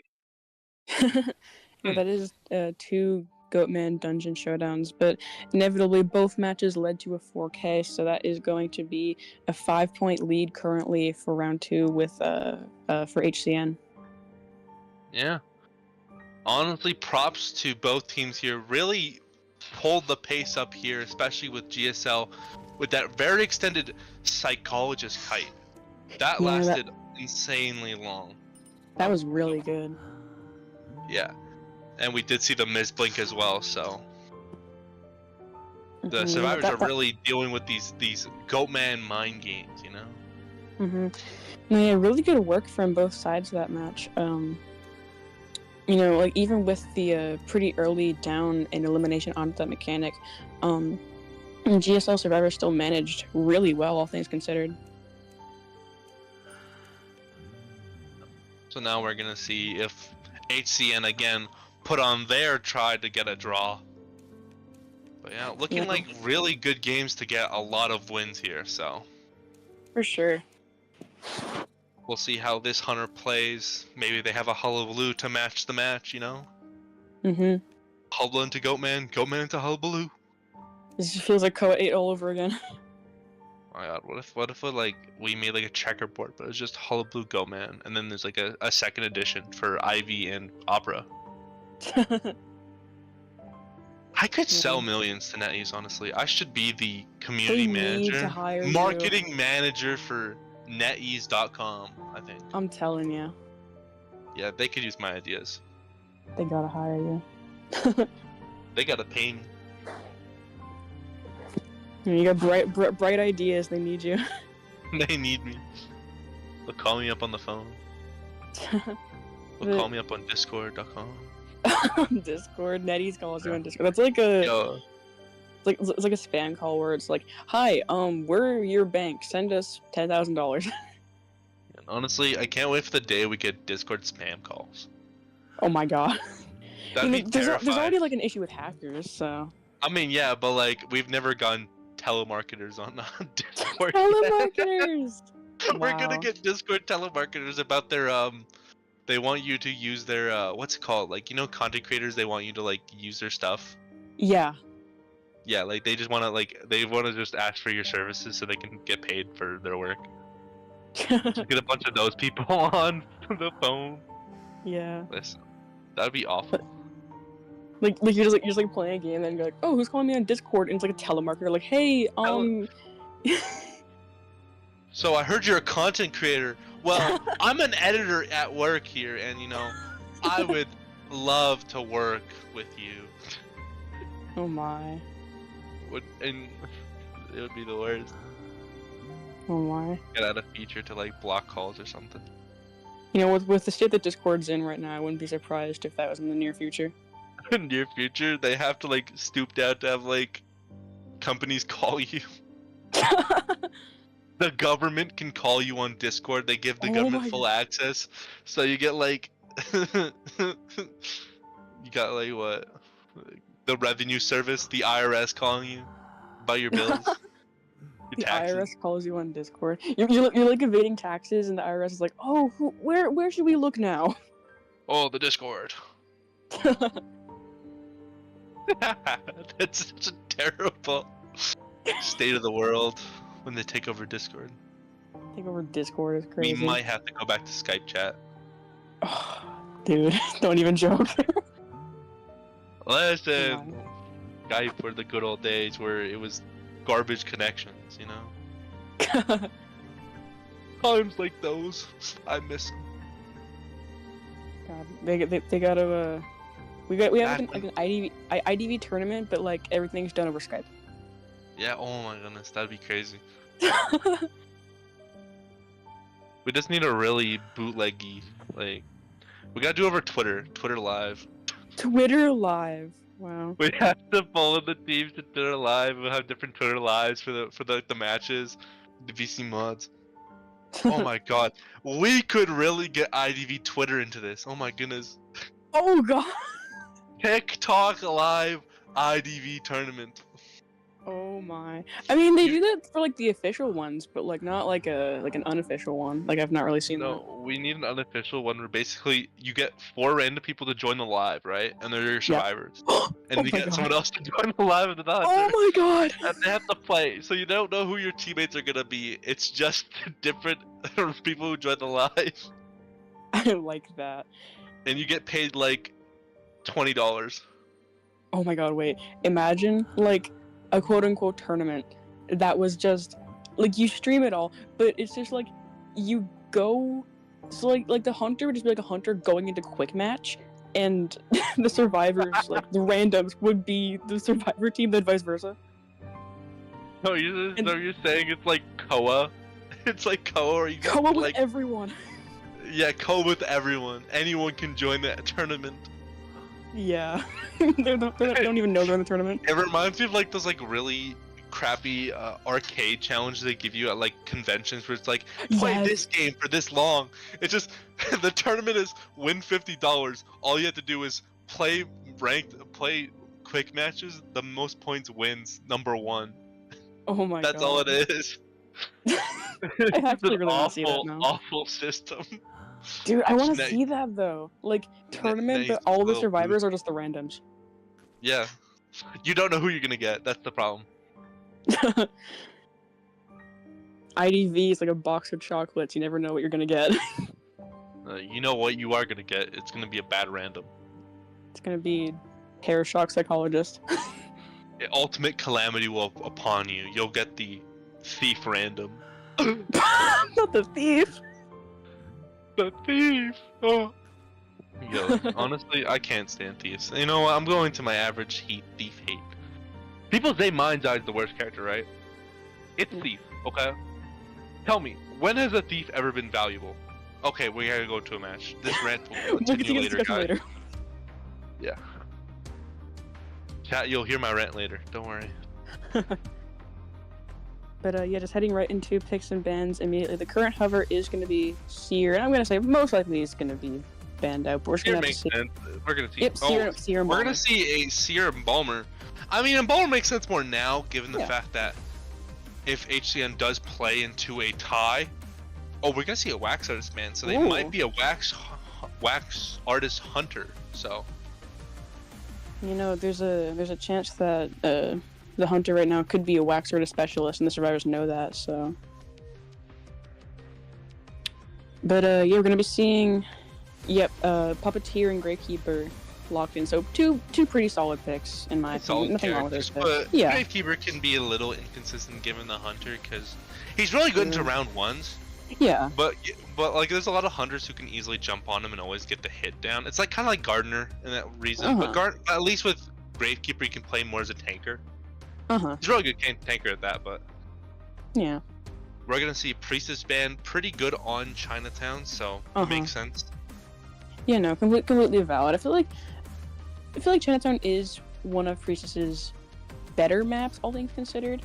But yeah, there's gonna be Psychologist also picked. So, but despite the Embalmer ban, another character who, like I said before, pretty good for securing one or two people out, considering she is just a very solid tank. I wonder if they have a Weeping, because Weeping's a really good character to initiate ties with. But we're gonna see Florian ban.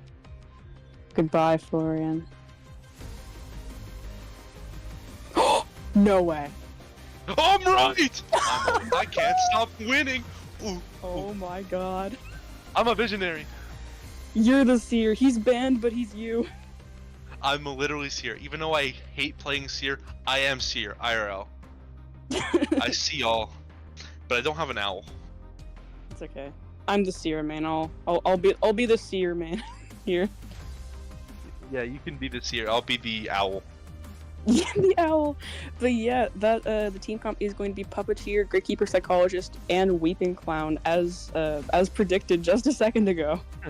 This is a very good tie comp. Weeping and Embalmer are like pretty much synonymous with tying, or being more specialty picks. So, depending on what the hunter plays, Weeping can be bad into, but that's like Gamekeeper and like a few other characters. So. Honestly, in general, Weeping is pretty good for getting that tie because he can last long and he can kite and he can harass. He can do everything. So, yeah, no, he's really versatile. I feel like, but there is also always that risk. Okay, maybe not at this tier, but I know there is always the risk of just completely missing the rocket. I mean, I miss my rocket, so it's kind of everywhere. It happens. Whoops. It happens to the best of us. But we're gonna be seeing who the hunter's gonna pick, and that is gonna be Ivy. Let's see. Well, locked in. Yep, Ivy. locked in. There we go. Now, Ivy is a character that can somewhat deal with Weeping. Not really. Only if Yith is on them, but yeah. We'll see how this goes. Honestly, this is not a bad matchup into Ivy. Puppeteer could be a little, mind game heavy, but Ivy is a mind game heavy character, so who has the better mind games will determine the matchup. And everyone else is pretty normal, I would say. I can't lie, I'm a little bit... Okay, I know he's like generally a good character, but I am a little bit shocked to see the Seer ban if a hunter is going to play Ivy. He is just generally a good character because he just always has that one owl, but it's once the that fact owl's used up... You could always have a Seer threat, right? True. It's more the fear of Seer than the actual playing of him, because like you don't ban if you bonbon or chip hunters, right? But like everyone else, the fear of Seer really kicks in because you can have a very crucial moment be completely screwed over because there's a Seer. True. And that's the problem of the He's character. Very really. clutch. Very He clutch. clutches up like a lot of things. But we're Uh-huh. gonna see very interesting builds on the survivors here. We're gonna see a Sui Clown. Oh yeah. I've never seen a Sui Clown, to be honest, ever since he got reworked into being a rescuer. So Huh. with that as well, we're gonna see a BT, BT broken windows for the puppeteer, and a BT flywheel on the psychologist, and a tied BT on the gravekeeper.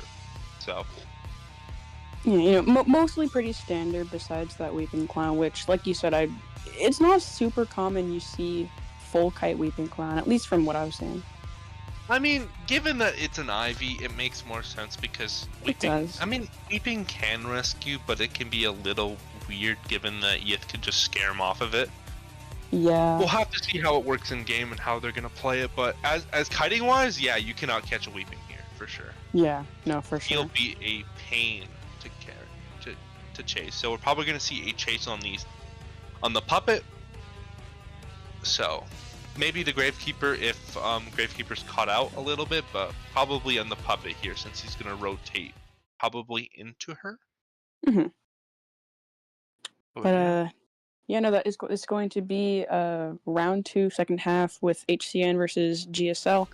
And yeah, just loading into the match right away.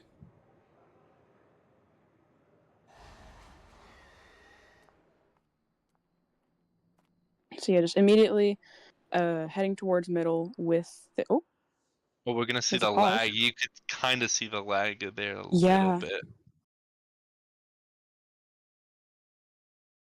I assume that was just for lag and whatnot, but I just can't check the give it a minute. build. No. Well, that means could I go back on the thief? Maybe. Maybe we'll see. We'll see. We'll see if there's.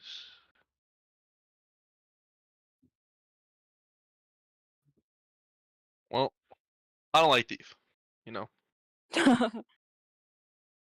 global decoding passive, sure. Otherwise, it's bad. hmm Horrible character. Little girl has support, right? She can teleport. She can do that, right? Doctor can kite better than the thief. But I swear, thief main can support, right? They can support me, right? They're like an extra pair of parents, right? They can just carry me, right? They can Yeah. hold me. They can do everything. But the second they have to do something in kiting, they're dead. They die in 5 seconds. I don't get it. They'll be the most annoying fly, but once I get that fly swatter out, they're gone. It is insane. I don't get how thief players can just die so instantaneously. Is that like it's like like stereotype of how like thief mains always just die? Yeah, they just die. Like I've seen S badges play, and I've played Hunter against S badge players and played with them. The second they have to take over the kite, they die. It doesn't matter who I'm playing. They just die. They just die. You could be 20k points on thief and still die. Like it doesn't make sense. You could be like God among us. You know, You just still die. as much hate as I give to little girl, my hate is unbound when it comes to thief. Mind's Eye in her worst years is still better than Thief in his peak years, so love Oh out. my. But yeah, But, we're still waiting on what happened here. We're gonna be paused for a I little think bit. someone's game crashed. Yeah, the game crashed, so maybe we're gonna get an update. Okay, we're ready. We're ready to go, guys. Oh yeah. Okay. Get ready, Heading everyone. right back into this 3, Ivy match. 2, 1, go! Go. Okay, we're gonna see a insolence build on the Ivy. Very standard build, whatnot, so nothing too surprising here. No trump card. We're gonna see a teleport to hotel here, but not chasing the psychologist. We're gonna see him just roaming around, just spreading out the Yiths. Oh. Oh, another Another pause. pause. I guess they just aren't really so good right now.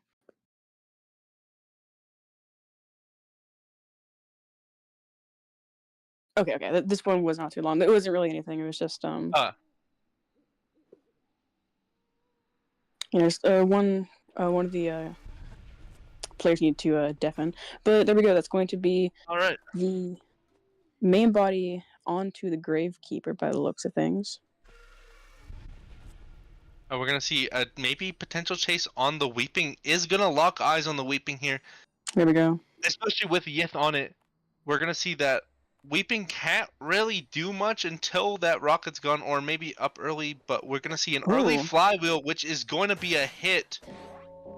Ooh. And we do still see Yith There we on it, go. and we're gonna see that they're trying to get away. Oh, But- that's 100. And we're gonna see basement here as well. So if there's a blink down here, or just a blink down in general, we're Oh, gonna see a basement down. wow.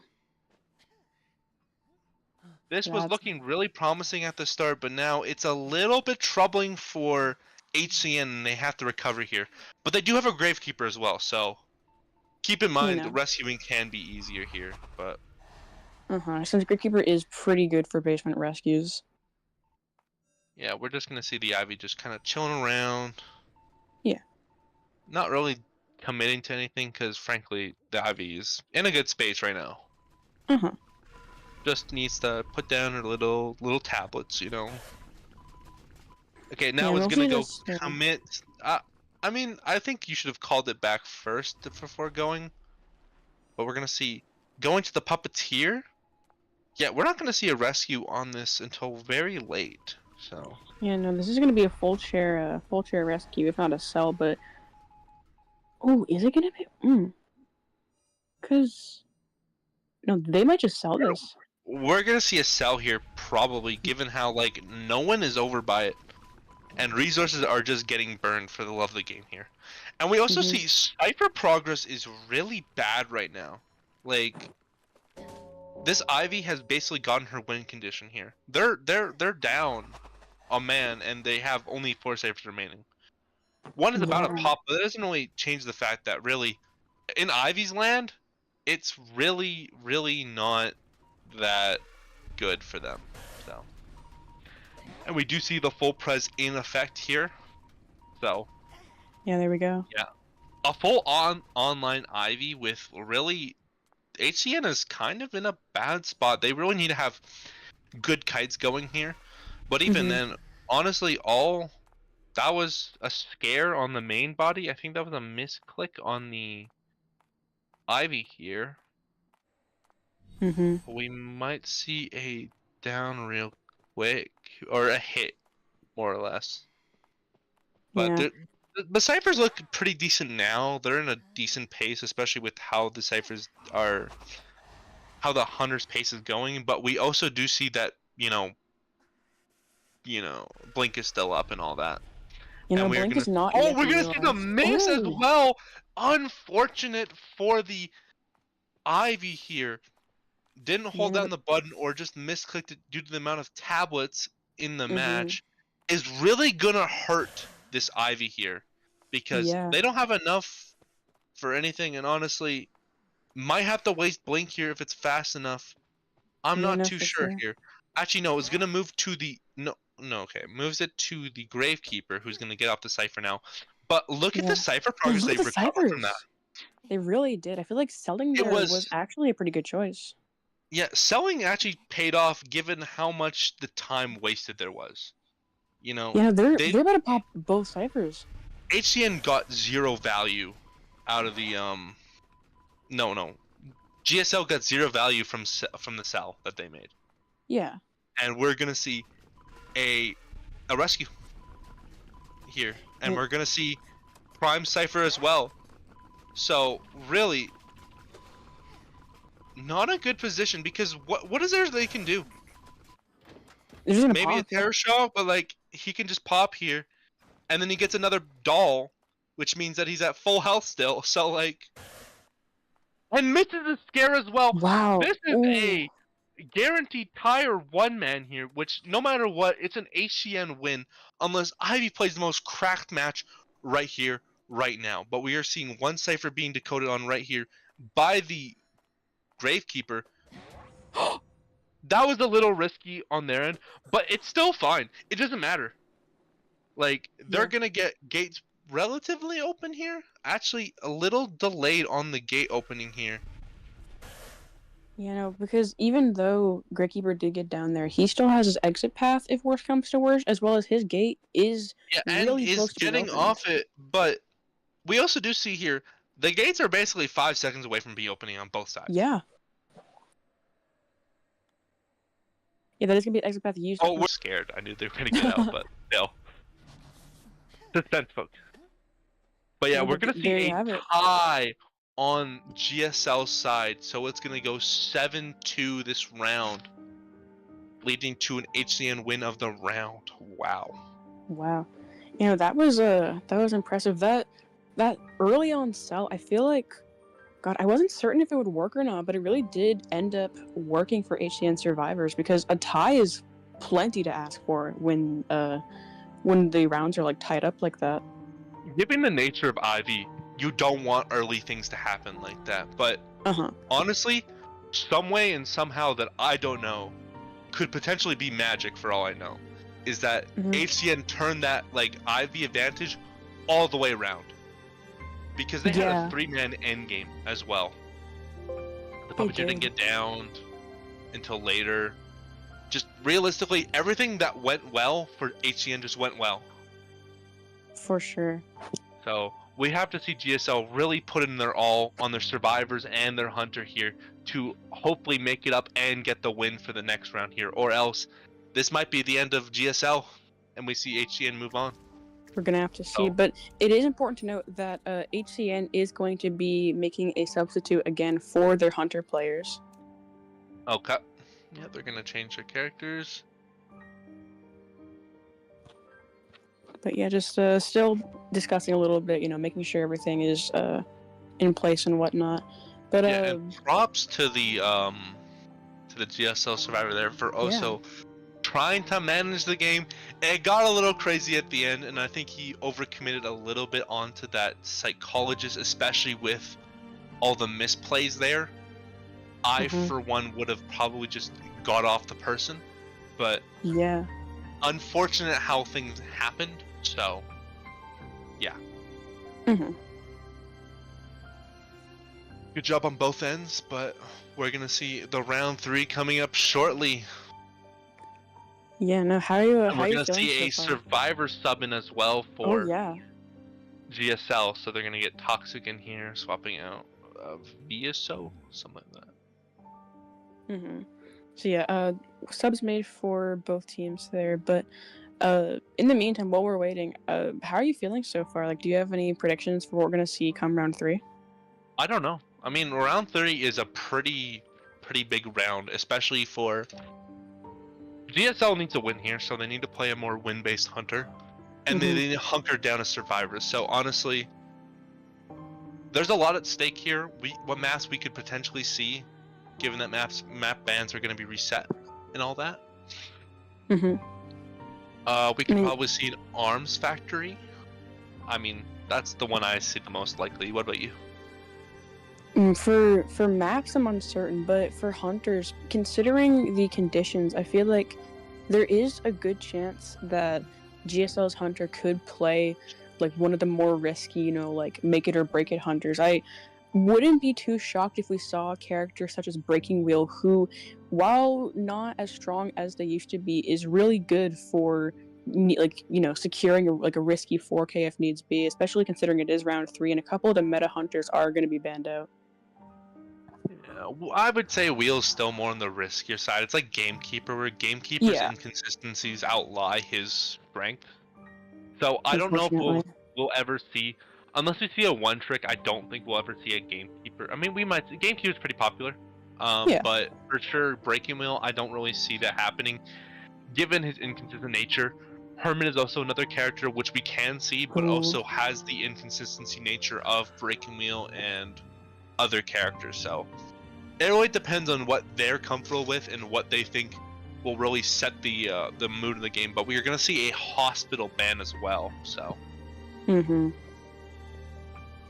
trying not to give GSL survivors the advantage or the HCN survivors an advantage here. They just want their hunters to do the work here, especially. So, given that, I feel like, knowing that there is a chance that we could see like a one trick or a comfort pick coming from the hunters, considering it is round 3, so we could see one of those riskier picks, or we could see the hunters bring their mains, mains that aren't one of the big 4. Yeah, I mean, even then we still have Opera open. Not everyone do. plays or no one.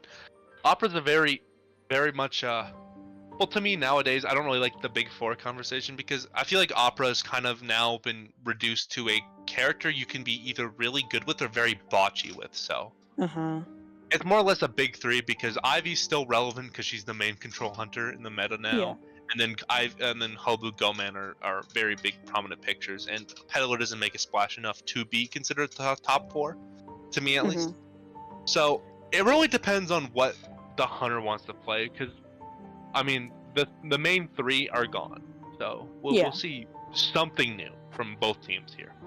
But that is going to be Leo's memory pick. Very interesting map choice. I mean, I don't know. This one could be pull out a lot of characters and a lot of different hunters. Yeah, and I feel like Leo's is one of those maps where you can kind of make anything work if you put your heart to it. I mean, to a degree, right? There's a lot of play for survivors and there's a lot of play for hunters, but we'll have to see what they really want to pick at the end of the day. But I think Leo's is a perfectly in the middle kind of map for hunters and survivors, where there's a lot of variety in the picks. Like we could potentially see a toy merchant pick for all we know. We could. God, that would be interesting. The toy merchant tournament. Wow. So who are we gonna see? Okay, we're still gonna wait on who's starting faction. Honestly, here, I think starting faction matters a lot more than it was in the first 2 rounds, because whoever plays first sets the pace here, right?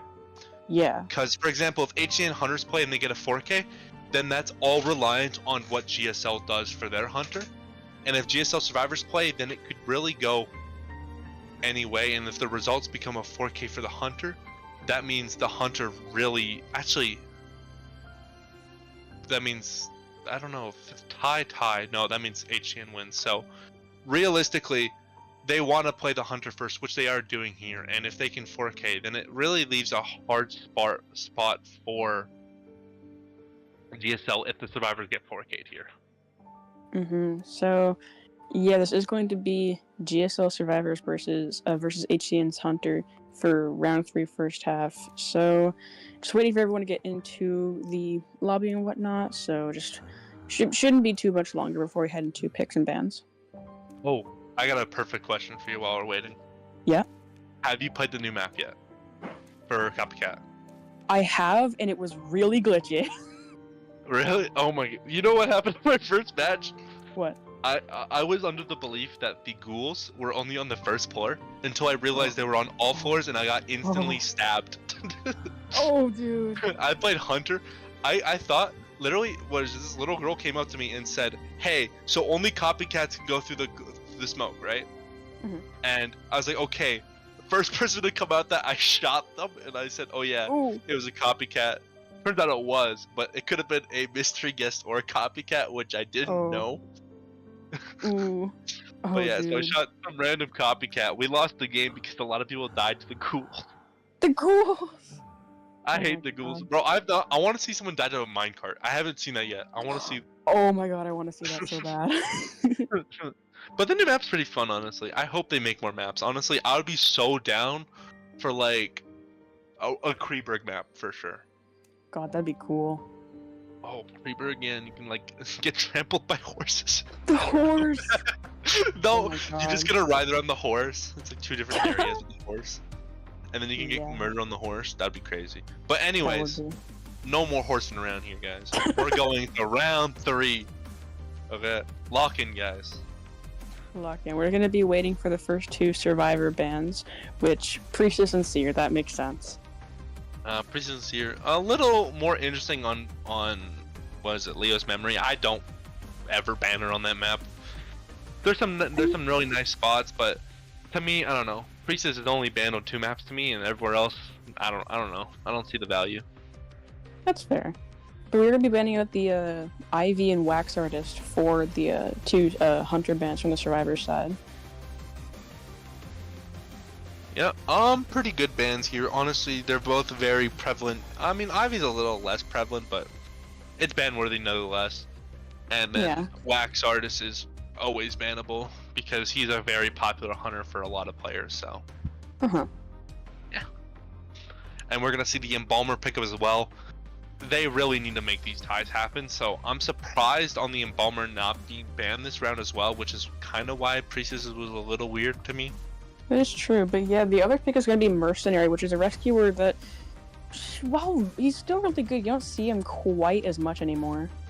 He's more of a rank character now than he is a comp character due to the fact that realistically you don't want him dying early, which can happen very more prevalently, especially with very good hunters just gunning for him. So round 3 he's perfectly fine. So still S tier in ranked, but more of an A tier when it comes to round 3 picks and whatnot. That makes sense. We're also going to see the Florian ban in a Puppeteer pickup. You know, that's a pretty good pick right there from the Puppeteer. You know, like one solid tank for the Survivors team. And we're going to see the Toy Merchant ban. Wow. Yeah, pretty much. Really annoying character to deal with on this map, honestly. I mean, I wouldn't say she's popular at all because I don't really see Leo's round 3. They're usually set for round 1s and whatnot. Prisoner. Oh. Wow. Quite. I mean, it's not bad. It's not bad. I'm not. But I mean, it's Prisoner. It's Prisoner. Good. You know. Good to everyone in the chat right now. Prisoner is really good. Okay, he's not lost his value. It's just weird. It's very unique. The build's called Dead Hard though. I think he's in the wrong game, guys. DBD's down the hall to the right. Down the hall to the right. IDV is just DVD at home. No, don't say that. No, because DBD mobile was the DBD at home. Yeah. You know, I was in the trenches of early DBD mobile before NetEase took over. It was bad. That is true. Have you ever played Dead by Daylight? I haven't, but I've seen enough gameplay of it to know, like, basically what it's about. Every other update for Dead by Daylight. Actually, I'll say it after we get the hunter pick here. Yeah. But we're gonna see a Clark. Okay. Very, very good, respectful pick here. I love Clerk. I'm so happy about this. Really, I like Clark, but I also don't like Clark. Like, I just hate when she wins. It PMOs me, you know? She's my secondary main, so I am a little bit biased, but Clerk, God, I feel like Clerk just gets sweeped in tournaments so much because communication can just completely... I wouldn't say it's communication, it's how much control does the Clerk have towards the survivor? It really depends on how much she can have in her power. Because that's really what she is, right? She's a hunter who really benefits when everything's going her favor, and the survivors are getting genlock, because Clark can change games in minutes, in like seconds, if she really wants to. Which is what I love about her, but also what I hate about her, because she can just do both at will. But we are gonna see 2 Sui builds on the Embalmer and Prisoner, pretty normal, and we're gonna see a Flywheel BT on the Puppeteer, and then BT tied on the Mercenary. So yeah, nothing too out of the ordinary with these builds. Yeah, and honestly, given it's a little bit into a tie comp, Clerk, I don't know. Clerk is good, but it's a little more dodgy since you got a Prisoner in here as well, which Clerk can deal with, but also can't deal with. Yeah. So you kind of want to kill the Clerk, the Prisoner first, but if he can kite long enough, it puts Clerk in a horrible spot. So we'll have to see how that pans out, because honestly, this is GSL's kind of defining moment here. If they can get outs with their survivors, then it leaves the hunter a lot more breathing room with them. For Because sure. as we've seen, they've gotten 4K'd every round here, so we kind of want to see some breathing room for the Hunter here, where they can be more flexible and more. They can do more. So, and with HCN, they've already had that. So let's see if GSL can really set the pace here for the matchup. Yeah, and we're gonna be heading right into it's round 3 first half. Yeah, round 3 first half with HCN versus GSL. I'm so excited. I love Clerk gameplay. This is the skin I use too. And the accessory. Oh my gosh. It's a B Sorry. tier. I love that B tier. But yeah, we're gonna Honestly, be heading, I want. Oh, yeah. I was gonna say we're heading right in towards the prisoner. That looks Yeah. good. I was gonna say the A tier is really good though. Like the, is it the Chinese New Year skin or something? The one where she has her hair tied up. I like that one. That one, yeah, no, I know what you're talking about. Yeah. But yeah, we're gonna see the instant chase onto the prisoner here. Makes sense. We're gonna go over to the bad corner. In terms of build, it's going to be trump card detention with max destructiveness and announcement on this clerk. Pretty good build, honestly, so far. And yeah, we're gonna see that the first recording is available now, which is gonna be a. Okay. Ooh, Ooh. that is a pallet stun though. A pallet stun, which I mean, buys a little bit of time, but also has like a really good recovery from that. And we're gonna see the warp into a down here onto the Puppeteer Cipher. This is not good. Blocking Basement. off the main Cipher, and we're gonna see basement as well. So you're blocking off two ciphers here, realistically, because you know Clerk can just control the map from afar and then control the ones nearby. So we're gonna see probably an early rescue potentially from the Puppeteer here. Because I don't know if Mercenary should. Oh, Mercenary is here actually. So we could see the early rescue, but we're gonna see probably a double down here given the nature of what's happening. But yeah, that is gonna be the prisoner down. Will this be a double down? Just No, making sure. Backing off for the double down, but we're probably gonna see. All right. So we're gonna see the down here, probably gonna be by container here.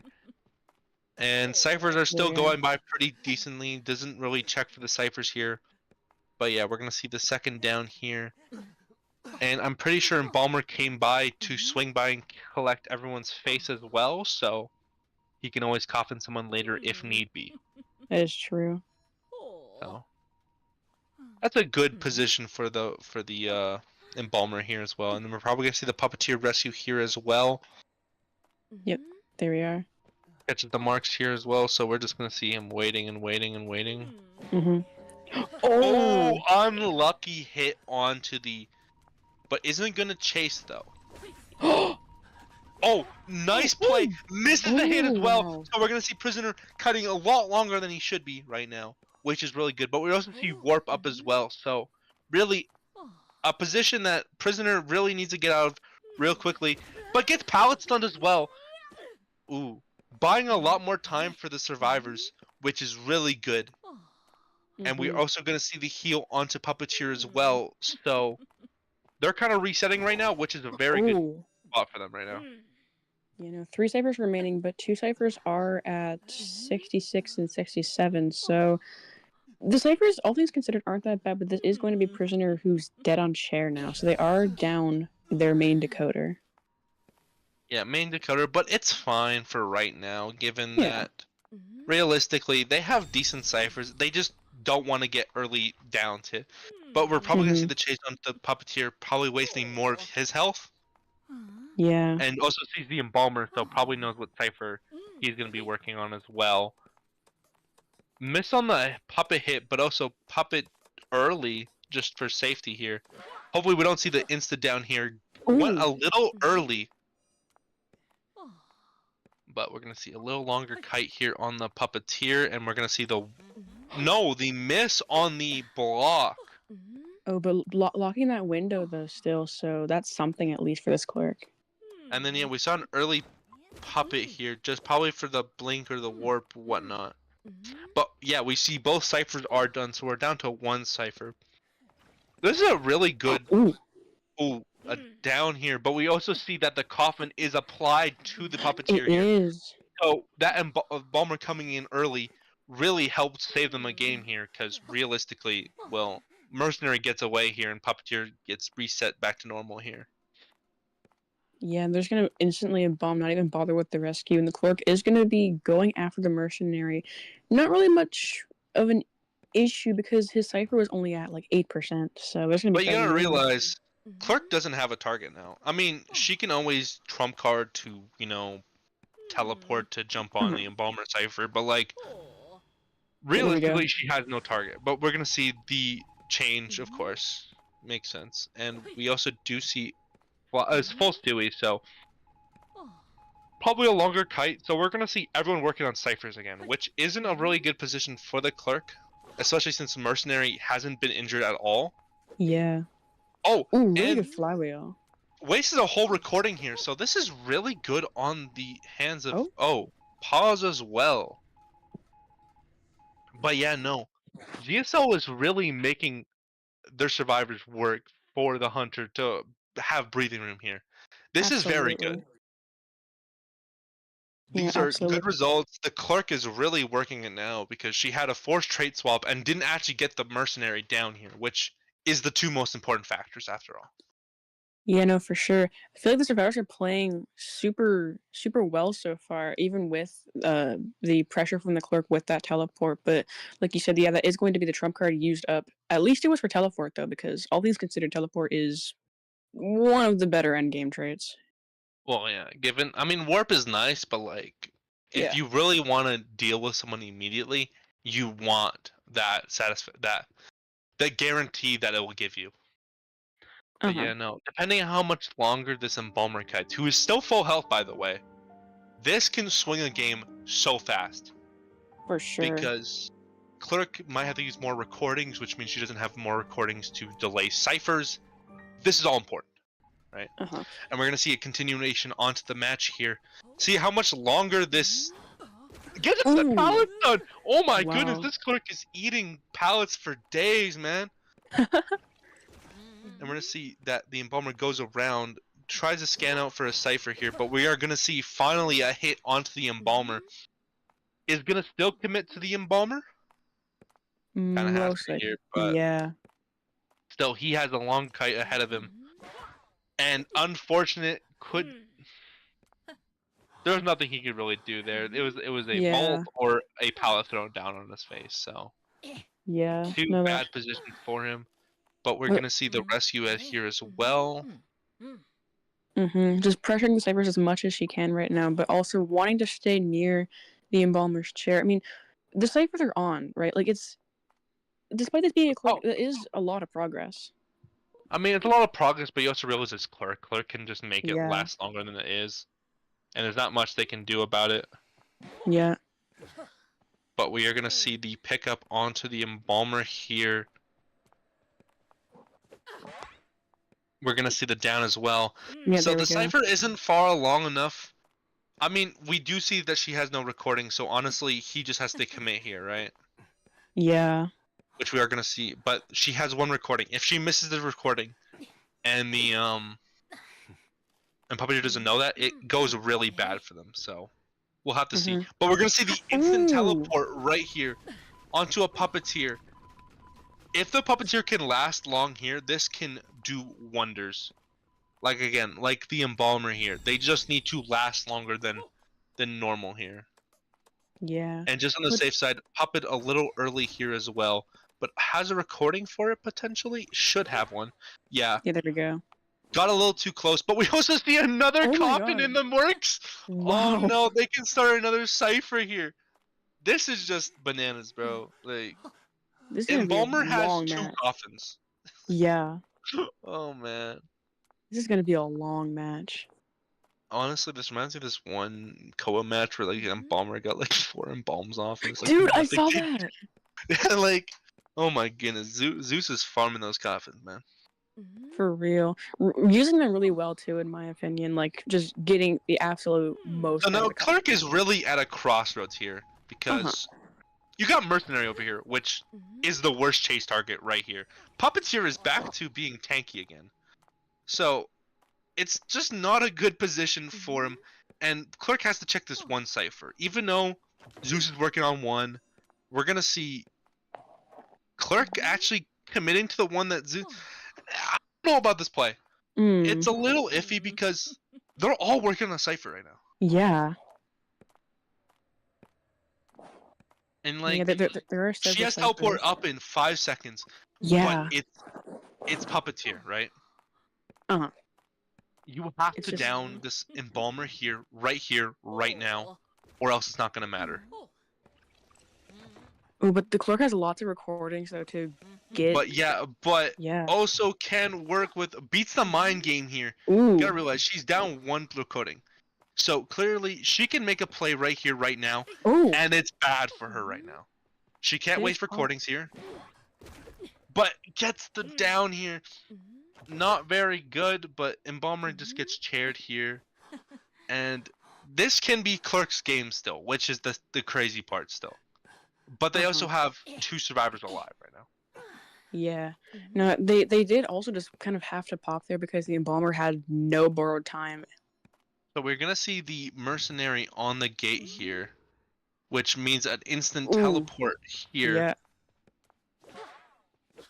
Gets Ooh. the down. Oh, The gate's locked, so he can't even force it. But honestly, Puppeteer potentially could.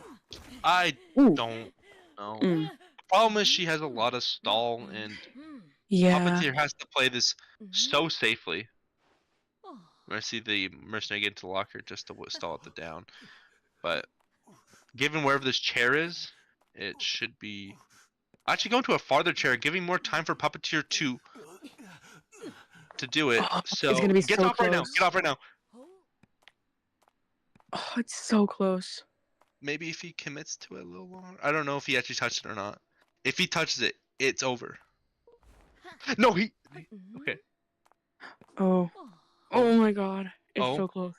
If this one man happens right now, this is big. Problem is, I don't know if that's gonna happen, and that's the scary part. Oh, really good puppet though. Yeah, but it doesn't really matter. Oh, this doesn't. might end up in a 4K, which isn't really the results GSL really needs here. Mm-hmm. Okay, we're gonna see a ring around the rosy here. Okay, but we are gonna see that detention timer has run out, but Whoa. Good puppet. nice puppet here, but like it there's doesn't- not a lot, there's there's no not way. enough. There's no way that they get this Given where the one out. dungeon location is and the resources that Clerk has at her disposal, it's Mhm. kind of just an end game here. Yeah, and that's it. Oh, unfortunate. They played that end game really well. They really did. It's just unfortunate how early the Embalmer got downed in that end game, but like, man, they could have gotten a 1-man or a tie there. It just didn't happen.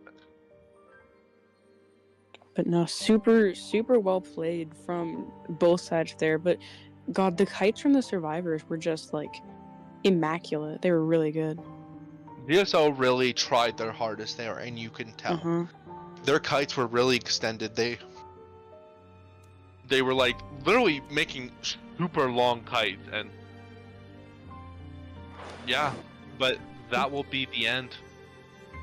You know, that's it. Unfortunately, GSL will be out of the tournament, and HCon will pass on to the top 8.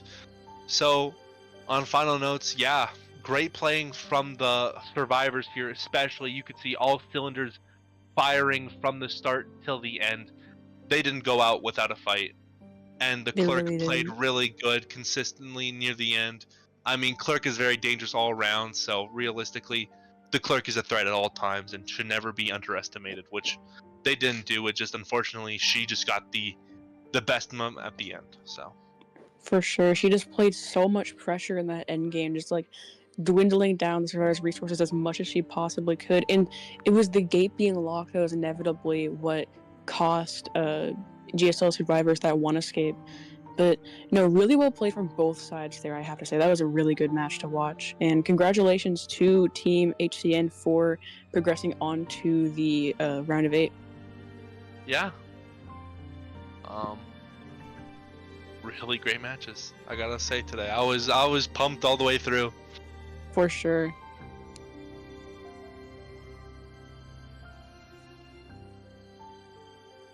Oh yeah. So everyone, guys, right?